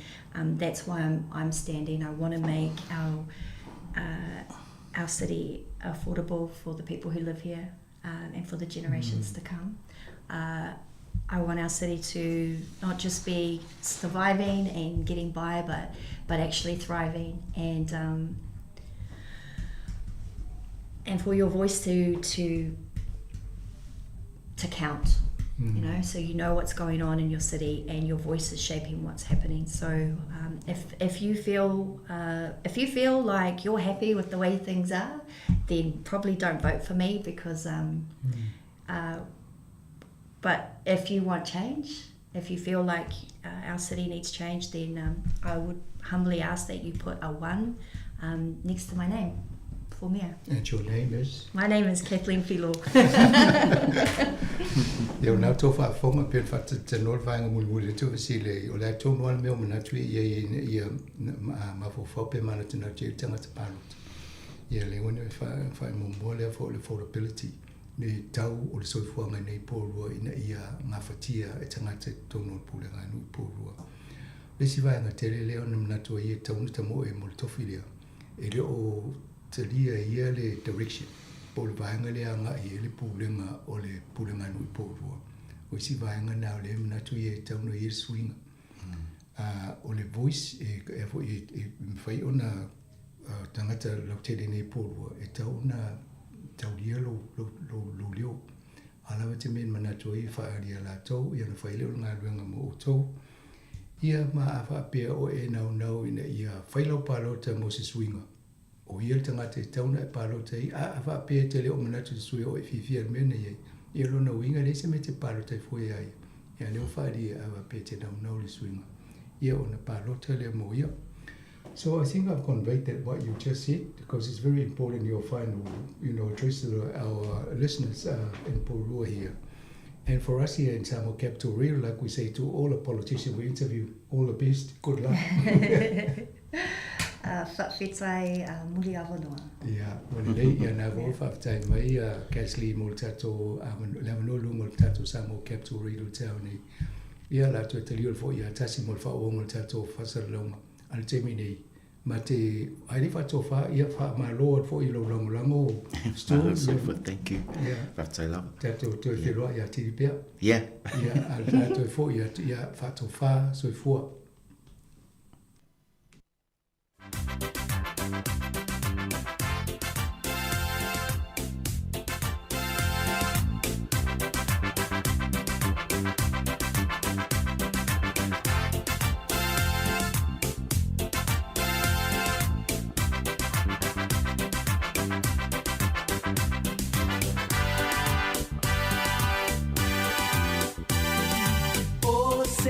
Ainga ia Sāmoa ia tunu I whafo Oka Ua ngalo le whaalo alo A ia e manatua ina So se me te malanga iai E le mawhai ona nātia O e lava o le Sāmoa moni O se ainga ia Sāmoa ia tunu I whafo Oka Ua ngalo le whaalo alo A ia e manatua ina, so se me te malanga iai E le mawhai ona nātia, o e lava o le Sāmoa moni Tamata nukua Sāmoa, e tautua nā mā oe Na tātu i e whaamua I loto e Hei loa moki e oe o le Sāmoa I le samari tu mofo I lalo Ai awane I ngalo lauanga nu, malau tu whaalo alo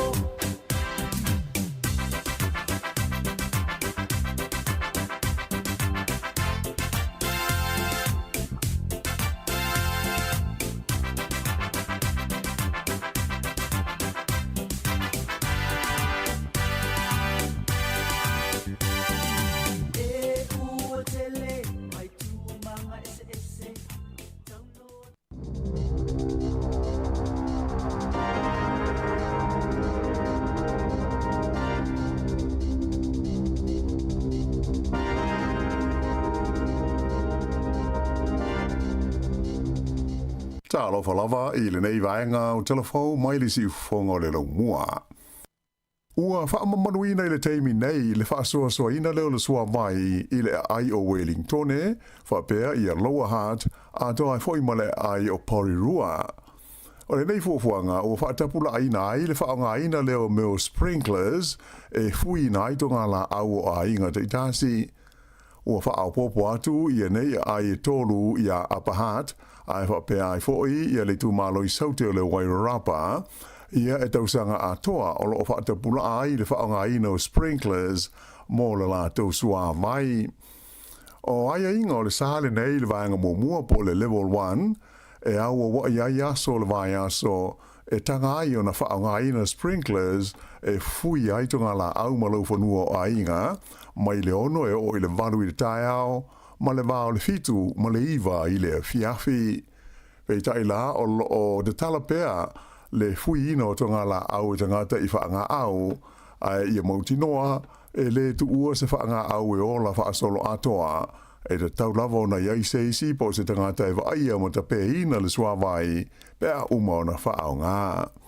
Whailo mai e sui pule o le sua vai o Wellington o Erin Canley o le whaasoasoina le lei o le sua vai e whaia lei tausanga uma i le taimi le nei wa amata ai suinga o le taimi po le daylight saving o le vai taimi le nei o le tau mawhanawhana e masani o na tele ai le sua vai e mana o mia ma whaau ngā ina e tangata uma. Ua whaamanatu mai e fōi mō maru le tino o, ina ia tautua nā ia whaanga ina da tau le sua vai te imi uma. Ma ia mō tinoa e whaamau mau le lei paipa i le tonu whapea ma whafo whale e pui pui ai le alu leo ngā o le sua vai. E whaale a whaio ni mai o le misela ua whaamau ni mai i le tūmalo o Northland i se lipoti au pito lata mai le matanga luenga o le soifua malo loina. Na ta ua le nei lipoti o le asforele taruai le ana whaamauni ai le tangata totasi le ua whaina i le misela ai ese ai isi e tolu ia na awhia ai le whaamai ai ua whaasolo manu ia i le teimi nei. Whailoa e le whaatonu o le puipuinga lau tele le tamaitai fo mai o Susan Jack o le totasi o la tau ia tolu na malanga i se atunu o Asia le o loo pepesi ai le whaamai o le misela mai masalomia o ia lea na au mai le vailusi o le wha mai i te tonu o le tunuu. Na ia ta ua fo ia to wha isi tangata o le au ainga o le tangata le nei o lo wha ngā solo i aisu e suenga ale mata ngā ruenga i le ono a fia ai le wha mai. O i la tau umo nei o lo wha anofo e sea a o ngā ruluele mata ngā ruenga i le wha mautuina o tangata uma e vā vāla lata fiso o ta inga o mai la tau ina ia mautinoa e vāwe o na whaia i ai tongo fitinga. O le amtanga o le masina le nei sa laputa i ai i le tu malo o le Bay of Islands ina ia mata i tu a unga mawinga o le mai o le misela ona e ta ua le vave o nei loa ma wha mautu ina tangata e ono a afia i a unga o lea wha mai pipisi. Ua toe wha manatu mai e foi le mtanga luenga le soifua marano ina le ta ua o le foi o tui pui pui o lea wha mai mo tangata uma e le i foi a ia tui. E le ai se tau o le tui pui pui le nei o le MMR mo le mai o le misela fa pe le mumps ma le rubella mo tangata o au dia se fun mo le varu tau sanga le marutua fa solo i foi i lalo ai e le tongi foi mo istanga te umai anga va ai ai mai se o le au marutua e mo fai ona mau o le nei tui pui pui mai fo mai ai nga ai fa pe ai foi mo fa le talvai pe a fe ane i ai. Na vi ia la mpasa le malo Israelu i New Zealand e le min stala vai fafo New Zealand wa wasa mana i Winston Peters i lana saunoanga i malo o fatasi la stona ai le na ia fa ai loa lo i ai e le langolango ina le malo New Zealand le fa avaina o se malo tu maoti mo tangata Palestina. Ai o le apei New Zealand o isi malo e iai a Amerika o Japani ma le tele o tumotu le Pasifika ia la tau te ena le whaia o se malo tu maoti o Palestina i sa sae tu te tonu. E se lau limas fulma le fitu la whaia o isi atunu o le laulangi mai sui a wai se lau ivas ful tonu o malo au fatasi e la tau te langolangoina le te tau leo no whaia o se malo tu maoti o Palestina. Na whaalia e la mpasa Israelu i Wellington o Alon Rolf Snur i se talanuanga ma le wales wha se laua New Zealand. O le alo ia ai o se malo tu maoti o Palestina o le aamana ia ai fo i ma le whaalapo tonga a le Hamas lea o lo o tau nei ma le malo Israelu i Gaza. Whailo fo i le sui o le fono a tangata i utaia i le tono New Zealand o Juliet Moses ana fai e langonongo ina e New Zealand se malo mo Palestina i le saunuanga le neia wawasa mana i New York e mauti nolava e ono te le se a whaina ai le saunga le mu o tangata o Israelu i e ua wha mautu nei i te tonu o Aotearoa. O le whai ua nei le malo so o whaatasi o New Zealand ua matua whai tio ina malo si foi e le teitai o le tua ngai i a Chris Hipkins o ia foi o le teitai o le pati e le Labour. Whaaria Hipkins o le langolangoina e le malo New Zealand o le whaavaina leo se malo tu maoti mo tangata Palestina o se whai unga le fitaui wahatangi ai le whaale tonu o te itai o le whainga malo so whaatasi o lo o tū nei le whae. I se whailo inga ma le autu stala ina ua uma ia le launga alo ia le minstala mai whafo wa wasa mana ia Winston Peters i le whorutele mara o whaatasi i New York na ta uai Hipkins o le leta lia le malo so whaatasi o le whawaina o se malo tu ma oti o Palestina o se tūlanga wātangi ai le vai waitele o le lātu te ita inga.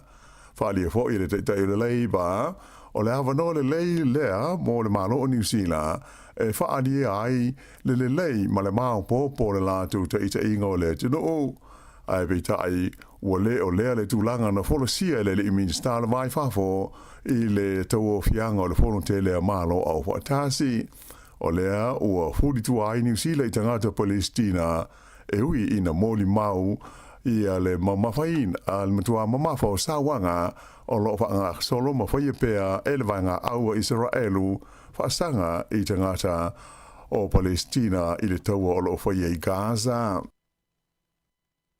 O le stona isa whaia i se whaatasinga tele mo sui tau wā le whainga pālota whaitu māloi le ai o Hamilton le sa fuafuaina ma whaaponga iai ia le pūlenga o le foi a ai o New Zealand.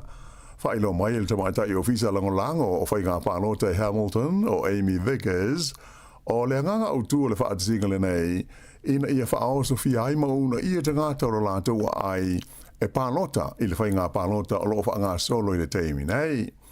E le ngata i lea ai Sāmoa ai whaimale awa noa o le au pālota e whisiringi ai sui tau wā mo a lātou fuafuanga pe a manuia masao i le tonu tofinga o le lea pūlenga whaaitu mā lo. Whalia whapea o le whainga pālota o le lua awhe lua sifuru lua e nā o le lua sifuru iwa te si whāpasene ia la whai tangata pālota o Hamilton sa whaia a lātou pālota mai la whainga atoa we e anga waa e tau na pālota o se a whainga pa u tele lea o lo o mana o le pūlenga ina ia si itia i le nei whainga pālota. O le pālota o lo whaanga solo le teimi nei le na o Hamilton ai whapeo na awhia isi ai uma mai tū malo o New Zealand atoa. O le asas futasi o le masina fau o Oktopa e tāpuni ai ma whaamuta ia lea whainga whiliwhilinga e mai ua toi whaamana tuma i fōi mō le au pālota uma ina ia manatua e whai e tātou pālota i pepa ia ua uma na meli nātu i le amatanga o se tema.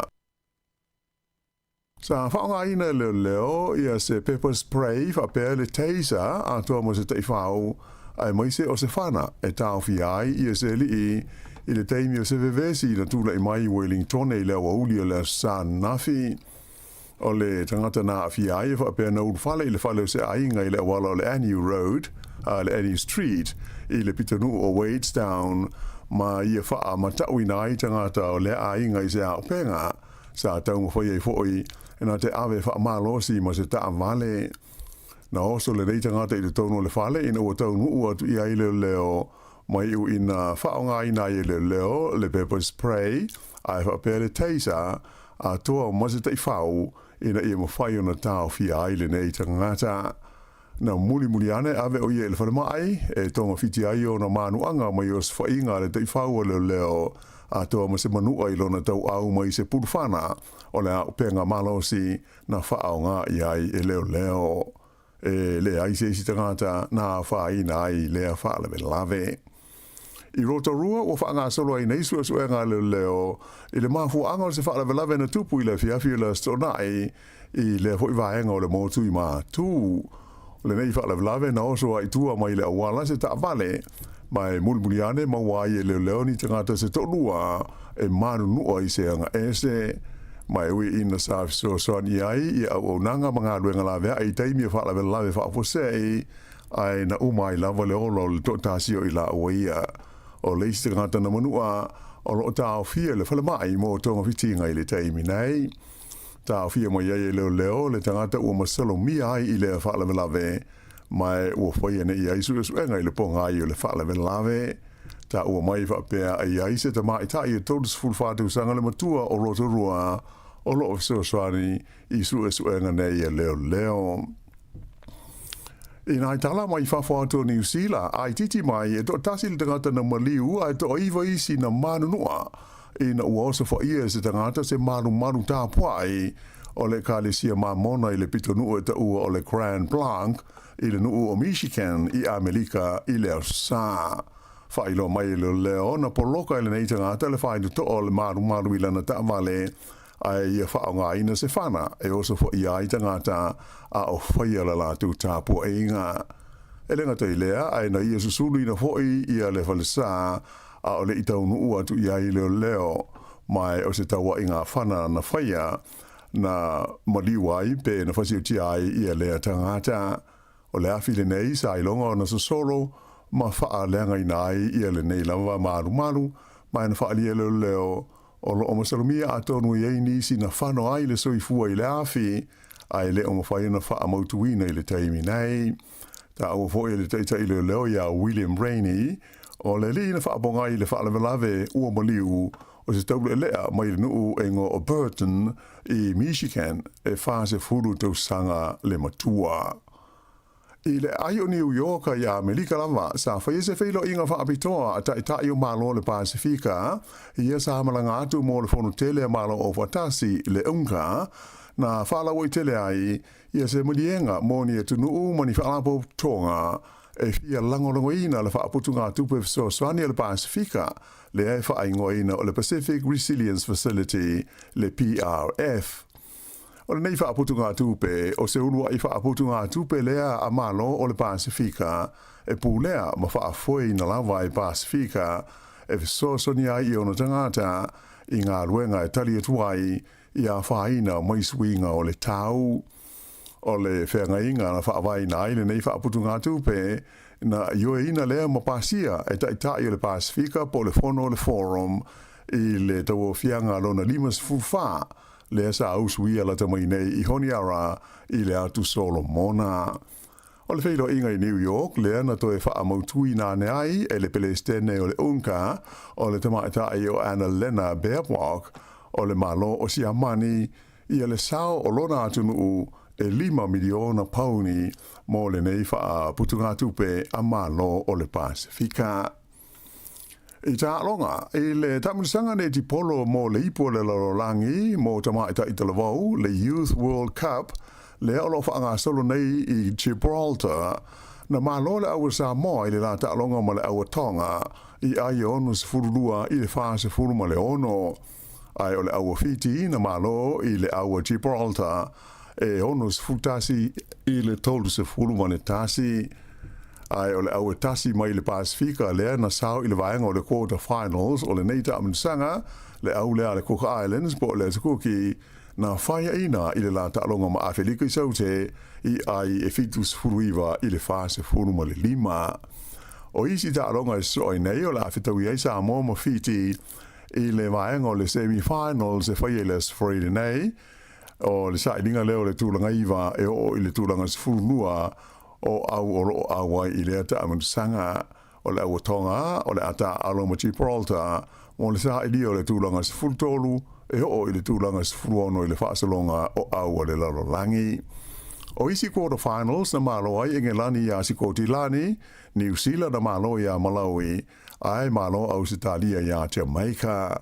I le vaenga o le semi-finals o le awhetau i ai Engelani ma New Zealand a Australia ma Awhelika i saute. I ne tipolo i le tonu o New Zealand nei, e tasi ale ai lena malo ai le Silver Ferns i le lata alonga ma le Proteas e Awhelika i saute ana pō. O ai o lea ta alonga i Invercargill e 5.5 New Zealand i le 5.1 a Awhelika i saute. Ia, mai ua manu maloa i ai le Silver Ferns a New Zealand i le series le nei e tolu ta alonga, tolu fo i o lato malo i le le ai a Awhelika i saute. I ta alonga laka pi ua le manuia le tau mwhai le manu Sāmoa i le sa ilinga o se au lona luas ful tolu i ai au o le ipo le lalolangi i le lua awhe luas ful fitu ina ua whaia ina i luna lua o ta alonga i le vāma le aua Chile i le whai unga le vai aso. O ai o le ta alonga e tolu sfultasi Chile ai se fulu lua le manu Sāmoa. E a ma le la o wha mautu i nai le awa noa o le aule nei e Chile e ofi e tua i le ipo le lalolangi. O le whaatoa whaanua ai leo na maua awanoa o le awa lea tunu tau waha I se ipo le lalolangi I le lakapi se fulima. Ai o le awala manu Sāmoa to tasi lava no o lo toe e te tau o na malo ai ina ia o atua I le ipo le lalolangi le whai e Australia. O le masino November le malanga ai le manu Sāmoa I Dubai mo le vaenga whai o ta longa nei e su e ai se au tasi e a toa I ai le luas fulfao au mo le ipo le lalolangi. O le atau wai I la tau ma au mai le tunu o Belgium, whapele au o Namibia, mai se au le a malo mai ta longa Brazil ma Paraguay, e whaai au o lea ta amiusanga whaapitoa I Dubai. Ea o le whaaiuna nā telefou.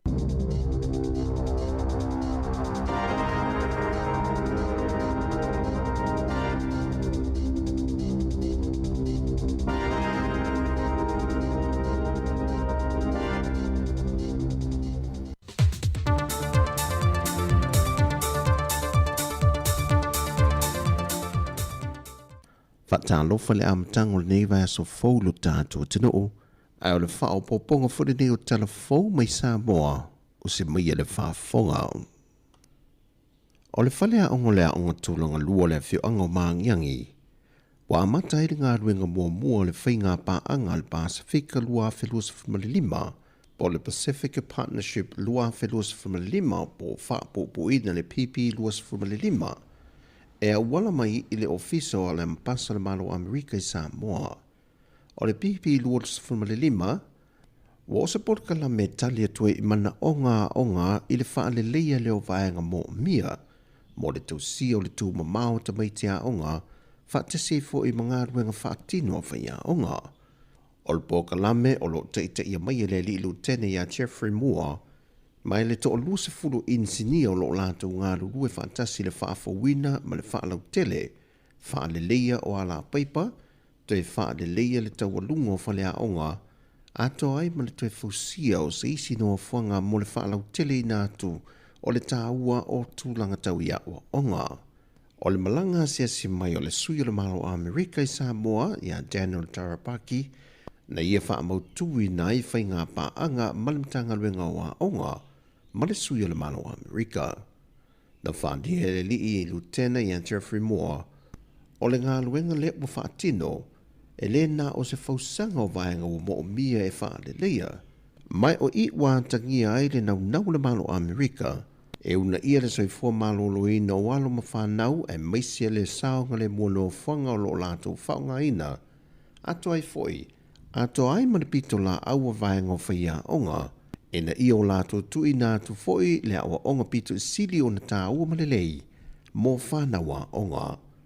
O se ngā ruenga o whaalia e mua, ia tele tausanga e whaonga ai e alo mwhanau le whio anga o maangiangi le aonga tūlang lua. Mai o le porkalame le PP luas whamalilima, o le porkalame a le vaenga au Amerika e whaapito mō tangata lau tele, mai o le sini au tū, o le anga I le wha le leo le tūlanga tau le saunga le mō tangata lau tele. Ina ia saunga le mō le tama ma le teine Sāmoa e vai tamatu I New Zealand, o le tū le o lo sila I elea malo, e alai o na whaatu la whanuina, le vai tama I nātu o tātou whanau mai Sāmoa nei. Peita I o le vala tonu le ua lape I le tō tele o mātua Sāmoa, o lo alala mpapa au I le atunu o New Zealand, o lo vai tama tu nisi o alo mawhanau o le atunu o. O tāo fia le tu mauni I New Zealand le ala I le swinga o le tūla whono, o le mawhai iu na tue whaatino wha al tūla whono se ngā yoinga whaapea, se ia whia se whafo le mata opo. Ma o lea la swinga e pe o no tā ua, ia e pe fo i o na o whaino atu mo le silfia se o tātou atunu, o le mafuanga le nā. Wa nga ia le malo New Zealand ma fai swinga le tūla whono, ma o le nei swinga o se swinga le tū mau. A o lo tamu fai le malo New Zealand, ina ia wha mautu le la tūla whono, ia ta oto ai langa tonu le tūlanga, I whanau e vai tamai nātu to tono New Zealand, o le anganga mawalunga, ia malu pui puia whanau. O ua nei to e tūla I mai le tūlanga o lo mai tawina, le sawa ina o nai whanau, e ina tō o lo vai tamai nātu. O le upumoni, ma atu le whaafonga anga se o tātou atunu, e le o a fia uma ia ainga matua o lo vai tamaina atu whanau mai Sāmoa nei. E leo a fia uma i lātou i nei tūlanga. Petai ia ang tonu lava ia i lātou i matua o lo whatinoina, masa whatinoina ia tūlanga. Ia leo wa fia ai ia marilau tele o si o tātou o tunuu. Ia o lo iai ia le wha moe moe e whatino lea tūlanga. E do visilingia le ofisa sili o le wha amasinonga, papa li i John Taima le langi a whele, e se foi numero o wha amawina. Wha li e papa li i, ua o atu i le fitu se lau lea wha i o alo ma whanau o lea tunu, na vai ta mātu mai Sāmoa anga i New Zealand. E valu se fulmaleono a tunu na talia i New Zealand, e vai ta mātu wha le tū la fono a la tu walo ma whanau i te tono lea tunu. Peitai, e nā o le lua tunu o le Pasifika, o lo a fia i te tonu o le numero a tunu o lo so longa le lei pele tau si o whanau na vai tamatu, ai mosa mo lava ia, wa a fia, o na o le telo sa wangai fia ia e ainga, no lato vai tamainatu, i alo ma whanau a Sāmoa. E tala i ta alonga, wa mai e tau mawhainga le au ne te polo ta maa i ta i lalo le lusa fumaltasi tau sanga le maa te tua, na tau vai le au ta maa i ta i le atunu. Ma wa tūla i mai le au a Sāmoa le tūlanga hiva, ma o le tūlanga maa walunga le wo o i ai le au ne te polo ta maa i ta i lalo le lusa fumaltasi tau sanga le maa te tua. E fitu se fumaltasi ai na manu malo ai le au ta maa i ta i le lima se fumaltolo le au mai fiti, ma sao whanga i loa Sāmoa i au pito i lunga e se fulu. Mai o le tūlanga wa au sia e awa le atunu, o se tūlanga wa wha alia ai le tā le nia ma nga wha aolo i alo ma whana wa Sāmoa. Pei tai mo le awa Sāmoa i le tūlanga tau le lakapi po le manu Sāmoa, e le imanuia lana tamu whainga i lana ta alonga lana lua ma le awa Chile, ma wa malo lo i lo le manu Sāmoa, ma misi e lo na awa noa mua mua, e mawhai ona sao whanga tua de suat ngā siampini lo langi. E to e tasi le tamalusanga e te tau o ne tau vai de manu Sāmoa, ma o sona awa noa, iri po lau langi whaatau te eo sa tā lia. O tāla fawia, manuia le amatanga o le neiva yasu si o tātua tino, whaasoi fuia.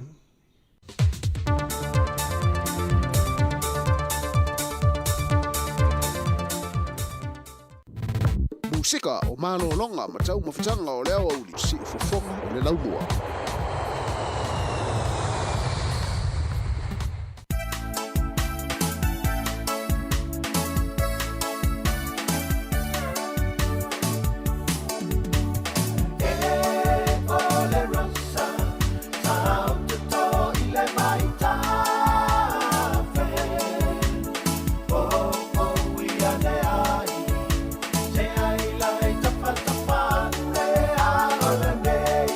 Ole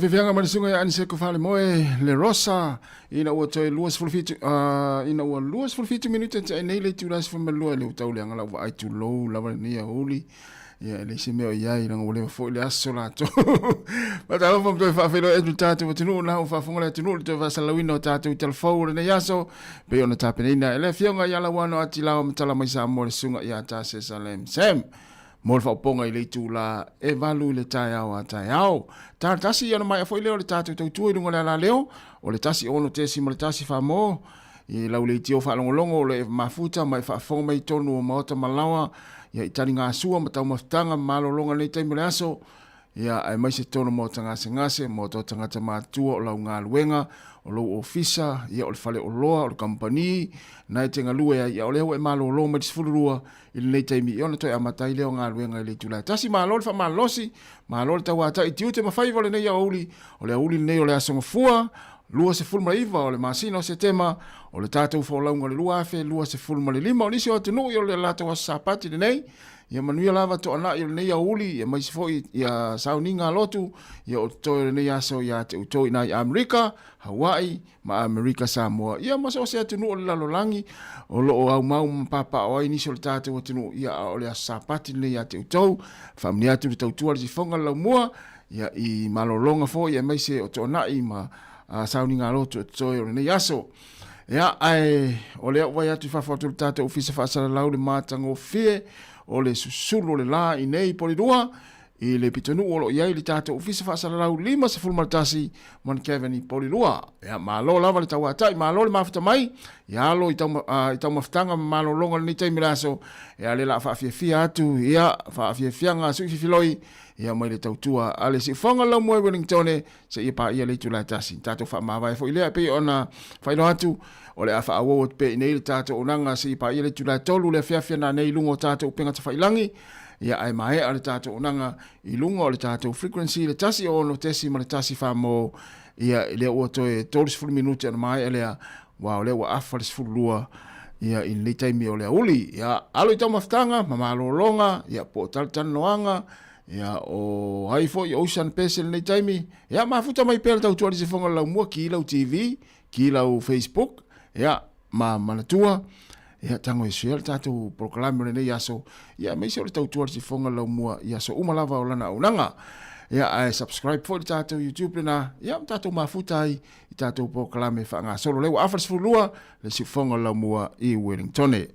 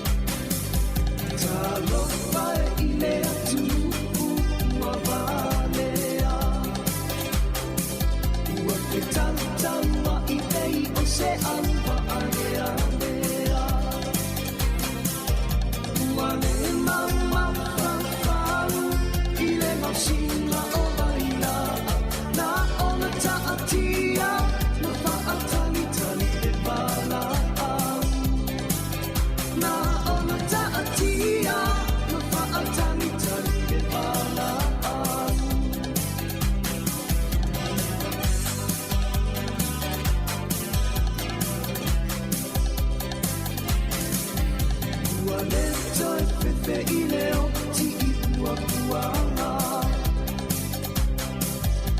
ua fa ile moto ua fa ifo ile una ua pei ole mala ese fulu ile fascina o matua ele ai SEPT ile vala mai iluna ele ai SEPT ile vala mai iluna ia ngalo la vale tamsala pa atapea isenu ele o anga na etanata ia ngalo la vale tamsala pa atapea isenu ele o anga na etanata.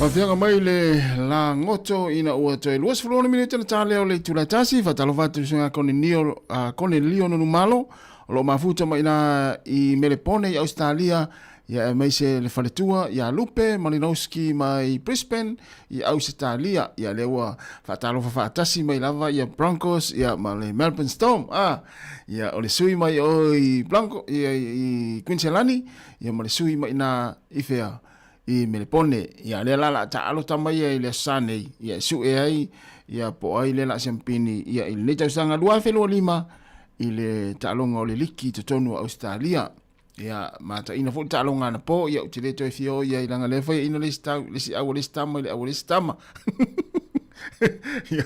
ia non fa pena tu ale la fa so pe fa fia fia pese ia ai tali maria le sua ia fa pe fo yo nai le i vela le tau maftanga nai le i vela le kuka ia o te ofo le vela le me sa o men fa ya na le la ia na lo mata TV ia nai le to vela le kuka wa le van fia tau sami ia nai matua ia le se me o yai pulea o le kuka ia ai matua ia o tu lalo ma le fa manatu ia wa tele o kuka le tate va ai ia o le tofo isi puni pe a fai ia tofo le kuka ia o tofo lava ile apa fano ia ai malo lava le mafta mai toi 2 minute na tale o le tulai tasi si fonga la mua ia tato musika o le oli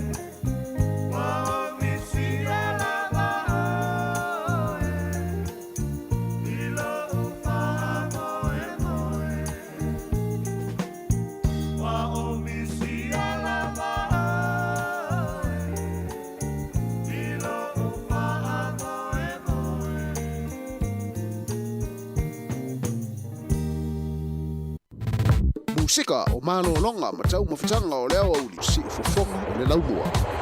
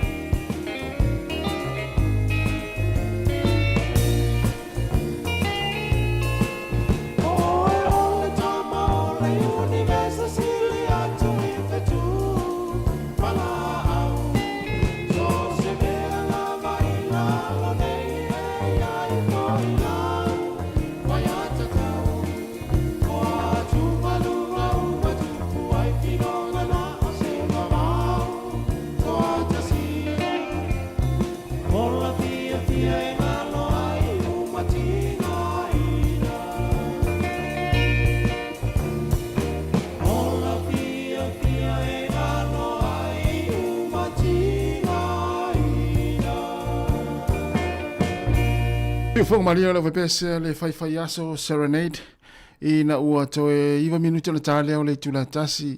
E se le maa nei o le fasifai upule na muli mai le pese lea. O le ola fia e ngalo o mai ti ngā. Sa o le pese. E sa o pese. Ia wa e fia ia matua ngalo a toa ia sa ngā mea tele toa inga nenga fasifai atu. Sao ngō maliu i o whaalawelave o sao whai ma sao ngā tupe ale au lotu ma vai ngō whapena. A e ola fia ia e te whai me fia foi. Ioi, e ngalo umati ngā man whanau noa ia e matua i e fule whai sao ngā tupe rai ngā luto o luana na vili mai Sāmoa.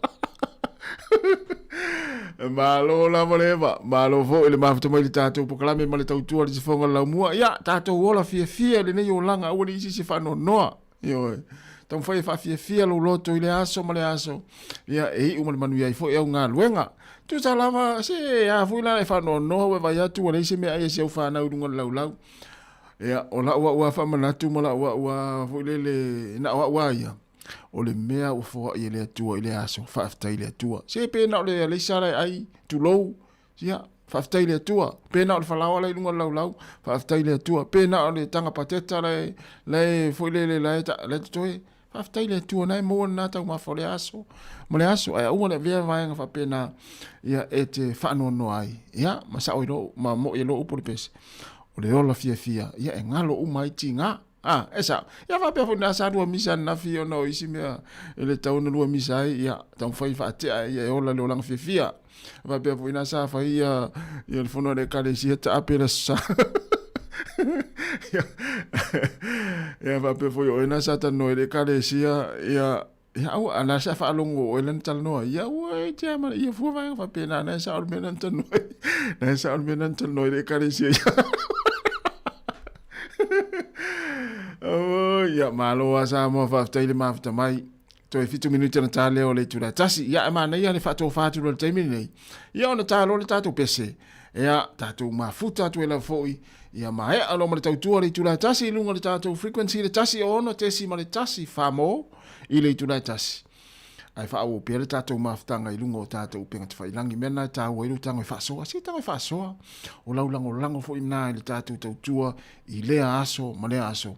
Ia, i le ngata i lau tufa mai, o lau whaasoa mai, o lau whaatalofa mai, ia o le whaali mai o lo malatu i lunga o le tātou penga te whailangi, ia i lunga o le tātou Facebook, ma le tātou YouTube, e whaali mai e iso whina ngalo, o lau sao tāua, whanena ia i le tātou pokalame ma le tautua i le aso. Pēna lo whai mai ia, tālofa tasi, tālofa tūfue, ia tālofa, ia le au whai ngā luenga, ia o lau sao le nā, e mo ia no i tala. Ioi, pe te whaapea mai foi.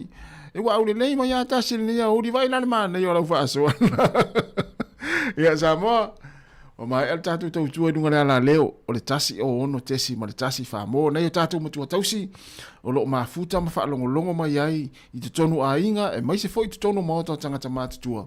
O maota ngase, ia maso se no fuanga lava o lo whaata o tori ai, ia lempa ia ma le malo le tātou o tenu, ia i le... Ia i mai o le tino, ia tu lauli nei auli, ia whaamini atu le atua ia te utau whaaftai lau mawhita mai, tātou tu e whelua i tai au, te māsani, i le tu lai fitu, ia i lunga le ala leo, ia le la tātou pese lea, ia whaamai ai nai le tātou tautua, ia ma tātou mafuta atu e la foi, se i pa ia le tu la e fia, tolu le fia na nei, ia ai e whaamini le tele le vale atua, ia i le nei aso, ia i nai mātua i tono ainga.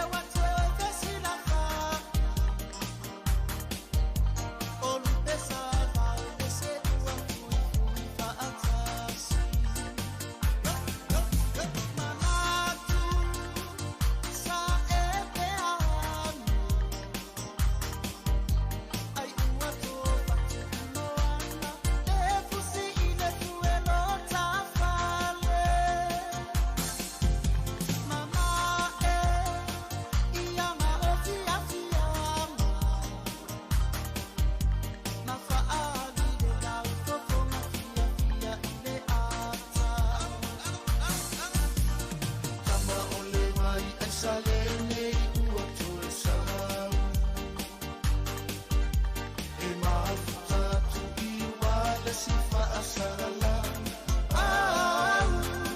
a Sāmoa Sauia se io pese pese a e Sāmoa Te a o ai uli lau siva Sāmoa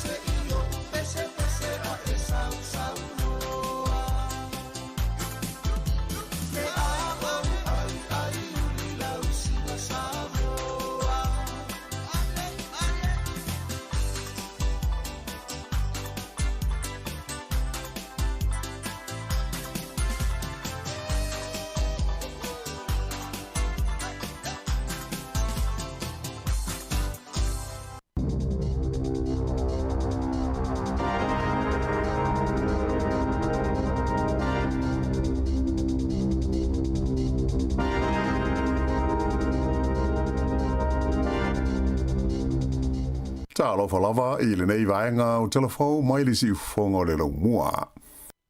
Ua whaamamanuina I le teimi nei le whaasoasoaina leo le sua mai I le ai o Wellingtone, whapea I a Lower Heart, a toa foi male ai o Porirua. O le nei fuafuanga o whaatapula aina ai le whaonga aina leo meo sprinklers e fui nai tonga la au o ainga te itasi. Ua whaopopo atu I a nei ai e tolu I a Upper Heart, ai whapea ai foi I a le tu malo I saute o le Wairarapa, ia e tausanga atoa o lo whaatapula ai le whaonga aina o sprinklers mo le la tau sua mai.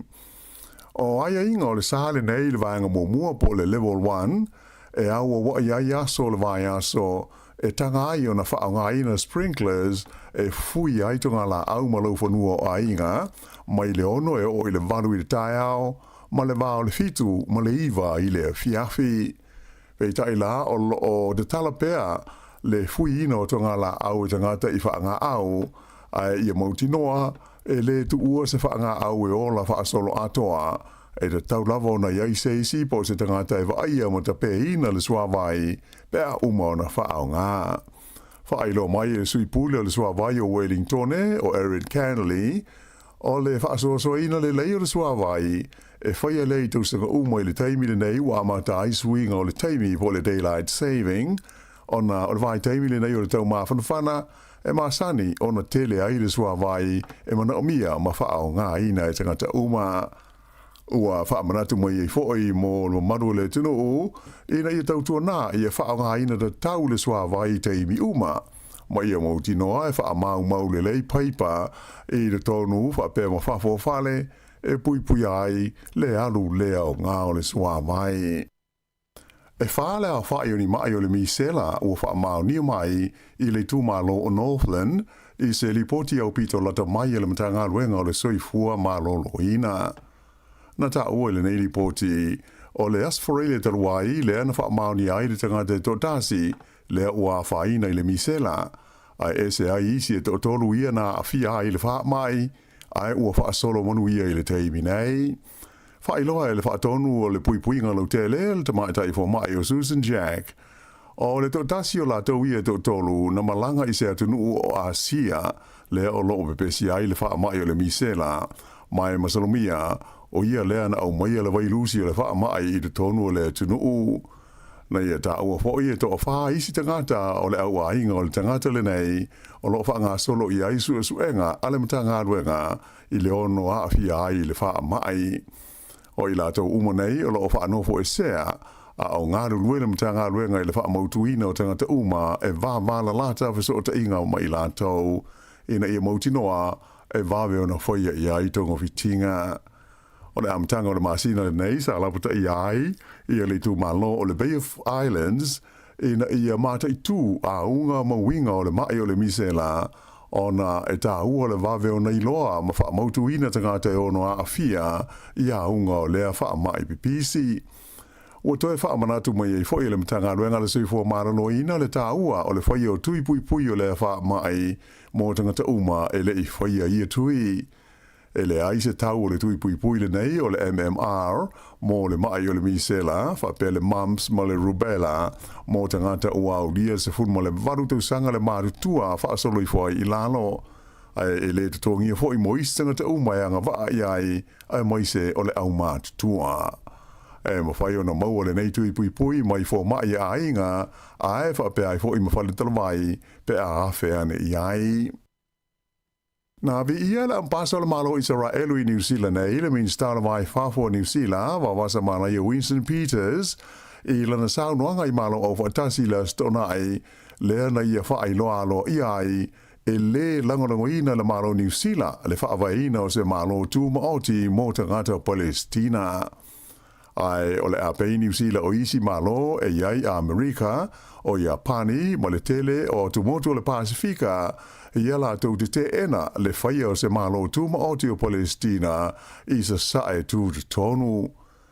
E se lau limas furma le fitu la whai o isi atunu o le laulangi mai sui a wai se lau iwas ful tonu o malo au whatasi e la tau te langorangoina le te tau leo no whaia o se malo tuma o te o Palestina.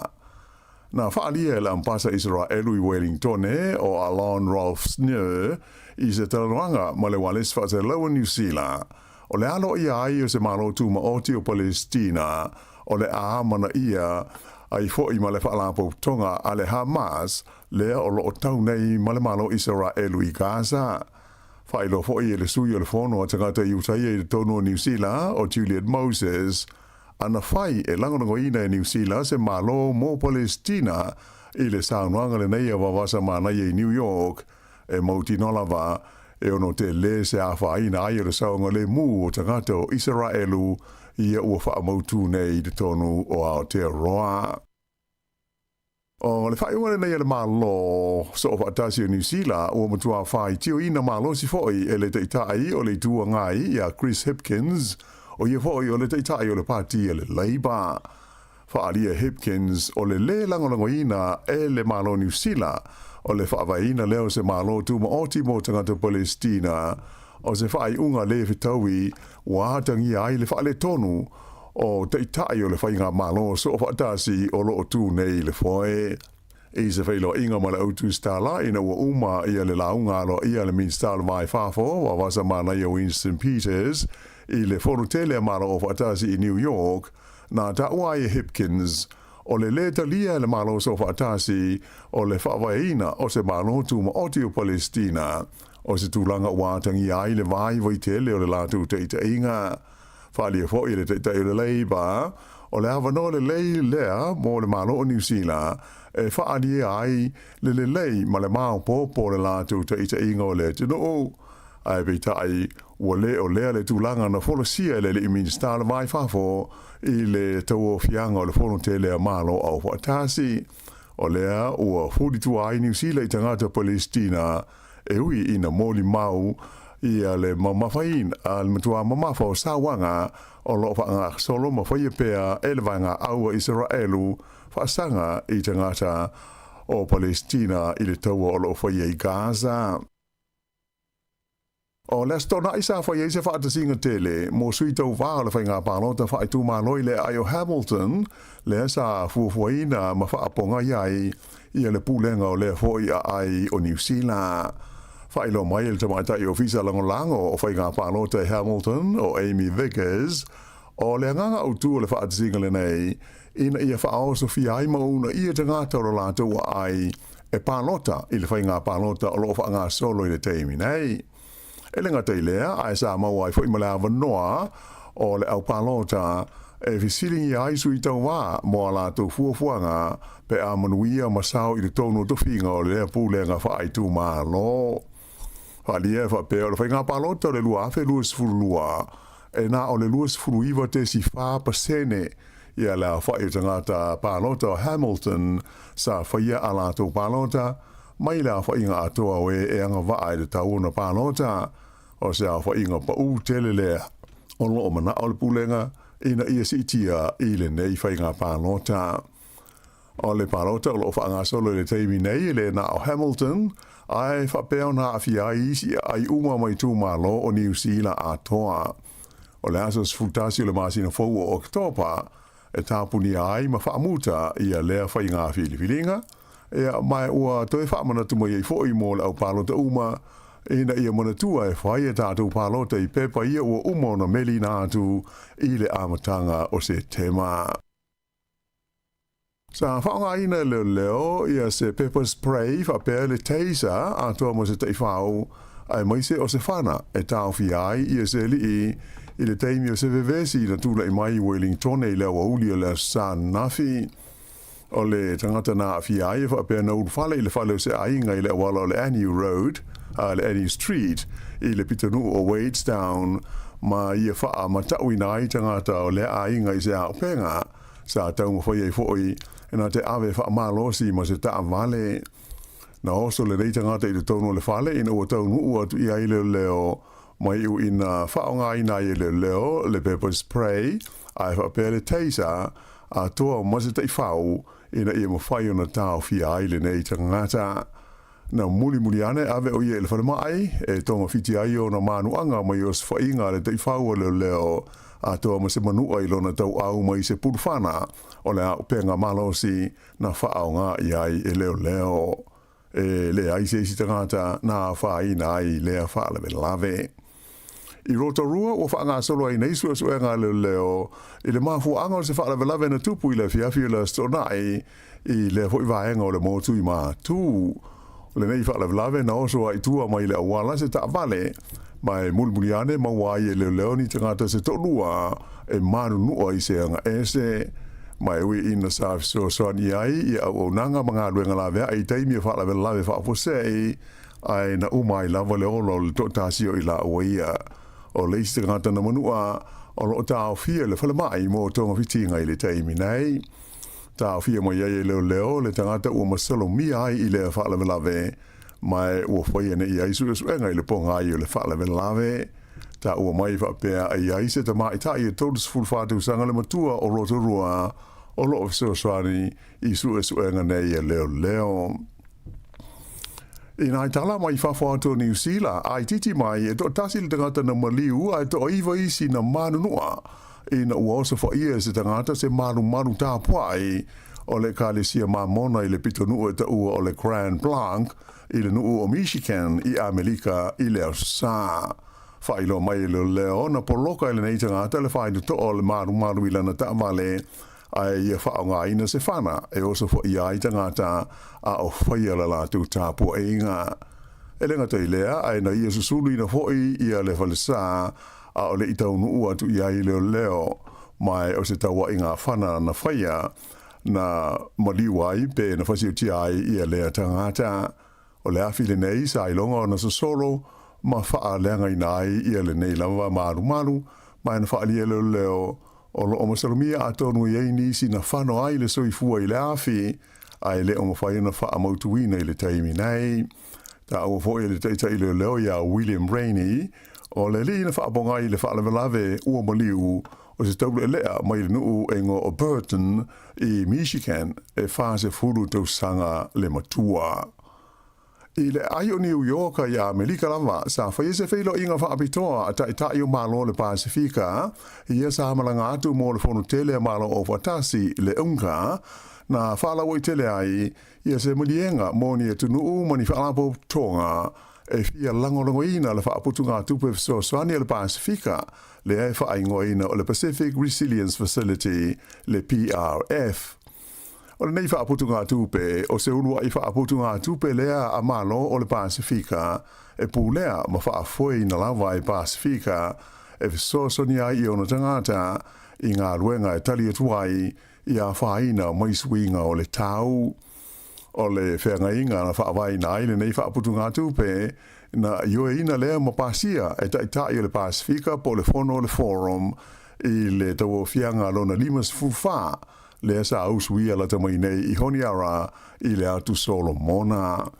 O le whailo inga i New York, le ana toe wha amautui nā ne ai e le pelestene o le unka o le tamaitai o Anna Lena Baerbock o le malo o Siamani i le sao o lona atunu e 5 miliona pauni mo le nei wha putunga tupe a malo o le Pasifika.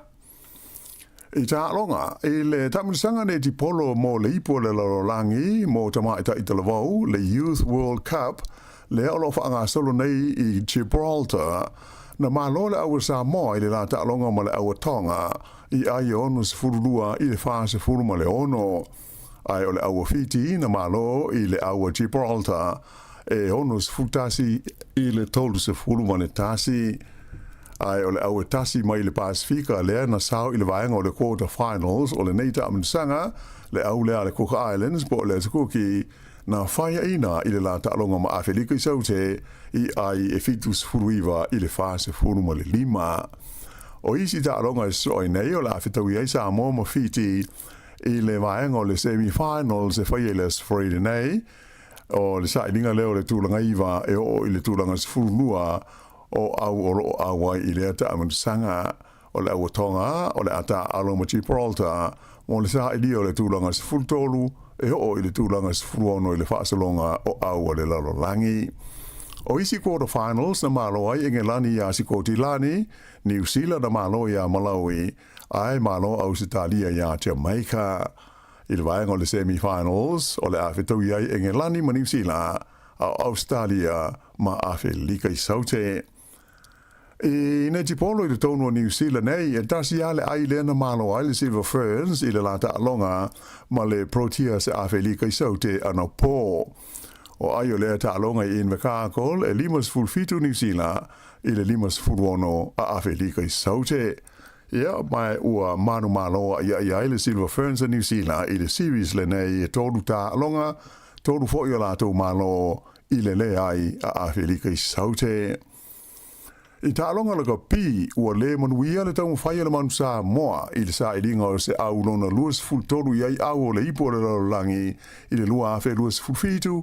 Ina ua whaia ina I luna lua o ta'alonga I le vāma le aua chele I le whai unga le vai aso. O ai o lea ta'alonga e tolus fultasi chile ai se fulu lua le manu Sāmoa. Ea ma le la o whaamautu I nai le awanoa o le aule nei e chile e ofi e tua I le ipo le larolangi.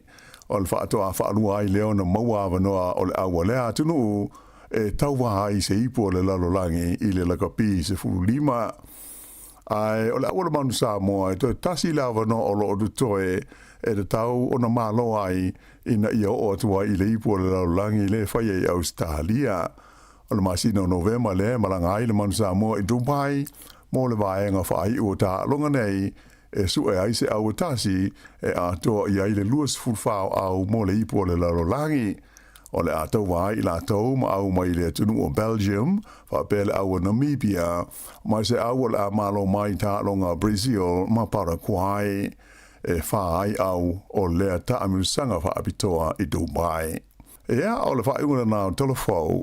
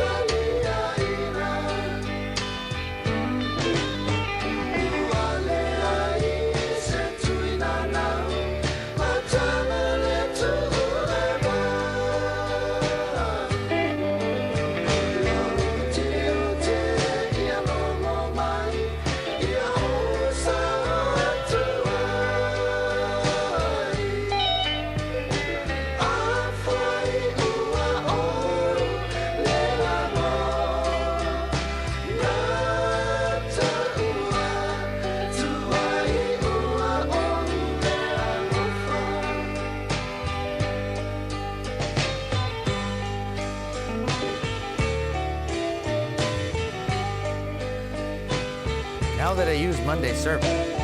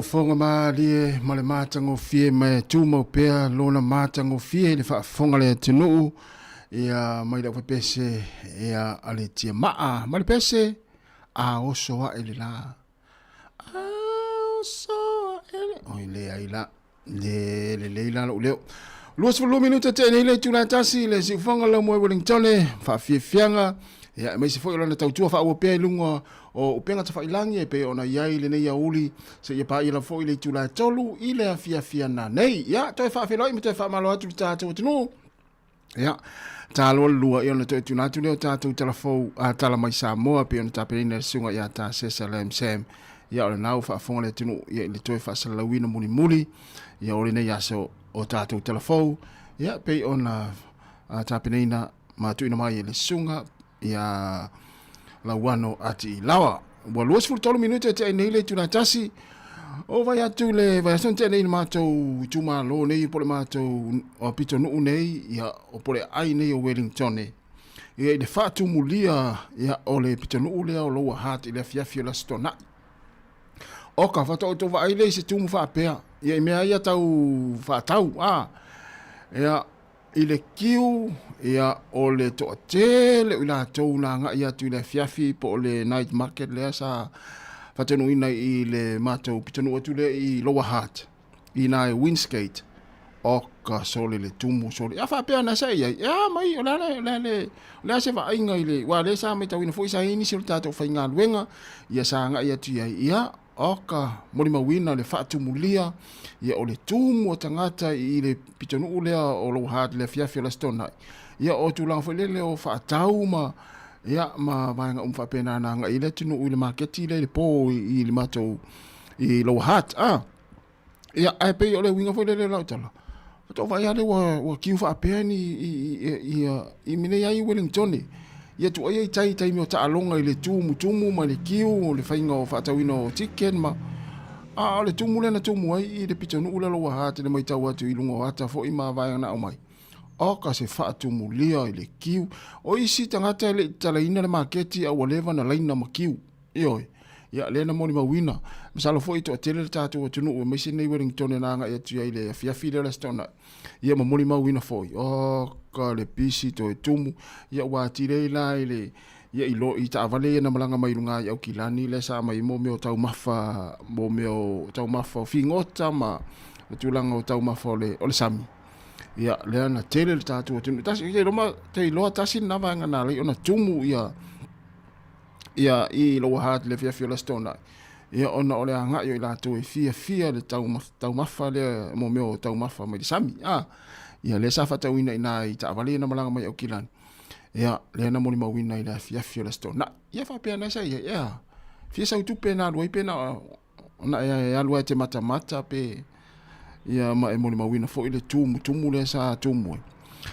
Luas 5 minuta te nei le tuna tasi le sifonga la mo Wellington ia fa fianga fo ila fo i fa no file mo ile ni ia uli o le songa fu ala vai ia pe se pe o le so ile pe tua mo ile sa ia pe mo ia ai fa ali ona o le tele ila ton matua nga lala fo ile matua le la vai ta mo ftanga na to na vai nga lala le fa le time nei ia po a fo ia nga luenga o fo fanga lo fai tono le fale ia ma ki lunga lau TV o lau Facebook ma YouTube ia mai mo mai ile au le tele o le po o le au ia le tatou maftanga la mai o se maftanga e mafana o se maftanga e fia o se maftanga e fai me fia ma fai me fatas ele o se maftanga e masa ese o fule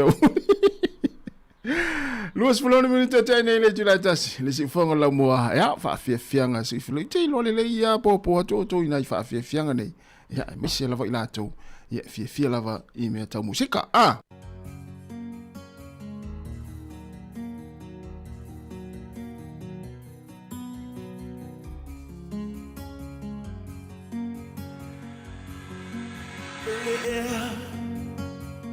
Face so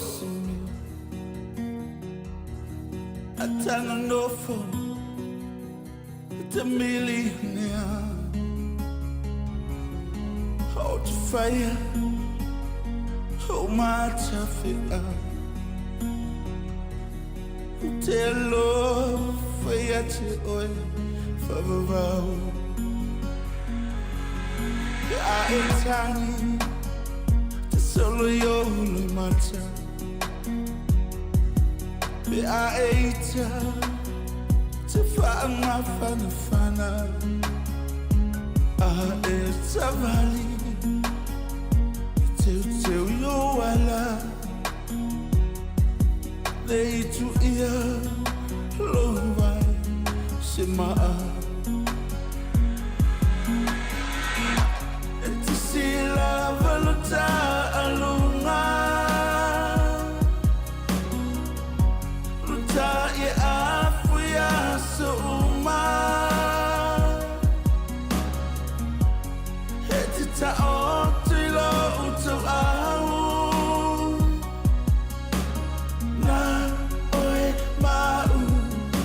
Forever answer for live so mali I to for eu ona e o se vai vai a tu mama e te luai ia so uma.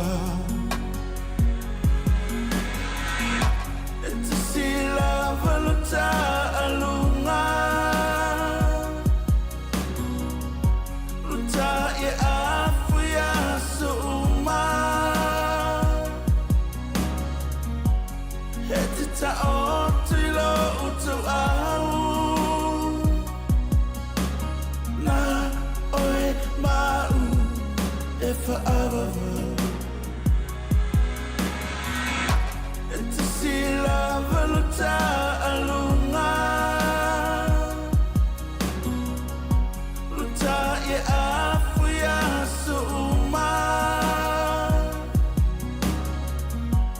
He te ta o te lo utu au. Na oe mau e whaawawau. Na oe mau e whaawawau. Na oe mau e whaawawau. Sometimes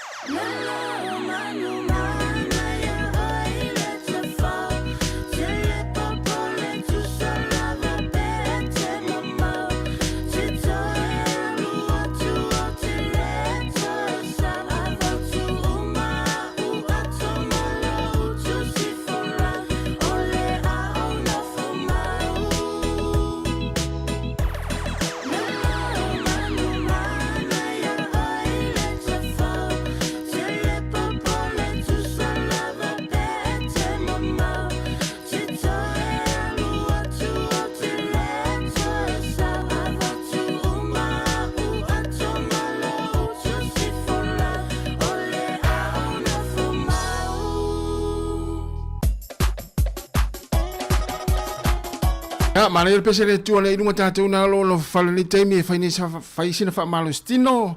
Ya, ma whaisina whailele sina whalolo tau au. Ya, au, mai tu ilunga walu le aso e matamata TV. Ya, ma whaile na pele suivi. Ya, mana ele tu ilunga savaliwali anga ilunga le pusa meli. To e savaliwali mai tua se whaisina whalolo le auli la tau. Ua mamafa fwoi tau maftanga nafi. Ya, tau ana whaisina whamalo stino. Ya, malaya.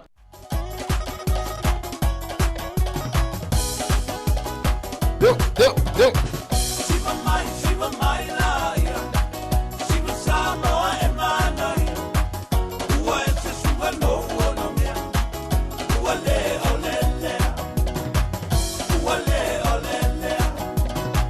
Shiva mai la ia. Shiva Sāmoa e mana ia. Ua e te suga no ono mea. Ua lea.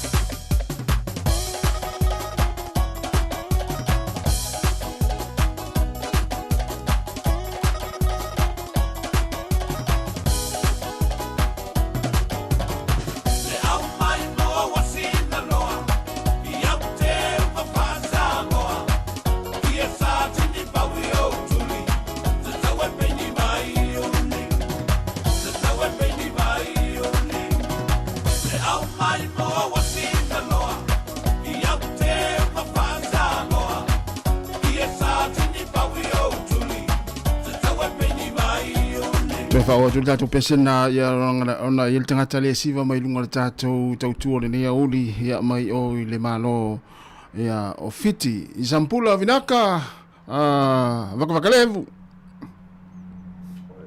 Ia, ni sampula vinaka nakalevu.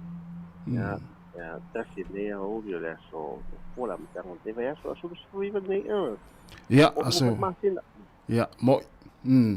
Ia, tarofa sesa, oa mai ia ina i suva i fiti o lo ia i teimine nei a mai tūlanga lo ia le tau.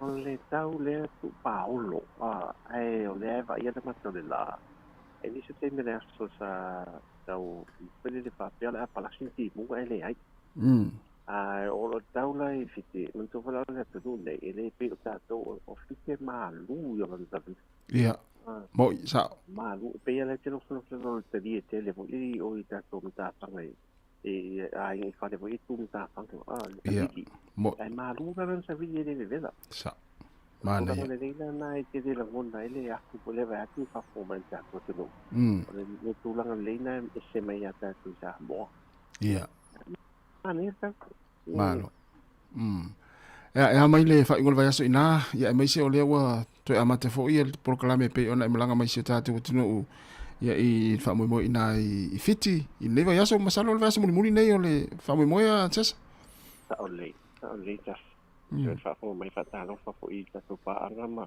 pa I le ta to au fa fo le fo ia oli ia I le neso fo le ua dos fu la minute te li tu la fu ma le gua fi ia tenia fiti te loa po teni tu sam tato wana wa sui tenia tato ni sila ia tu sam Sāmoa ia la tu sam Sāmoa sa ole ia o le fai un vai aso ulanga le la fai un vai aso pala aso ato le inti mu a ke o pala si ti mu le aso to la mali ma no se ti mu le tai a ato ia ai o me fo ia na ia wa te atu fo le timula to ia fa solo melone I vole timu atu paolo vole ave velane te la gona inale a sole la io le o le mane o isuba ta lo le o lo le asosa e ta puni atu ale tello la to mo se man to fo fitiele ia ta si man fa fomenta to tu ele ta si se mo le pefionato tu sa e te I la talata ele va inga ya ni sida tello mo so ina le to tongo e le se wa te te takatanga I le taulanga tele ia te lo mo nga le nei nuu tua ma fa solo to ngal mala va le le alu ngai nenji e le te lo mo le le ai ai le ta pai mo le tai fo fa le to fo fa le lua ia mo o le sala e le matanga ma se mall po se shopping center e lalo le suva ato na o le pito le en lata ngai ta se no fo nga le lata fa sa ngai ma le usa pi le o le University usa pieta o Tamora City. Ia, o ina la masala la le si shopping center te le ana ia. Ia tu mo ia tanga te fa ta we fu ia. Ia le le na fa mo le o tanga ta mai India. Ia ale o se tu la fa le a ve ni fu ia no e la ta ia fu ta tu tanga te fu malanga mai le ne tu.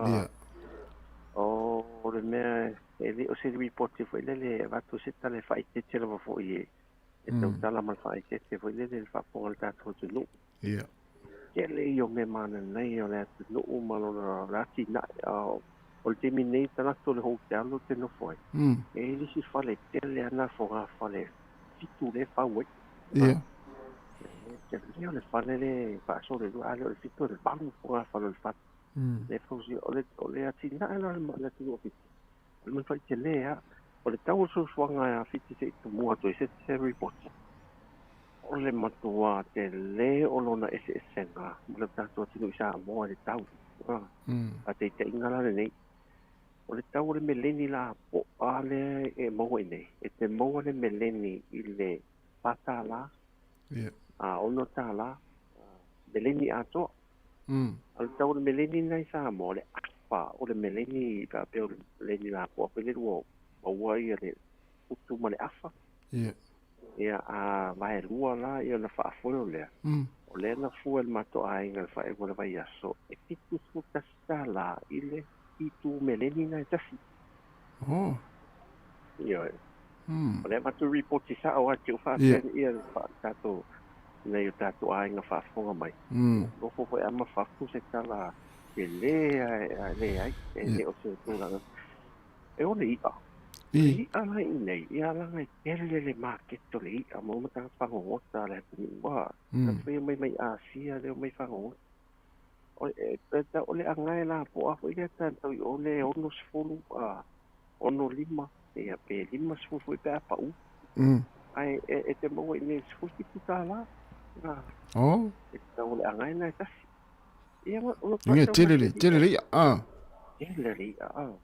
ia o le vechi se la to fala auto face so e ma tu wa tau ko fie te mo le letters to la po a le letters we mo sala ia le la po o letters so e di mata la ma se le fa ta we la o letters se fa e wa ya ma tu wa e le o le to mo ai ngole tu la to ele ia ma le tele ala su to la ila le sa o e matua I whau e lava meo kua whae le leanga le tuko le lato market. Ai whaatau ato toa ai mo tanga o mo meo pāpisi ngā popoto mau kene.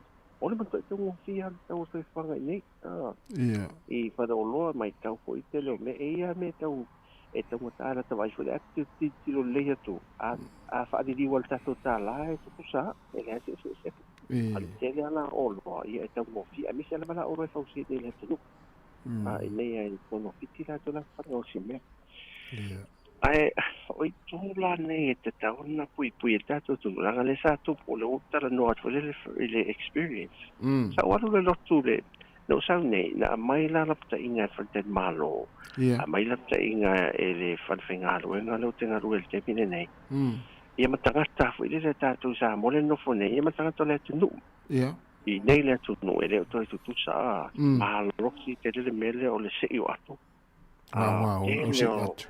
che se lo che si so io mo me o ingo fale o le te fa sa I si fale sa nga lu e ia tanga va so tene cameras uma a te mai taula le ni a fiti o e tinga tava ma la vale va inga foi le to fale o pa o fanua mena e te vai le wa tal le si le aru lungo le o le pa ta to fal pui tan mana ia ele o pa ma fanua o le e ta pilo lungo le wa na o fa mala mo fala o fale e o a mea o ma le pui matua security pa so le fai wala va fa ringa na fai lo meti o le metu e o la to fale o lo la iti e to te lo la mo le mawina to te re malanga so mai internet ne tu no e na o le mea ta mai ava no fale tu me le o lo e fafo e ai e o mea o fa so a to fa mala mo fale o lo a to na sta mai ava no tu me le o lo le te bana e ti to tu le va o mea e tu sia tu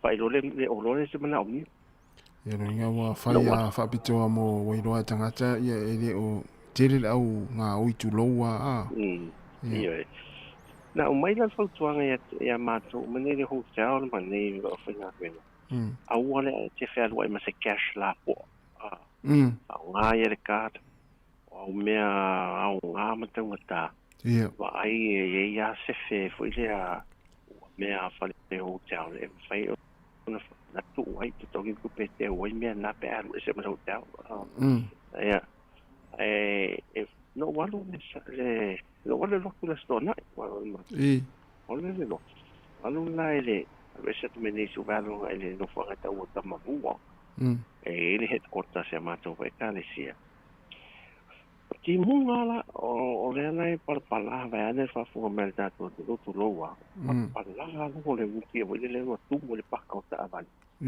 ia ta lo te tala o se vai tu lo ia o se vai le ia lo e o tu spaia la o le tu tonu la fu wai pa la tau la o laki la lo tango piki la o ato fa fa wele le ia o la la I mala o headphone de o lo ma fo fa una o no le te vai ti fai se au tu mo tanga sta e le o po fai se au le tu mo le mo fa pa lo le la tala sta mai e na to mo e o mo ti no sa o le fa sa lo te nga I pa tu le ta tala se lo se vai wele le o mo lo pa la o se pa tu le no to mo ta make sure la wa sa o le sa fa sa tu se tu le luena au te fa di mai mo lu ngala wala ta va le wat ta va le taxi na lui le taxi le no wa lui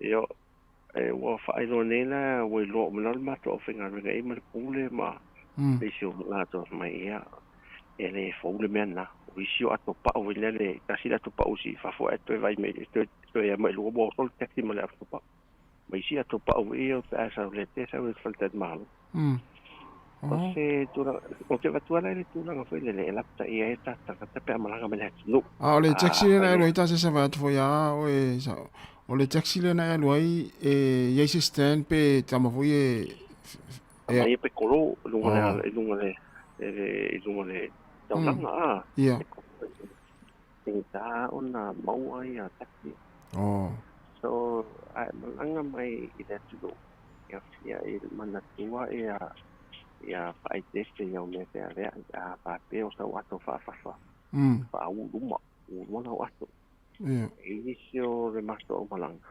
inicio de hotel sa me to e tu le mena fai de ti fanga o le la le ki o fa ti fanga ile ta o le village 6 e o no fa ti fanga to no ala iso e tu sa lai tu mau le au la na ato a o le ato o mana o ti e se lo o la walu a O a le u le au la e mana te le metua te le fale tonu mo le tūlanga lo winga la lua le ta vale ma vela tu spa ia le na le tu tonu se fulu ai mal tau lang ya ele fai ta si o fai tau le pola tu se taxi fai tau tu spa ia mo talo ia so ia so ole tu no matua man tu ofisi do le isi tu le wono mer Pacific Pacific trade sa wol pala pasaina ia to yo so ma walunga la mal fa ma e o de pesio si ap mole le HIV AIDS o no ta ve ai dan le ole isi an wallo fa ngai ne tu pula fa le ai pe ta o de ho ta ta lo ga report ta wai ta ve no le tokto ia le wo mon mo ia wo tele na fai pula po le ta ye ki se vaccine te nei sa ye cases of vaccine nei o le la isi tu pula ta me ti la lo spuiva sa ku balu to sanga nei loka tu mta ko fie mo para pasai o nei la ama telefon men ama telefon men fik ya la sa o anga i ka pa me le pan men ai o ka se ma nei o nei e che o ta no mis yo mal ta to tem nai ma nei ya nai le ya sa nai ma nei foi lo report nei mai wa nei tulanga le tulanga na sa malanga mai ai wa fo ya o nga me tau ya Atai o nei la sa ma to anga ile le to ma to na sofio anga le pa men fiti ia ato wa le pa men fiti te tu sa te le o le fale e te pio e vai fal fa masino poi da to ai tu sa fa sa ngol fale fa masino le ale tu no ia ma le lato ma ta fono fale fono ale pa men o le faina la nei e ma nei te le la o mai tau a fa pe o mata o mai ta no e no pe pa ha wen ole sa ta o le pe pa ha wen ole ta o ta to fo pa le mene le la o le fai lo tu si o le pe pa la na e tu u la le website le pa le mene a fi e o mala e tanga ta uma e la to si la ia e o mana ye o ma fe si di o man tu e fe si di ni ai le malo o mana ye ma no ele ma fai lanto se fesidi mai fesidi na ia o ai fesidi la o man tu sir pe po ngalwen e fa fonga sa o fesidi la tu sir pe po ngalwen ia la e lo o mala le media le ma tu so fa i le studio ma tu ke lo ma le fesidi la o ia ia ma ta pa wa me fa mo o le ale tal ia sidi foi dia le fesidi ke le malo e tu ia le tu ngai Sera e mato paole me vai do custa o le ala le tane sidi. I was in full lo le peponga lo nga le fa bla le se me fa pena ta su Sāmoa. Pele le sa we lo ta to website del parliament. E na o mata o po fa o le as. E le island fesili wa tu ta la lo fa na le fesili ma. A le tu ngai ngai fa le malo ma fa fa pena fa dia le malo e se foi la bala fa. Ya o ne la le tu. Ya tu ne. O le fesili ale na mai le pepa le no fa ma wina ma tu al fa le telefon o fesili ana fa e la mal fesili na le pepa ngal ya ta dia yo le malo e fesi ma na ya fa ngo fie fo ngal wen fa ngo fie la cristal na pa o me lo lo fesili fa ma la lo ile il ta po la ta di me malo na si e pe nei vai na mai to ne si la o foi me nei o mo no report na o wa ai lo la ia le fa wa o ia le training mo le au finga tu langa mo me production mane nga production a to me fa o matai au la le mai lo isi mo me o show ye kwe ia ma fa tino ia le va ma to va nga le fa tino va nga fa ma to o nga le so ia so report ya tu le tu mo le ya so fa ma lu fo le io se ta tu ai nga fa fonga ia me se ta to no ia pa wa te ta ma i foi se e va mtala le report tu ina tu ne fa tu ia le va nga le mai to wina na e ono i se au nga mo ta to e malanga mai le tu ia me le fie foi ai foi ia tu langa e pui ai o ta tu ta fa tu se ne se ta tu no ma lo si o pu le ngalim fai pu le ta mai ti ai fa no ta ma le fa no ma o le tu tupu mai me whaawelawe I tātua tunu I Sāmoa. Ana maa losi o pulenga a lima whai puli o si o tātua tunu. Le tau tau e ma le wha kerisiana. Le tau tau e ia I le sasau wha awhio whara o whasai. Nero mo fia tupu I tātua tunu. Malo, malaya. Naya telele. Nono inga la lewa uma ia to onga ne yaso. Wa fera le to o maya se sapo a fele fa uma ile pokalame le na to mlanga tuai. O o te daru e se va vea o le so freile. Freile. Sala uma o le o le so tofi. E fa uma ia ia na ia le ai o fin o ia mini nei fa lo la lo yo. La o foi le ai nei pe papi ia wa pe o me ai vino e tami. Pe papi le tu o fitia. Ia ma ta pena lo le atu to e foi. Foi le ainga. Malo. Va no vai fa non fa stai to il dato fino a venga fino di pole ia me se il dato il dato poi o fino a venga ia le fa o ino tutto per venga che tau ko in sio dato to pele ta fai fio le langi lo fa o con mai mo mai malo ia to e mai tasia sa o to na o ia le media Sāmoa na ina le o nga po i si to fa po mai pena o to manisi tanga ta i si atu no Pacific e na o ma ua la ma le sui mai sui te mai tai mai Solomona ya ma o mai Sāmoa le e wa sao mai e la no ai inga foi ale APC le ona e ana ko kala me APC Australia la lo le fa ui mai la e fa la po le Patmos le Australia ma le media foi le Pacifica le Pacifica ia le la ia fa man dia mai foi le tua man mana ia le ka fa wa ia le to le fa nga te tau le hava noa le ia po o ile le ia e nga mo ta to nga ruenga ia nga foi ia te so le te a fa pe ta te nai ia mata to media ele industry Sāmoa ia mana ia tele ma lo lava sesa ia na ua fa fo ta to tinu ia o ila wana o ave mata to sui ia po le te si mata to to ni si fonga la mua ia ia nga fo ia le ngata le fa tu tele na ia le to mai ia tulanga me tau fa sala la ia ai o se tu taua ia wana fola fai fo mo so lo wanga ia tu Sāmoa ia mo wai ni si yang wa ama ni si wa nga tau le fa mo mai se tulanga i me tau fa sala la ia ai maluia lava le aso tesa atonu a to mo se avno le ta ya pola se lulu ia longo mai ai pe e vanoa a fai le ai ia tatou fero i pe lungo le tatou tua ia ile aso mo le aso ia tamalei tesa out fel wai tamalei ma pe ma vili Sāmoa tinama tamaiti ia faltua ia va se voi a tesa ia se foi ia ole sui o tatou tua sunga ta sesa lemsem ia na fa fonga mai fo ilai tano mai fit ia o nga fo I tulanga I me tau fa salong ia na lo ave o ia fai masui ia o tatu tua ia na fa longa tu na o ia Sāmoa ia mai le media Sāmoa ia na lo awa ia o nga ia pe ona fa tanu ina I suvai fiti o to fa minuti na talia o le tulai lua si tatu watu ile pese lea ia mai stasi fo o alo pese mai fiti ia I fulan pit Sāmoa ia tama sara ile o Daniel Ricostello.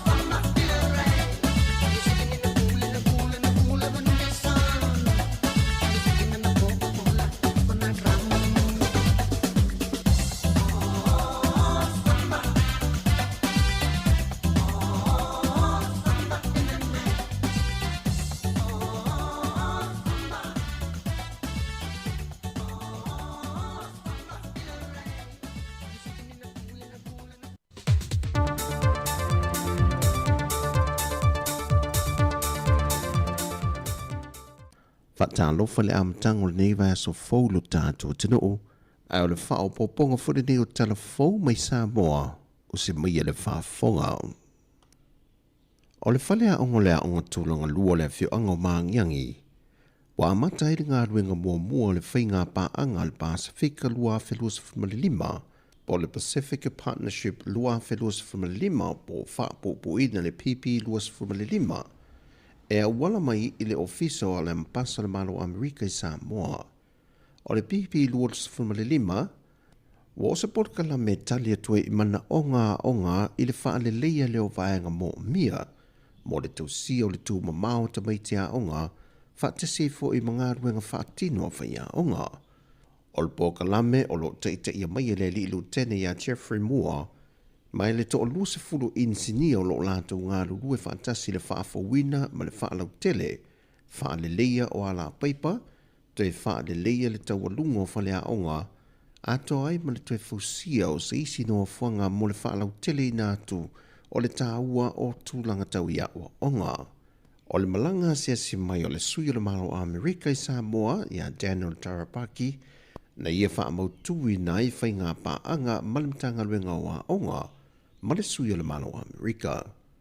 Na faalia le alii lutena ia Jeffrey Moore o le galuega le ua faatino e lē na o se fausaga o vaega ua moʻomia e faaleleia mai o iʻua tagia ai le naunau le malo Amerika e una ia le soifua malōlōina o alo ma whanau e maisia le saonga le muanoafuaga o loo latou whaongaina atoa ai foʻi atoa ai ma le pito la aua vaega o faiaʻoga ina ia o latou tuuina atu foʻi le aʻoaʻoga pito isili ona tāua ma lelei mo whanau aʻoga.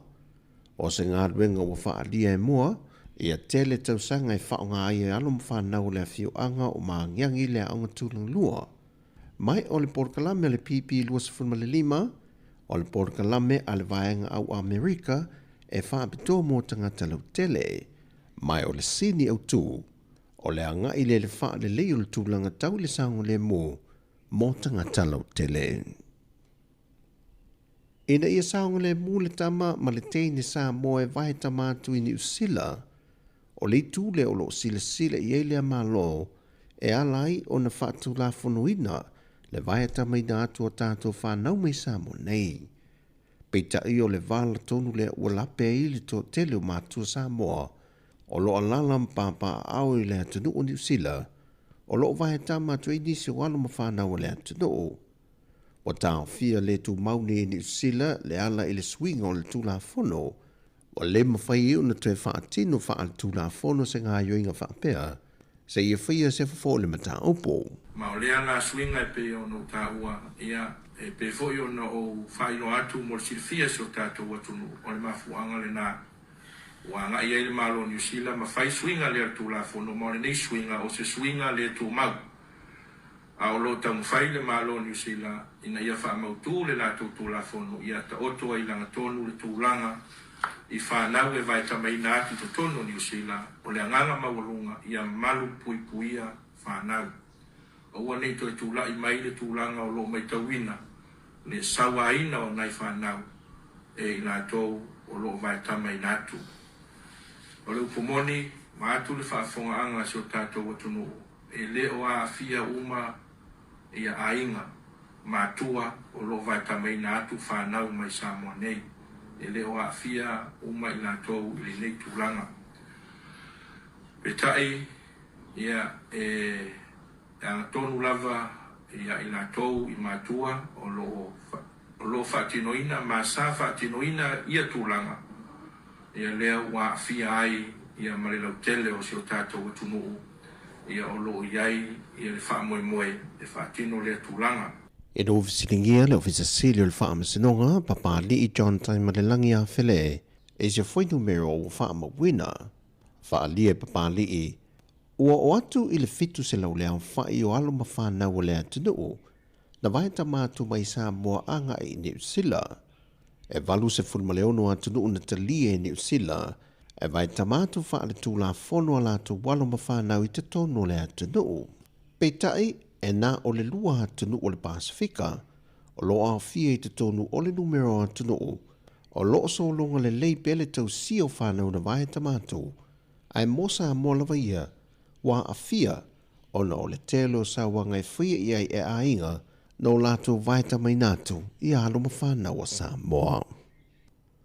E tala i ta alonga, wa mai atau ma whainga le au ne te polo ta mai ta i lalo le lusa fumaltasi tau sanga le maa te tua, na tau vai le au ta mai ta i le atunuu, ma wa tula i mai le au Sāmoa le tūlanga hiva, ma o le tūlanga ma walunga le wo o i le au ne te polo ta mai ta i lalo le lusa fumaltasi tau sanga le maa te tua, e fitu se fumaltasi ai na manu malo ai le au ta mai ta i le lima se fumaltolo le au mai fiti, ma sao whangai lo Sāmoa i au pito i lunga i se fulu.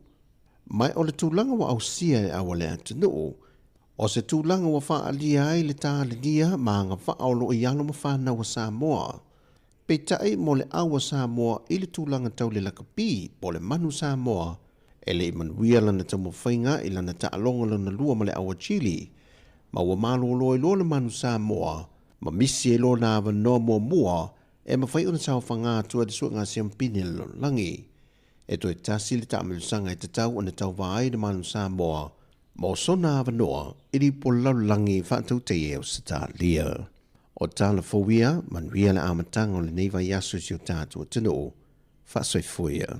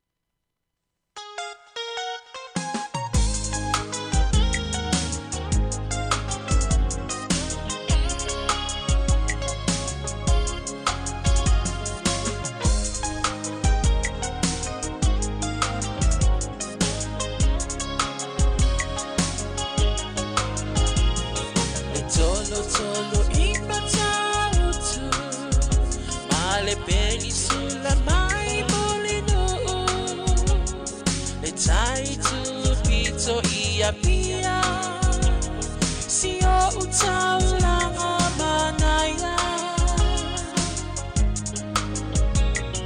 e fe pula fi mai le sau o ata uma o fetu o le lani e sulungi ia umasia uhani a o masa vali vali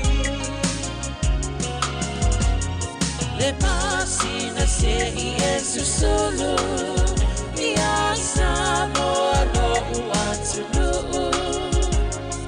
se ifai mafia fianga ie mama atene matama olo sisi vai mapepese matata lato tulele a umae mane ilano ole ni na o umasia ukele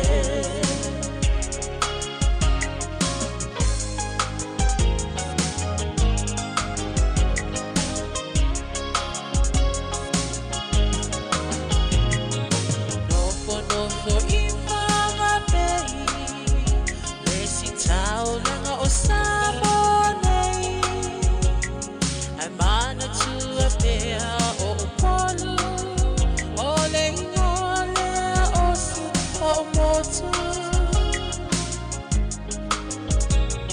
ele mawhai hanga o nangalo le tape mali o mai singano Nofo ai tine matama yunga lona awala lau papa le pasina se Yesu solo ia Sāmoa no uatulu se ifai mafia fianga ie manga atene matama Olo sisi vai mapepese matata lato tulele a umae mane ilano ole ni na o umasia ukele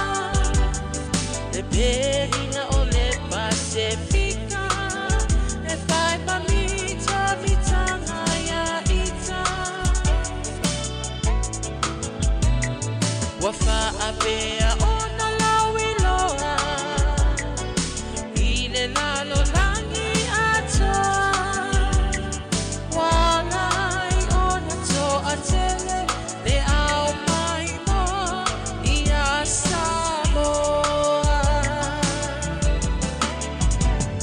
le masina se Yesu sulu ia Sāmoa lo uatulu se ifai mafia fianga ie banga atene matama olo sisi vai mapepese matata lato kulele a umae mane ilano ole niu na o umasia upele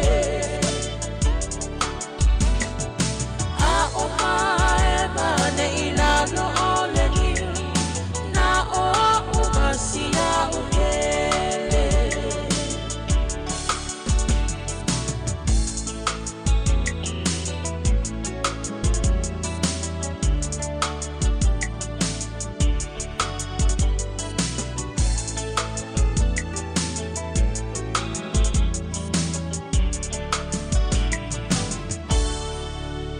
Le tolo i mata utu ma le penisula i mulino se te whaalongo lo i pese ia e na o Sāmoa te mawhauwhau i pese tuai ia. Ia tātou uma ia o tau na soifua i Sāmoa ma mātou whiola ia. Pe o pese a ia tātou te manatua pe te nofo ia tunu ma mau po where ma mau le tunu ia nai te papa au ai ia ma soifua ai. Ai te whaalongo lo i pese tuai ia. Oka. E moni le ia sau noanga ni sir tātou tunu le mai tau atu iai. Tamatua ia ele talo alo iasis. Wa talwatu sunga ya tango vai ese soa malo fa tai tele lava le mafta mai au kilani ya mana ya na mai tawatu na manuia auto ya kilani mal pitonu tele au kilani ya pole tu malo tele au kilani ya pole tu malo fo ia olo to ai tau nu ia ile tatu tunu pe amlanga mai Sāmoa. Wa talwatu fo ya Roy ya Ellie fa tai tele lava mafuta mai na ifea me le pone Australia.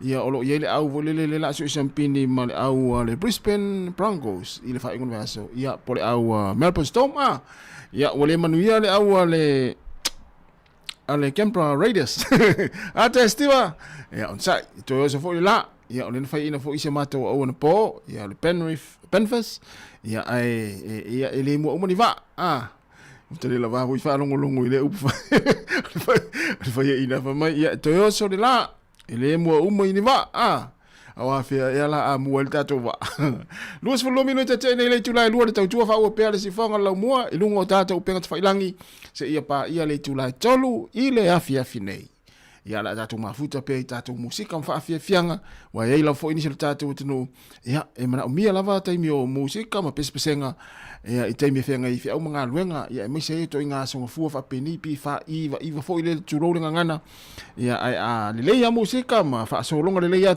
ia ma ia fa ngo fia fo nga luenga o le ia so fa tai tele lava le mafta mai fa tai fu tala no mai e se lo ta fia pe atu tala no mai ia matato mafuta se pa ia le tula tolu ile afia finei taimini sila lea ua luas fultol minute o te nei le tula e fiaritas e lua ea o le na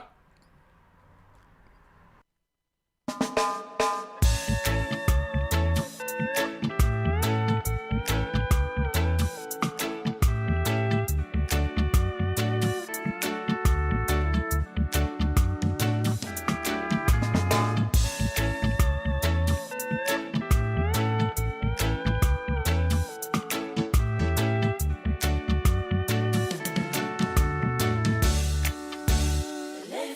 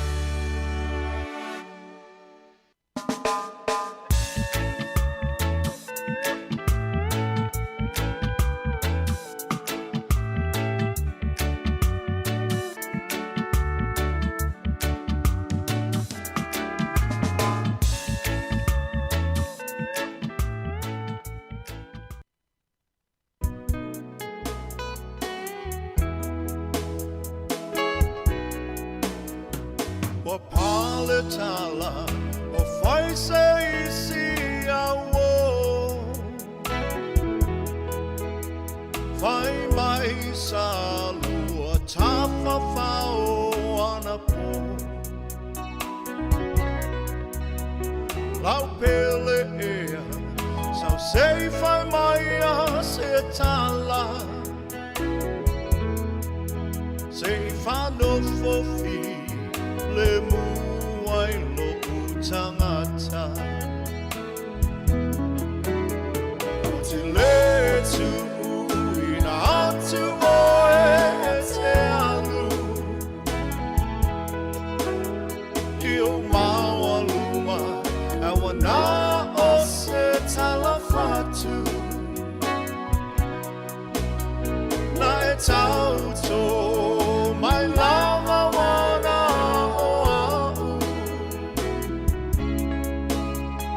ai kisi lo lima na tu i luma o lo fatu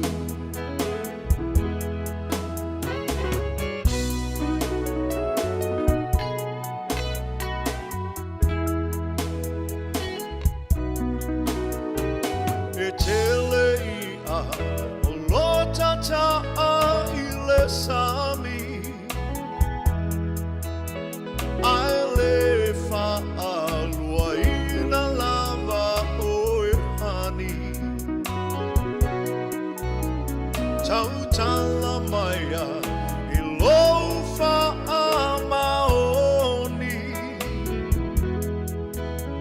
se tala fatu pe o se tala uamoni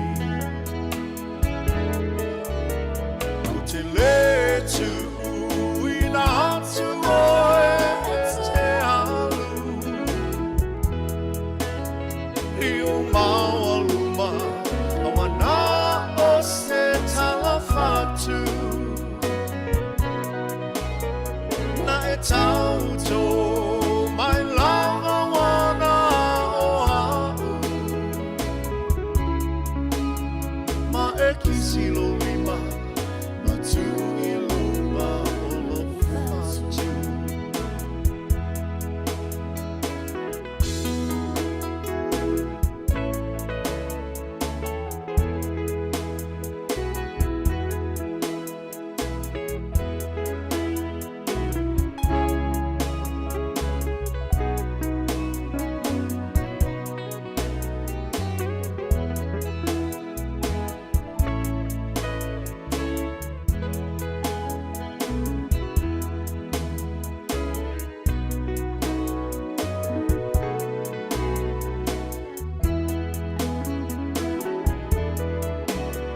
o te le tu ina atu oe te alu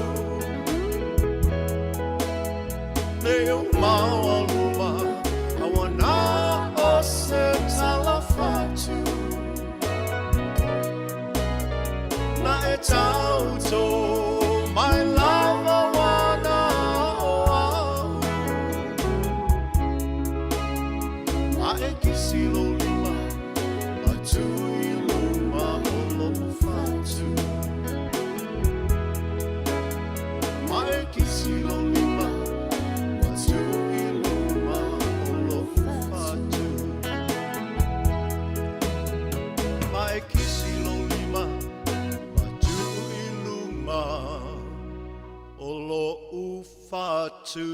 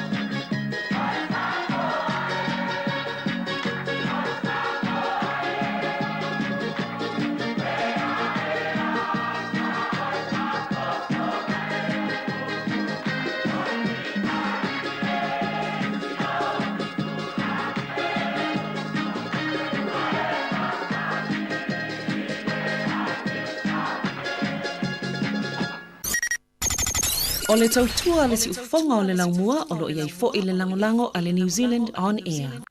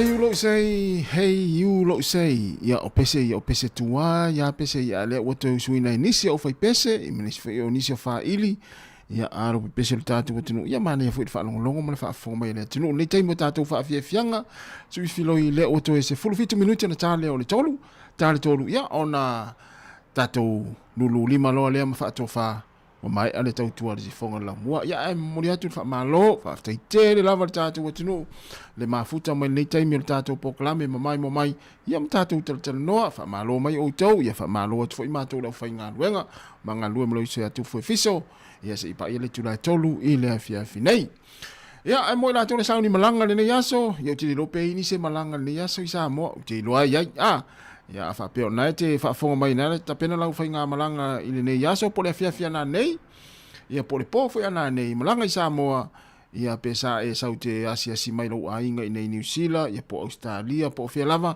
ale te pena to malanga I Sāmoa ia tau tu na ia le saunga le mu ia mese ia fa tau ni no foi manu ia fa inga malanga ia ilanga ia tu foi mto foi ia tu si o tatu tu pelo Sāmoa ai mo la tu le anga ia tu fiti wa ia malanga va le FUG po le FUG Airway ia le watu sa o I Wellington fa sa o fiti watu Wellington suva Sāmoa loa ya na o to fa fonga pe fa pe na sa misi mai te o mata nonga mo le sunga ata sesa lemsem o le suyo tatu ala leo si fonga la mua o lo ifiti ni si foi o onga mani si foi o por kalame ya wala foi fa ala utele normal lama I tu langa tau fa sa longa na o to fa fonga ilana ile reporting au mai ya e fa manatu foi mo tau ia malanga ifiti anga ya tu Sāmoa ia pona foi ta pena le ainga ta fa ifiti ia tau tu na ia saunga le mume uma le ngata le fewa yai ya na utu fa fonga atu ya na fa fo ta sesa ai alu lo mar taxi le na foi le sa malanga ya alu le foi le sauninga lotu na nafi o ile so to na ya tarsi o fai tau le na ave taxi fiti le tu spa ia stamos o ta sesa malana sfulwa ya tu ai ia na sfulwa yo na wa o te lo na wa olele wa ilo le ia ave taxi fiti le ia o la il tupe tonu ole o tu spa ia ia nala ia tatu va aila I winga o tangata ia me foi le fa mana tu ia tatu le malanga fiti ia awane e mana tu mama fa pe ia mama ia mai se lava ia ato le o to fa fonga mai tala ta sesa mal reporting na mai ia o ti tu ai leisi awali na ia le ato leisi istangata na le termina kiwa ye o pe fa tau ia ia se vai la ia no winga o le sona le au mai e mana e foi le afisi lau ato pe fa tau lau ato pe ona masani e mese lau ato tupe ia uone fa pito I luma ina ia e loa ia masaonga le mo ia e matau tua na ia ma ia ato foi le mese ato le e ave ia card o passport ia e mese o tupe foi le pe amalanga I Sāmoa e ui atu la I fit ia ele fa pe le anga fit ia ia tangata foi le e a mio le pulea ma tangata ia e pe fa Sāmoa ile anga ia le au le au a mio le pulea ia olo fe wa I taimi uma taiao ma le fiafi ia po le pofo ia mataula malama e o so fai tangata ia e mese lava tulanga e pe ona ia me tau tupe ta tula ia malanga e tuile uia tu fiti malanga I Sāmoa tau tu na saunga le mu ia pe atau no fiti ia ele ia le tunu ia tangata fa pena ia I te ua e tau no le manuia lau fainga malanga I Sāmoa pe alu atu le loa au ato i fiti tau tu na vanga fa pena mai sia ato ia ave asoa ia ma tulanga uma fa pena e pui ngala fo saunga le mu pe ona to fa longo atu il tato report pe ona mai sunga ia ta sesa mai o isuva I fiti ro ia te mini nei to es full tolu minuti na tale o le tula tolu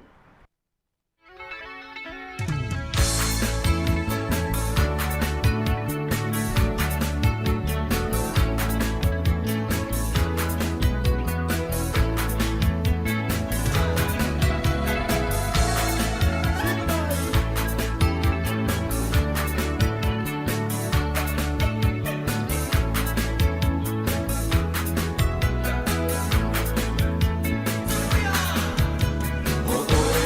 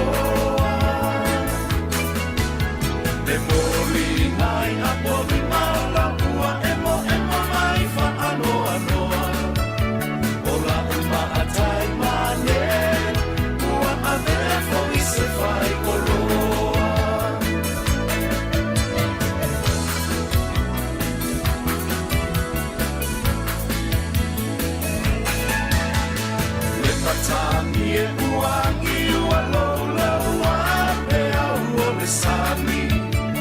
Ua pa ule fetu le le satu i le mai lua mai o matangi. A o ai foki le na ua tu i le au le sami ma e lani. O la o pele la uma amora, fo la ua tu i le taita fola. Si a unuku e sini la lelei e se fo ia na tifi ma io na ponei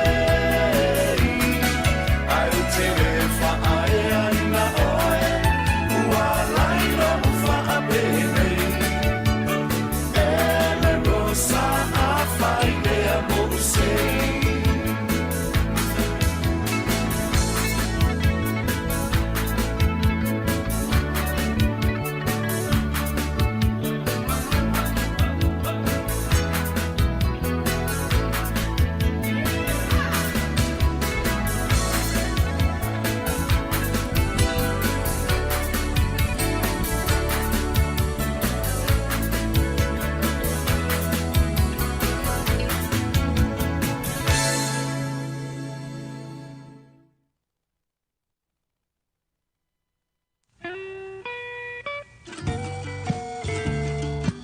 Ya ole whaatawhiti nei o le tātou tautua le aso mai le puni alava. I tai walilia ina o whalongo le mali le tau ainga ya ita ina o fiu tau ana o la fo stupe Sāmoa.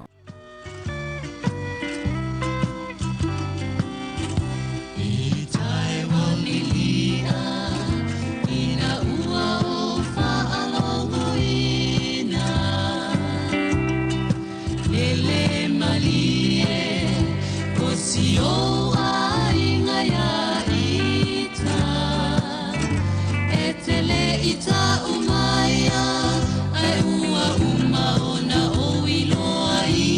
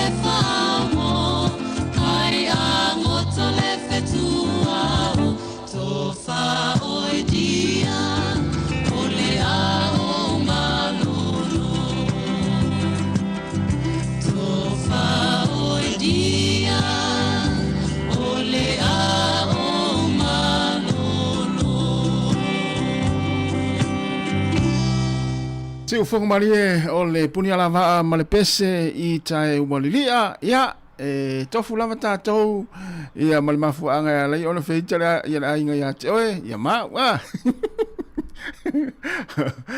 ia na te iloa o le mafuanga lai ona feitara inga o fine ia te oe ia wa uia lai se kia me umwe lai se me pole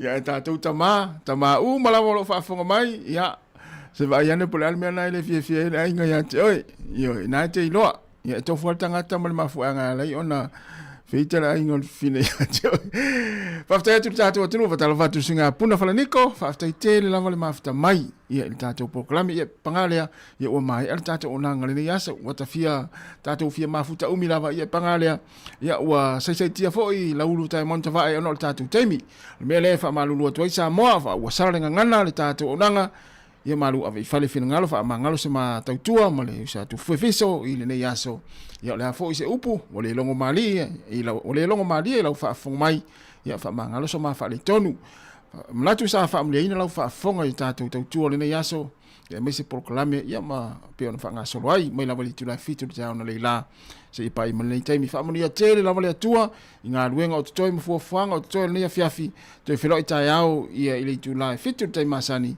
ia mai le si fonga la mo Wellington ma tau te fa to fa so I fua Sāmoa fa mo ia le tua Hotel Tusitala is proud to present the Golden Alis.